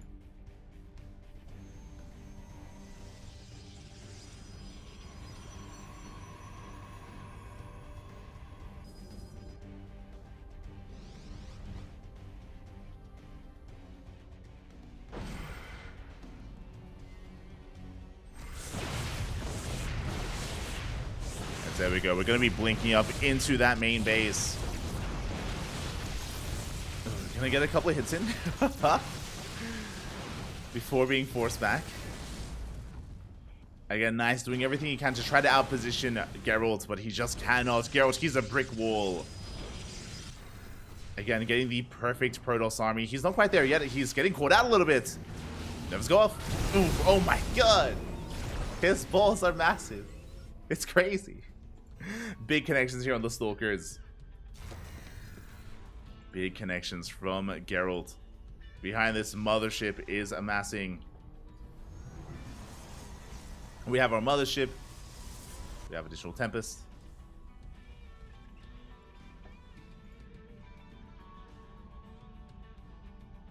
Again, Nice still just amassing a mass Swarm Toss army. And he refuses to take up, by the way. Like, Nice, sure, he got the Bay, which is good, but he's just focusing on purely Stalkers and Zealots. He's just trying to overwhelm with his better economy. Nova raises the army. Oh! Ooh, big connection once again on those Stalkers.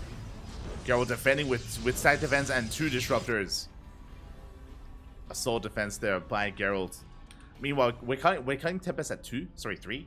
Only 3 Tempest. I'm a little bit surprised we haven't gone into carriers or additional Tempest production. Well, yeah, we're chasing down the army. Nice. Racing back. He could try to blink up in towards that natural. Or in towards that pocket. Ooh. Big Nova here on the Zealots. Forcing out blinks. Nova's here on the Zealots once again. Nice. Trading very inefficiently here. Again, he's being supported by his economy, by all the mining that's going on. So Nice still has a chance. He can still take a fight. Still feels like an uphill battle, but again, the goal base is up and running for Nice. Collapsing on the army, forcing out more blinks. The Zealots, they do once again get on top of the Disruptors. We have Cloak. We have the Cloak, but it's not good enough. We have detection available. Mothership goes down. Disruptors are falling. And you can see Nice, he's trying to overwhelm Geralt. Big warping of Zealots. Honestly, if we were able to do some counter damage, like these bases have been left untouched, if we somehow got in, the problem is that we have cannons and shield batteries everywhere. That's a lot of stack defense.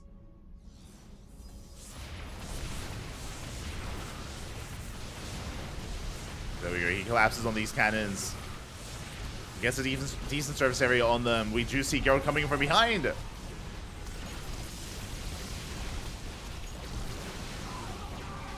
Does come in from behind, chases back the army.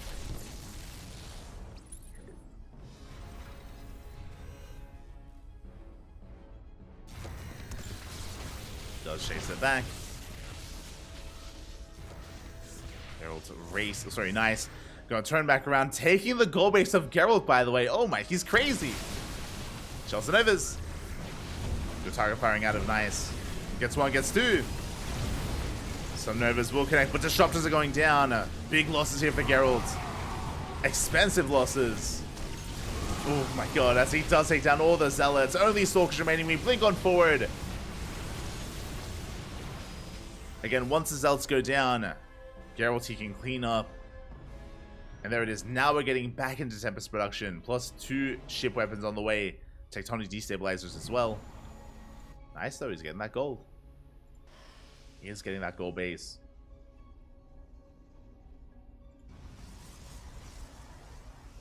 Nice, trying to make this worth. Cannons and shield batteries are on the way. Let's go.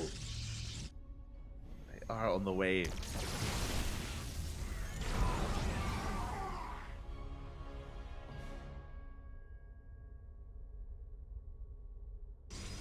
Are on the way here. As Geralt, he rotates around. Gets on top of the base. Will shut down the Nexus. At the same time, Nice going for a big counter attack, but he runs into a wall of stack defense. Will be buying some time. And Geralt, he's racing back home. Good depowering here of the stack defense. Oh my god. The Novas! Oh my god, big connections. Novas from the south, Novas from the north as well. Just purification Novas from all around here. We collapse on the army. Nice being cleaned up once again. I can definitely see how this could have worked for Nice. We've seen, like, he's trying to clean up the Disruptors, then reinforce immediately, then keep pushing in. But Geralt, he just trades so well. The Novas are so good. And finally, bases are going down. Nice going for a base trade. We're going for a base trade. Geralt, oh, he doesn't go for the gold. Does he recall? Okay, he's going to be recalling back home instead. Does recall with the mothership.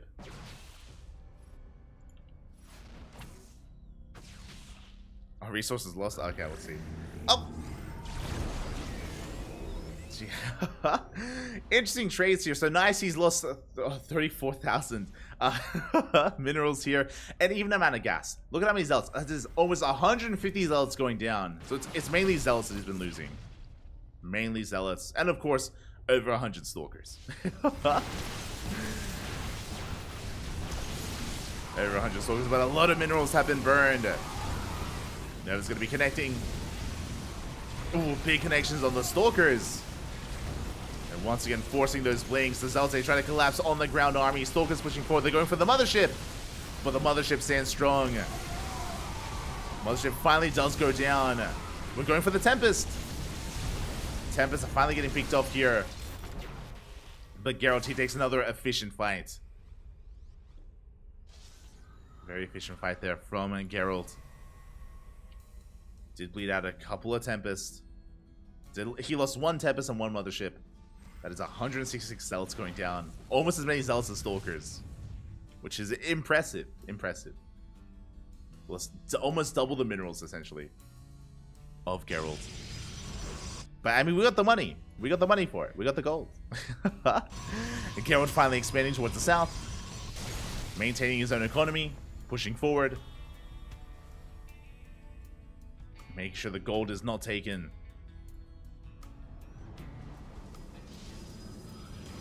So we rotate over. Novas, oh, once again connecting. These Novas have been brutal. Always, man. We cashed out the Archon. We take more Novas to the face.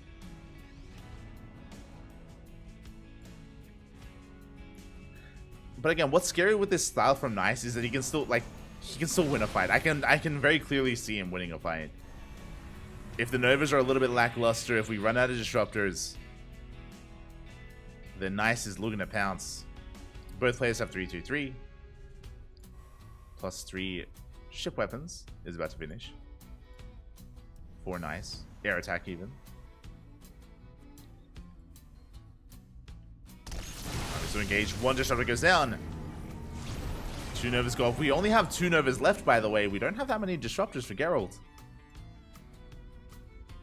Don't have that many. Nova going off. Taking out a couple of Stalkers. Grazing the army. Bottom left is up and running. Nice, trying to wedge his way between the bases here of Geralt.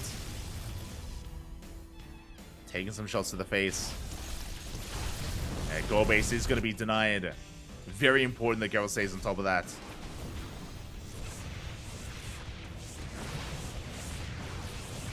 Here we go. We dive on top of this. We depower the buildings once again. Going to be bleeding out some of these Archons, though.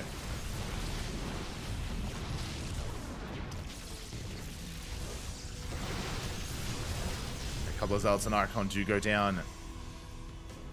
Geralt trying to chase down Nice. Nice rotating around. He avoids the army.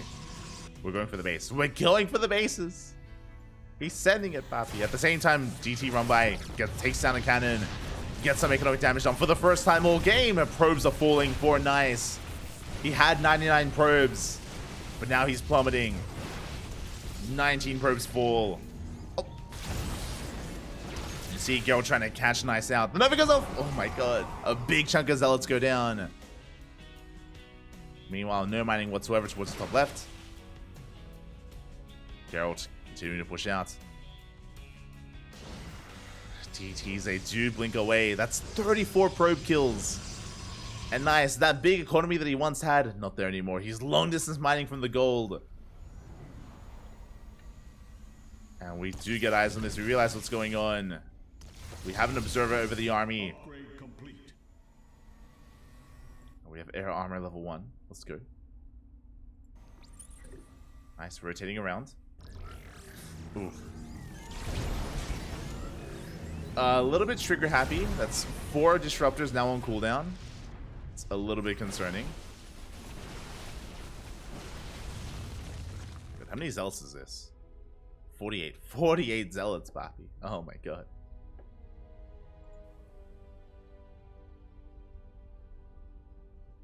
And Geralt, he's got a bank to rebuild, but it's not about that. It's about how quickly he can rebuild after a fight. How many disruptors? We have 6. 6 disruptors, 6 purification overs. Keep that in the back of your mind. We can count. First we go up. A good connection to the Archons. Third Nova goes up. Fourth Nova as well. We have 2 left. And those are the last 2 Novas here for Geralt. We can collapse on the army, chase down these disruptors. They're going down one after the other. And no more purification Novas remaining. Zealots are crashing in. Good cloak here from that mothership. Zealots are trying to break through. The Tempest are under fire. But the Zealots have run out. The end of the Zealots means the end of the push, and Nice has to pull back. Does have reinforcements. That wasn't a bad fight. He did kill all the disruptors, but he has to remax, and he's running out of money. He's mining through these minerals. He's mining through. Nice, waiting for extra warp ins.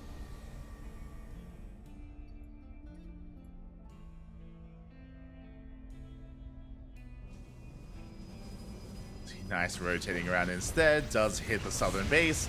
We do force a recall. Geralt, he does recall over. Yeah, shuts this down. No pushing in. How many disruptors are we down to? 3. So Geralt, he has 3 disruptors. 2 of them are with the army. We catch out some Archons. A couple of Archons get caught. Nice once again, going for a counterattack.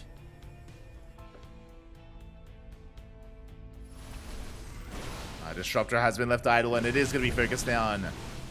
We're down to 2 disruptors, by the way. Uh-oh. Geralt with only 2 disruptors. Yeah, the production is depowered. That is a Stargate being depowered. A Robo as well. Oh no! Bit of miscontrol. Nice, accidentally A moving. Does bleed out some Zealots.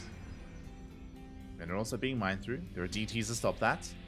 You can see here, Geralt is rebuilding his Robos. He can only make 1 disruptor at a time. Uh-oh. And with that, like, the disruptors, they've been the saving grace for Geralt this entire game. He's down to 3. First one goes off. Second Nova will whiff. That's a third Nova. That's it. 3 Novas. That's all we had.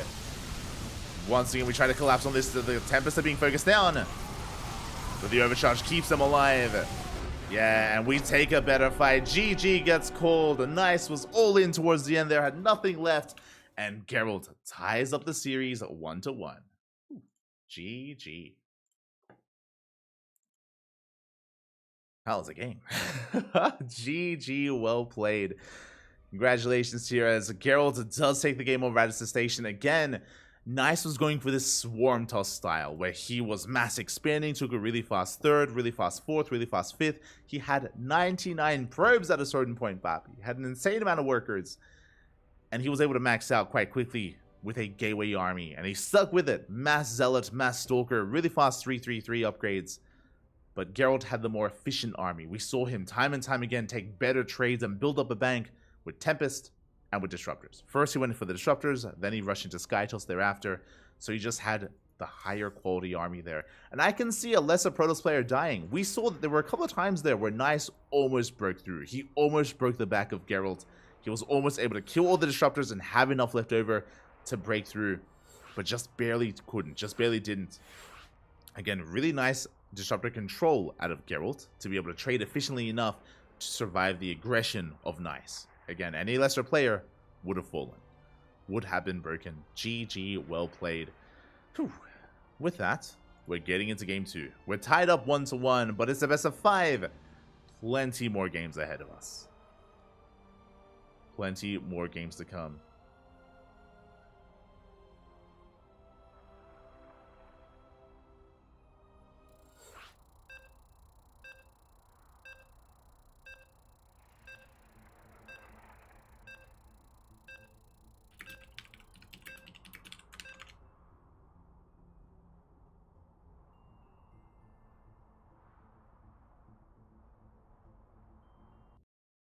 As the game number 3 is going to be on Hardlet. Let's go.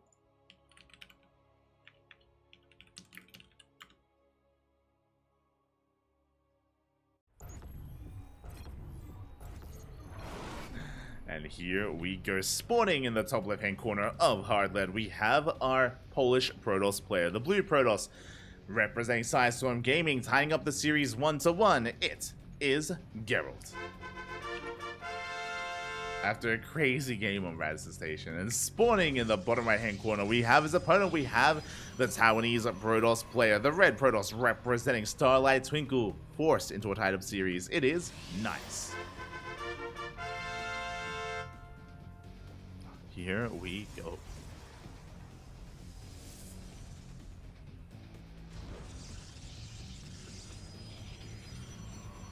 Here we go again. Now, what's important here is that Nice has been playing the same style 2 games in a row, but that is only because of his economic start. On Golden Aura and on Radisson Station, he went for a gate expands into a really fast third, into a booming economy, into that swarm style. Alas, that will not be happening here. Now we're switching gears, and we should be expecting a much different PvP. 2 gate opener. 2 gate opener out of Nice, 2 gate opener out of Geralt. We will be having quite a different dynamic, I imagine.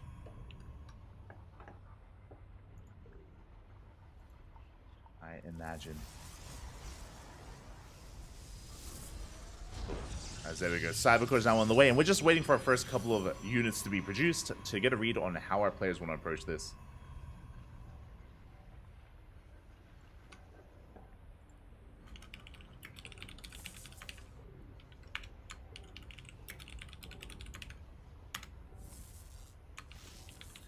Is exclamation mark SCCs or anything? There we go. There we go. As back at home, the Cybercores are finishing up for both Geralt and Nice, and then we can get into our initial units here of choice. And it is going to be a Robo. Proxy Robo from Nice, let's go. It's a 1-base all-in. We spoke about how the dynamic will be different, and it clearly is. It's going to be a Proxy Robo, it's going to be 1-base all-in out of Nice. I believe this Robo is going to be for a Prism. So I believe we're going to be continuing a depth production. We're going for a War Prism. We're going to be bypassing the wall and getting into the main base. I imagine that's the goal here, but we will see. Meanwhile, Geralt back at home, opening up with Double Stalker, is going to be looking to catch these adepts and shut them down ahead of time. Yep, we're continuing a depth production, and this should be a War Prism followed by Immortals. Oh boy. As Geralt is still piecing this together, going for a Stargate opener back at home. Sorry, Stargate before Expand. Is going to be for Oracle production. Stalkers are moving out, but he will not come across the proxy. And we're not going for the War Prism, we're going for the Immortal first. Okay, Immortal is prioritized here. For Nice. Adepts shading across the map. One gets in! Ooh, only one though, and we do scout the Stargate. A big moment there for Nice. Does get a read of what's going on. Does get a read on the eventual Oracle, so back at home we should be seeing a shield battery. Shield battery to defend. Adept is killed. There's that War Prism that we spoke about, so it was Immortal first, then into the War Prism. I thought it was going to be Prism, then Immortal. That's either or. And with this again, we can bypass the wall and slip into the main base and go for a big warp in as well. Nice, does have a third gateway on the way. Geralt still piecing this together. Still not aware. He sees lack of expansion. He knows that at least. But Geralt, he's going for his own Nexus. Oh boy. And here we go. The Immortal does reveal itself. Geralt pulling back, but there's no shield battery. No shield battery, no defensive setup. We shade into the main base. Pylon gonna be shut down. Oh. Ooh, Sentry gets picked off. Nice catch there by Geralt. Adepts once again shading in. Threatening that mineral line, and Gateway is under fire. And Geralt is responding with his own Robo. With his own would-be Immortal production. That's nice. Again, with this high ground vision, he can pick off another pylon. He can pick off so much. Got two pylons, got a gateway. And here comes that drop into the main. Yeah, the ramp, the wall doesn't matter. The prism takes a lot of damage. Ooh, it takes a lot of hits. But Geralt, he doesn't get it. The prism survives. Another big warping as well. The Immortal going ham. Overcharge is popped. But we're down to 3 stalkers. We have to pull the boys. The boys are being pulled. Can we hold? There's just a little bit too much here. The prism soaks more hits. We're down to 2 stalkers. Soon to be 1. And soon to be none. Again, yeah, it just took too long to realize what was happening. The Immortal is just now on the way. But it's so late. The Immortal, the Void Ray, GG gets called. And Nice takes game number 3. GG. Taking a 2-1 lead. Again, Geralt, it took him just a little bit too long to piece together that it wasn't all in. He had no idea. He was in the dark. Remember, when the Immortals showed up, Geralt, he had 400 minerals banked up. That was for the expand. Geralt, he was fully intending to expand, and then the Immortals revealed themselves in his face. And it was like, oh my god, and then he had to reactively throw down the shield battery, the Robo, the Void Ray production. It was all just a late reaction from Geralt, as he had no idea what was happening.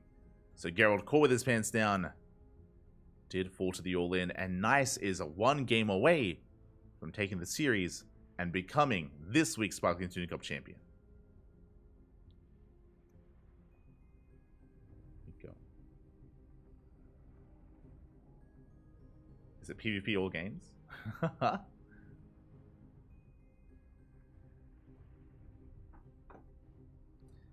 I mean, it may seem like a PvP all games just because we casted mostly PvPs this tournament. There were a couple of Zerg and Terran players that were in the event, notably Nickrat and Wayne, but they got knocked out early on. So we casted a lot of PvPs in the quarterfinals, in the semis, and of course in the grand finals. This is Sparkling Tuna Cup, the Sparkling Protoss Cup edition, as we've had almost non-stop PvPs today. I appreciate Eon. We were able to cast Eon at the start, so we were able to showcase at least some Zerg. But unfortunately, we weren't able to showcase any Terran, and again, mainly PvP. But that's what we expect in online events. 'Tis what is expected. Exclamation mark, Funada, Iba, and Fiant, by the way. For those that are curious, Fiant and Iba, they both woke up late.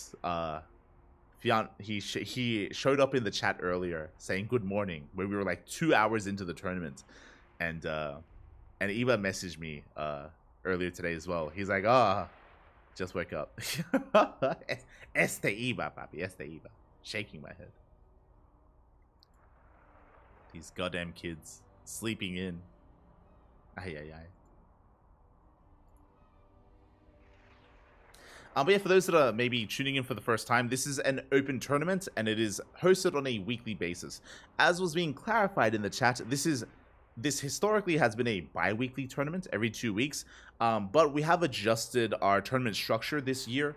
If you check out our Patreon, you can see the breakdown. But basically, we put GPO, Grand Platypus Open, on hiatus. We also put TTT, the Tenacious Turtle Tussle, also on hiatus. Those were other events that we were hosting, also on a bi-weekly basis. But because we put those events on hiatus, it means that we can make the Sparkling Tuna Cup a weekly tournament, as funds that were otherwise spent on those other events can now be rerouted to the Sparkling Tuna Cup.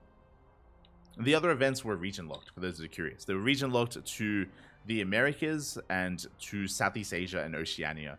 But unfortunately, the player pool in those areas has died down, and interest in those events was quite low. Quite often, we would have like 6 players or 4 players, sometimes 2 players in an event. So because the interest was quite low for those tournaments, that's why this year we've decided to cut back on them. Viewership was always high. Fun fact, like, there was always interest in watching these events. We had a lot of viewership for GPO and for Tenacious Turtle Tussle, but the player interest wasn't. And at the end of the day, we host these events for the players, not necessarily for the viewers. I mean, I guess a little bit for the viewer. I guess so. But mainly for the players is why we host them. So again, that's why we're focusing on our open tournament instead, which of course allows all players to sign up and as a result has better signups in general. But regardless, we're here. We're continuing our grand finals, and spawning in the top left hand corner of Oceanborn, we have our Polish Protoss player representing Psystorm Gaming down in this series. Can he fight back? Can he claw his way back into this and force the ace match? The pressure is on. It is Geralt. And spawning in the bottom right hand corner, we have his opponent. We have the Taiwanese Protoss, the red Protoss player representing Team Starlight Twinkle, leading the series 2-1. He needs one more to become this week's Sparkling Tuna Cup champion. It is Nice. Again, a big shout out to Nice, as he is a player that was, from our Southeast Asia / Oceania region, and he was very active in GPO and Grand Platypus Open. He was very active in the Turtle Cup as well, the Tenacious Turtle Tussle. But despite how active he is, like, one player. And he even does well here amongst the Europeans in the Open Cup. So again, we're still able to feature Nice despite him no longer being able to participate in those region locked events. He's here in the Open Cup doing well for himself, doing quite well, still representing as best he can.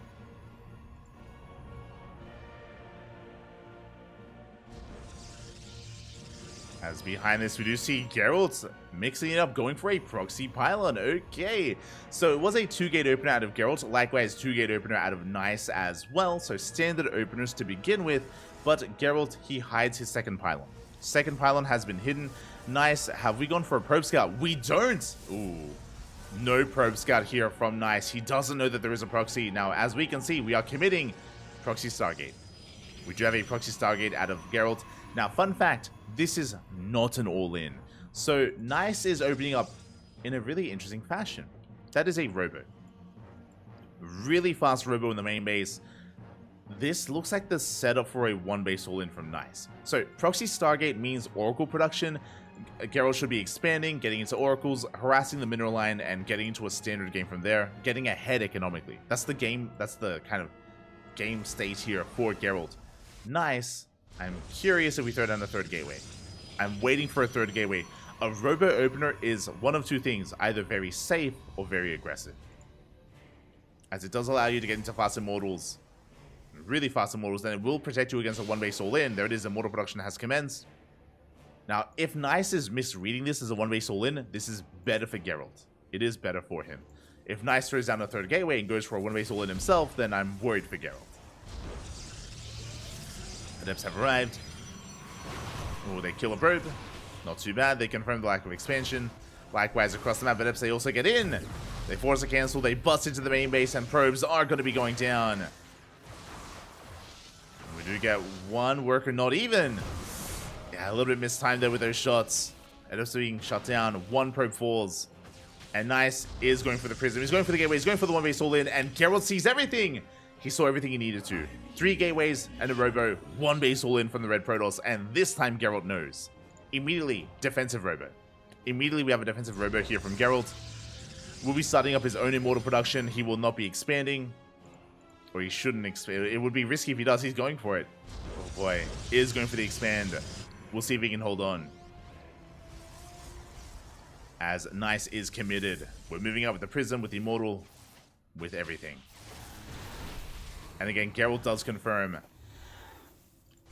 Now this base could maybe tank some hits and tank some shots. Phoenix is on the way. I do like how we're making use of the tech. Unfortunately, because the Stargate is proxied, it's going to take a long time to get across the map and to help reinforce. Yeah, there it is. Now we cancel. It looks like Geralt didn't realize what was happening. It looks like even though Geralt saw everything, he misread it. And again, that Nexus could have been additional gateways, could have been more shield batteries, could have been more pylons. Now the production is late. Geralt, he saw what he needed to. Did misread a little bit, so we're going for another warp in. Gateway's going to be going down.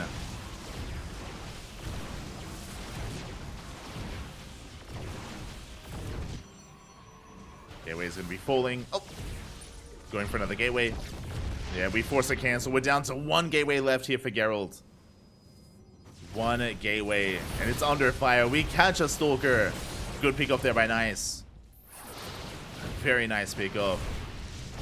Yeah, the gateway's gonna fall. And again, that canceled Nexus could have been additional gateways just to maintain our production further back in the main. It should have been additional gateways. They are on the way. You can see here, 2 more gateways behind the mineral line.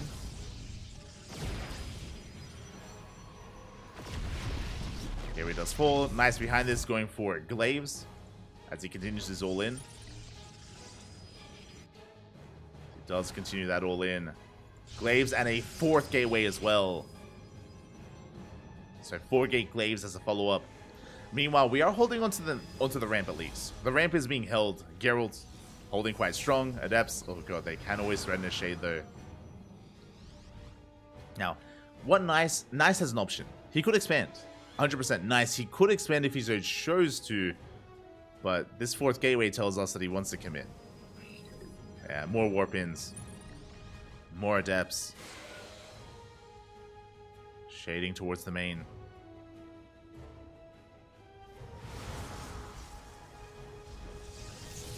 We see Geralt going for the bait, going for disruptors. Bold move here by Geralt. Going for disruptors, but setting up for it.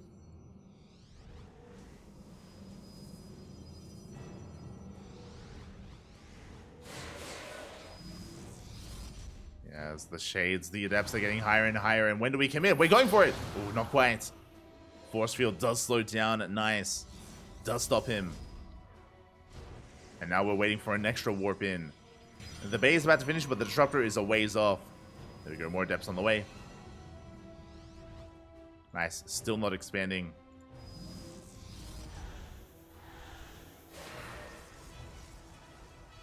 And now he is going for it. He's got the Immortal in the Prism. He commits. He gets in. Goes for the shield battery. Will focus it down. Overcharge. Will not take part in this fight. That was the only... Okay, there's one more shield battery. I was like, there's no shot that was the only one. And we're breaking up into the main base. We push up the ramp. And our goal here is to shade on top of the army. But what about that stasis trap? We don't commit. Oh, the stasis is so close. It's so close. And it could be everything. Nova is here. Oh, big connection. Big connection on Nice. And that could be it, as now we have to fight. Now we have to commit. Disruptor has paid for itself. Immortals are going ham. And Geralt, he's holding. Stasis trap goes off as well, catching some of those adepts. Geralt, are we holding though? Prism goes down. Focus on that disruptor. But yeah, we're 2 immortals. We are holding on. We shut down the army. The Nova was massive. Imagine if that hadn't connected. Maybe Nice would have had enough. But he's being forced back. Blink is on the way. That's a bit of copium. We'll see if we can survive long enough to get into those Blink Stalkers. Nice, he rotates around, getting the adepts into the main, and now we are expanding. The all-in has ended. The all-in has ended. Geralt's going to be taking his Nexus. Stalker drop into the main. Gets a probe. Gets a probe. Not bad. Oh, Phoenix is here. I forgot about the Phoenix. Oh yeah. I remember you. Gonna threaten that prism.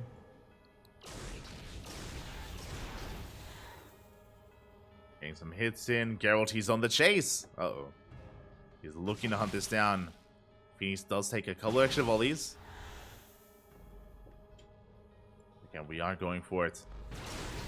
Nice. Going for the Phoenix. Oh, barely doesn't get it. As the Stalkers, they intercept. Up the prism. We're getting trapped, but no, we barely escape. We do get away. Again, Geralt, he's expanding, taking his natural. Nice. Should be as well.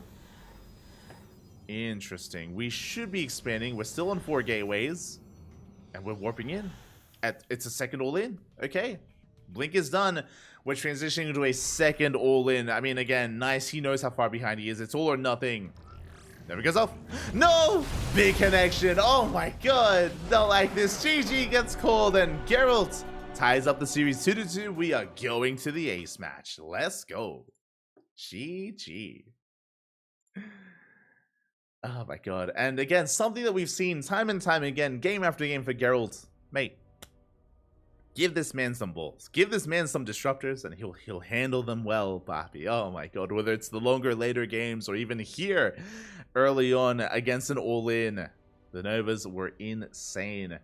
They did shut down the aggression of Nice, and we have an ace match. We have a game 5. We are going the distance here, going all the way to the final game of the series of the tournament. Let's go.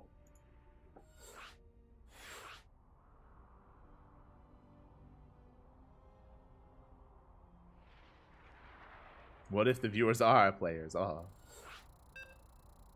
Let's go.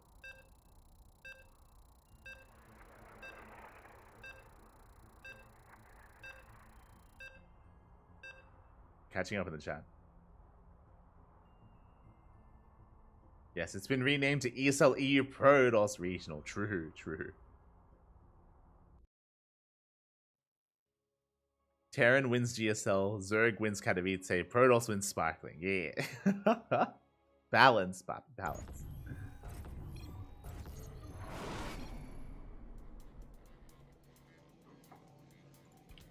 And here we go. Spawning in the top right-hand corner of Hecate, we have our Polish Protoss player bringing it back here from the brink, forcing the ace match. Can he go all the way? Our Polish Protoss representing Sidestorm Gaming, it is Geralt.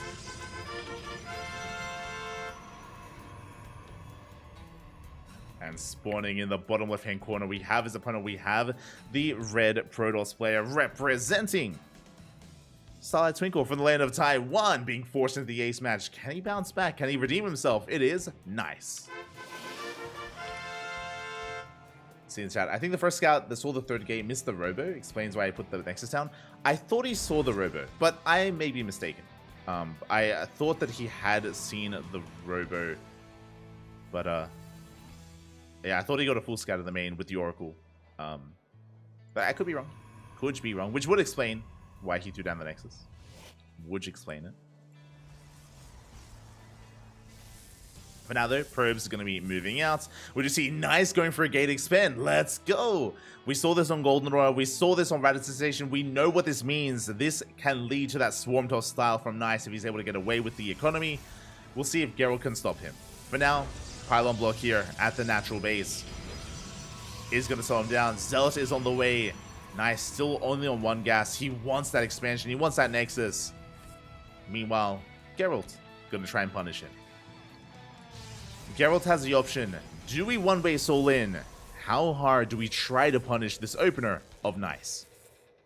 So again, we have the gateway into the Cybercore. Pylon has finished, which means Geralt can throw down a Cybercore to delay the expansion even further.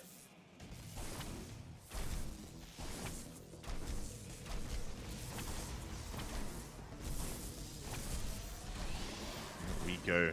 As the Pylon is taking a lot of hits, there's that Cybercore, again delaying the expansion. We even have the gas steal in the main base to make sure that Nice doesn't take a second gas, and Nice cannot afford a Stargate.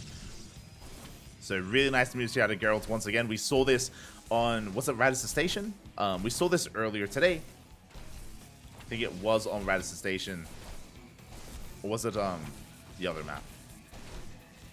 It's all, the PvPs are blending together. But we have seen Geralt whip out this response. Again, forcing out a second gateway. And nice, he's been quite inefficient here with his start. It wasn't Radisson Station. What map was it? It wasn't Golden Aura either. Or was it Golden Aura?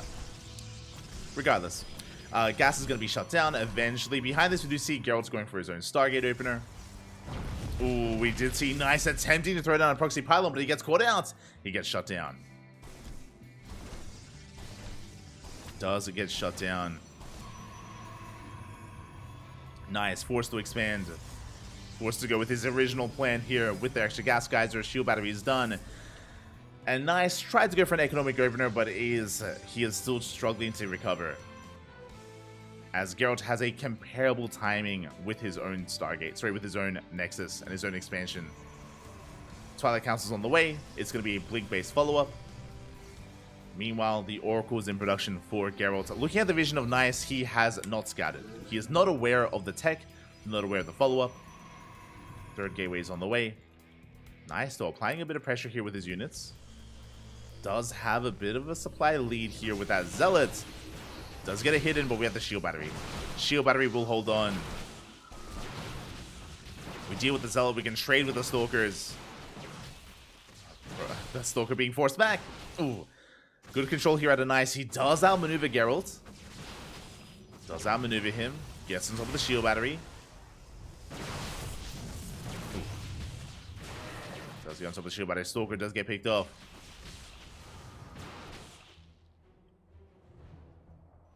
Does get picked off there. So good trades. You can see Geralt, he killed one Adept, one Stalker, and one Zealot. Didn't lose anything. Did not lose a single unit there. So clean defense out of Geralt. At the same time, Oracle gets across the map. We get 2 probe kills. We get 3. 3 probes go down, and we do manage to get away. The Oracle does slip away from the main. Very nicely done.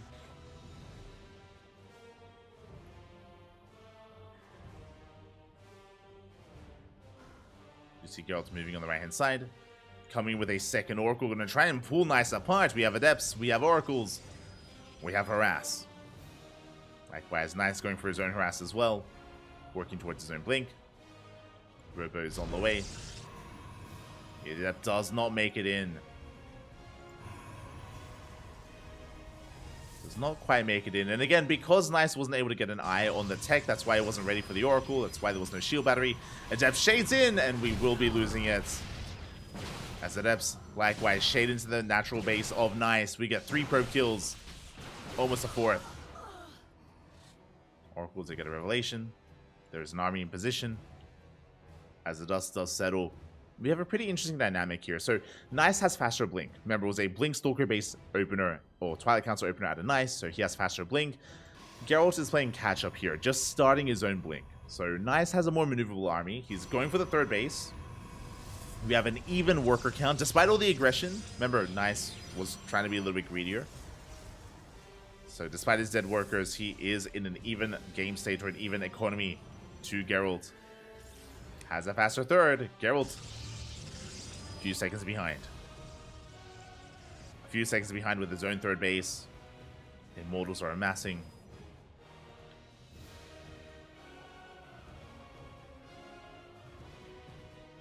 Can there truly be such a thing as a second all-in? Of course, Papi. There could even be a 3rd all-in. That's all standard play. True. Macro, Papi. Macro. As the Oracles, they get eyes on the 3rd base. So Geralt, he now knows that he is behind when it comes to his own 3rd timing. He's aware. Dark Shrine on the way for a nice Dark Shrine here in the main. Uh-oh. The Oracles, if they head towards the main base, they will scout that Dark Shrine. Thankfully, we do have a robot already for Geralt. I believe we do have an observer as well, outside the natural. So we have detection available. But we don't know how much we do really need it, though.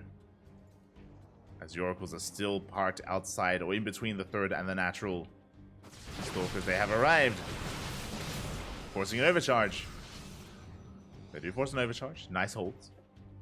Nice those hold. Oracle, they dip into the pocket, into the natural. They get 3 probes. They get 3 workers before being forced back. At the same time, we dive on top of the army here at the third base. Overcharge has run out. We get the pylon. We depower the shield battery. And Geralt, he can take a fight. Without a shield battery, how do we hold? The Immortal is here. We're breaking through the defensive line. Blink is done, by the way. We dive on top of the army, and nice. He's caught with his pants down. He had the faster third. He had the higher worker count. He was a little bit too greedy. A little bit too greedy. He gets caught out. Again, he was out of position as well. Shield battery will not get repowered. It gets targeted, and we can focus on the base. But we still have that Dark Shrine. It may not matter. Not anymore, as the base is forfeit. DTs, they get warped into the main. We have 1 Dark Templar. We lose the third. Can we get anything done? We force a recall. Yeah, with the Observer, we shut down the Dark Templar. Not enough damage. And Nice is now down a base. He was hoping to be ahead in economy, but now he's far behind. The Prism goes down as well. Everything coming up, Geralt. And Nice. How do we come back? We double expand. I like it. We double expand. That's how we catch up. Stalker's moving out. Gateways are finishing. Gateways are finishing up here for Geralt, as he maintains his supply lead, moving out across him. He's up 40 army supply. There's no way we hold on to this base. GG gets called. The 4th is denied. There's just far too much Protoss. Too much blue Protoss. And Geralt will be this week's Sparkling Tuna Cup champion. GG. GG, well played. Congratulations to Geralt, as he brought himself back in. He was up against the wall, match point in favor of Nice earlier, and back-to-back, Geralt wins 2 games in a row, and he will be our champion this week. Congratulations. Congratulations here. My condolences to Nice. He had a deep run. He had a very deep run and had a really good performance here. And even these finals were amazing, right? Like, Radisson Station was crazy. It was crazy, Papi. Don't forget to join the Maturino page. But Radisson Station was crazy in how it wasn't vetoed to begin with. We were able to get into a late game. We saw Swarm Toss style against Disruptor Tempest. And as I bring up the Disruptor, I mean, that was the real MVP for Geralt. I mean, Geralt, of course, is our champion, but his unit of choice, the Disruptor, popped off in multiple games. Not here in Game 5, but in a multitude of situations, in a multitude of scenarios, we saw Geralt just out-control Nice with those Disruptors, with those Purification Novas. The balls, they were beautiful. They were beautiful, Papi. They were beautiful. GG, well played. Congratulations. And a shout out to Nice as well for making it to the ace match, for forcing a Game 5, and for also walking away with some prize money as well. Again, it is top 2 get paid out in Sparkling Tuna Cup. Only top 2. If you would like to support this tournament, if you want to help this tournament grow, we've been running the Sparkling Tuna Cup for many years. Fun fact, the first Tuna Cup was back in 2022. So we've been running it through 2022, through 2023, and now into 2024. So again, we have a bit of a record, of course, of hosting this event. It is open to all regions, open to all players. Because of its time slot, it is not at a bad time for the Koreans and for the Southeast Asian players. So we get a couple of Koreans and Southeast Asian players taking part from time to time alongside the Europeans. It's not the best time slot for America's players, from players from the Americas, like Latin America and North America. It's not at a good time for that region, unfortunately, but we do our best to accommodate, and every now and then we get a player from Latin America. Like today, we got Eon. We had Eon today from Costa Rica. It was great to see him earlier. And yeah, congratulations. Congratulations to our 2 finalists. Also, a big shout out as well to Shameless. If you weren't here for it, there was a random raffle. Hold on, I can show it. I can show the random raffle. Bam! There it is. Shameless, he was our random raffle winner earlier. If you don't know what that is, basically, we rolled the dice, and all the players that participated today were eligible. 15 players were eligible, and one was randomly chosen, and they basically win 5 USD. 5 USD for free, Bobby, for free. Congratulations to Shameless, as he did make it to the quarterfinals. And you know what? Shameless, he got knocked out by the champion. He got knocked out by Geralt. So, you know what? No shame in that. No shame in that. Also, a big shout out to Revo. Red, papi. 75 in the chat. Thank you so much for subscribing for 3 months. Thank you, papi. Thank you. Thank you so much for subscribing. We appreciate the support. All the money that we make here on the channel goes towards our tournaments, like the Sparkling Tuna Cup. If you want to support this tournament, you can see there, underneath the brackets on the right hand side, we have !Patreon. We have our Patreon. We do have some crowdfunding going on, and basically through our Patreon we have been able to crowdfund 211 USD a month, and that is enough to fund our tournaments. That is enough to fund the Sparkling Tuna Cup.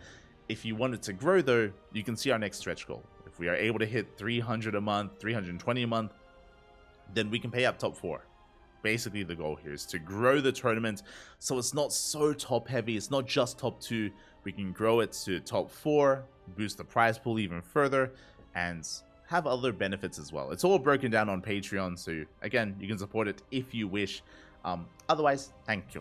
Thank you so much for watching. Thank you so much for the support. Again, this is a weekly tournament, so every single week we got you covered with some Tuna Cup action. We got you covered. So yeah, be here next week. Next week we'll be here, same place, same time, same channel, same caster, different players, sometimes different players. With that, we are done for the day.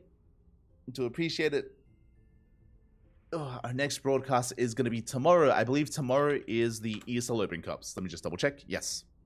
So tomorrow, in just under 24 hours, we're going to be live with ESL Open Cup Asia. ESL Open Cup Asia is going to be live here in 19.5 hours. So mark your calendars. We're going to be live here in 19.5 hours.